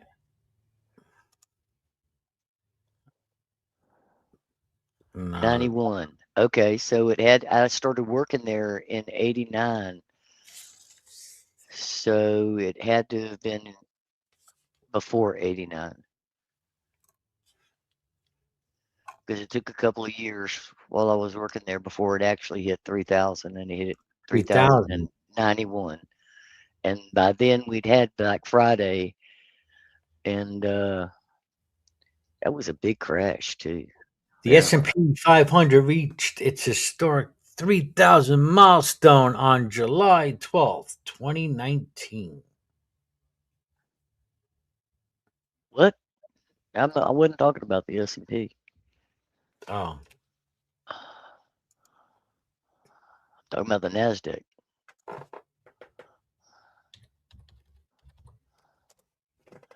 And yes, Lucky always chillaxes. 99, this says now. No, don't make me go look it up again, Brojo. It crossed the 3,000 threshold on November 3rd, 99. That's what Well, hold on a minute. Because I just got a different date. Didn't we just recently hit, what, 7,000? According to my AI, now it's going to give me different things. The Dow Jones Industrial Average closed above 3,000 for the first time on April 17th, 1991. You said the Dow. So now you said Dow. Yeah, Before you said the NASDAQ. stock market. I mean, The Dow is but the Dow is 50,000. Yeah, now the Dow is 50,000. When I started working for Charles Schwab, we had less than 3,000 employees worldwide. And by the time I left, I think it was in the tens of thousands. And it had become politically correct. And that was when I knew it was time to leave.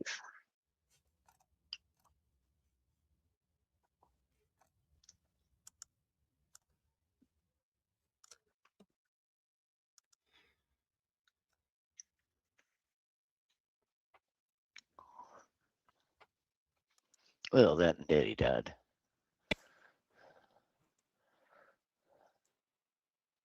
What are you listening to? The Dow right now. After the year on the 7th Dow. The American people need to know this. Need to know how is the Dow. Let me address the survivors because that's how is the Dow. The Dow right now is over 50,000. Fucking Bondi.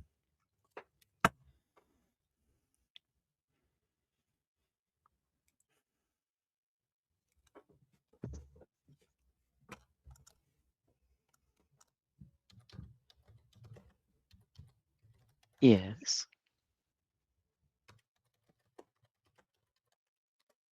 Hold on. Are we done? Are we done? Yeah, I think I'm gonna play this one clip and I'm gonna go have breakfast. So here, this says it all. This is becoming my attitude right here. Oh, my favorite guy.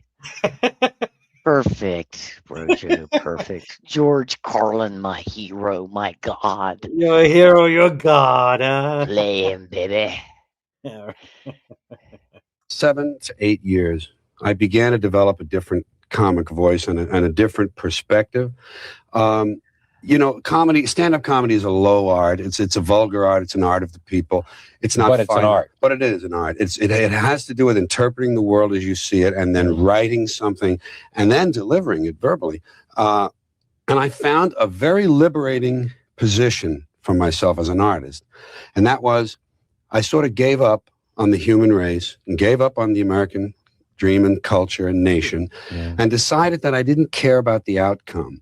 And that gave me a lot of freedom from a kind of distant platform to be sort of amused, a kind of to watch the whole thing with a combination of wonder and pity, and try to put that into words. Not caring about the outcome. What do you mean by that? Not having an emotional stake in whether this experiment with human beings works.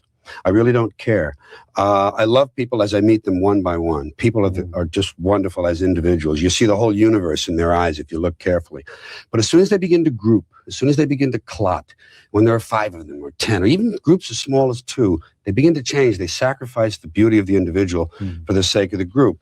I decided it was all under the control of groups now, whether it's business, religion, political people, or what, and I would distance myself from wishing for a good outcome. Let it do what it's going to do, and I'll enjoy it as an entertainment. And I'll reflect on what it is on its own. And I'll enjoy it for the entertainment. There's a little bit of a sick part in this, too. I root for the big comet. I root for the big asteroid to come and make things right. That's the way I put it. Stir things up. Yes, to get us back where we were before the first one came and knocked out these dinosaurs. Aliens, where's the aliens? He's rooting for the aliens too.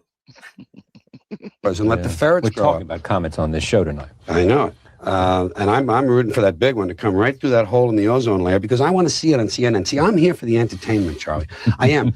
Philosophers say, why are we here? I know I am here. For the entertainment. The show.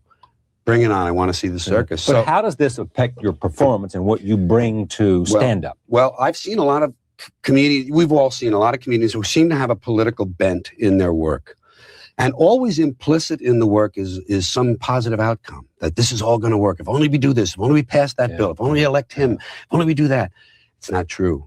It's circling the drain time for humans. I believe this. I honestly believe this. Not just as a comedian, he thinks that. He likes to say that. I believe it.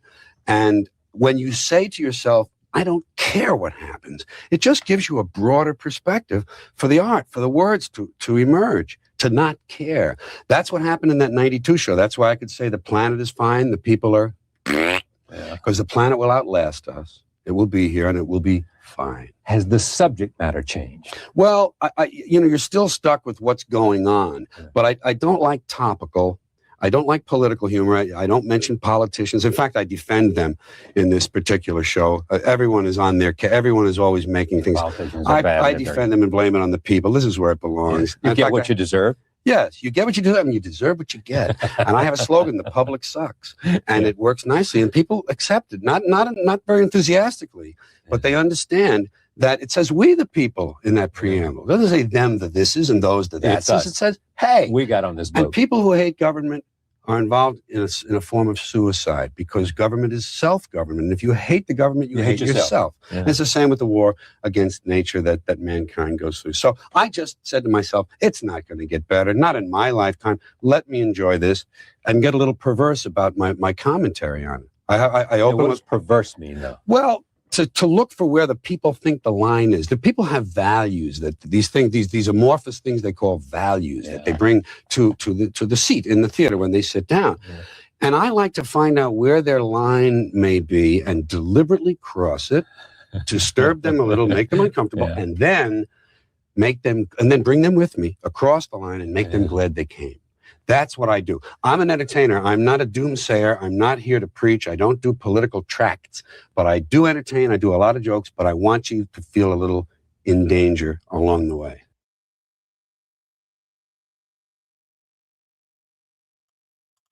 There you go.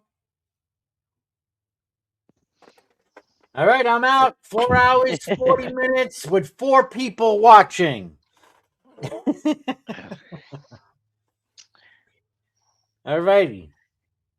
I'm going to go eat. May the force be with you. Thank you, Sandy. You're welcome, John. Thank you, Raw, for coming by, and Frank, and all our watchers out there. We shall see you soon. Verily, the force within thee is strong. Heed it and conquer all. And it's gone.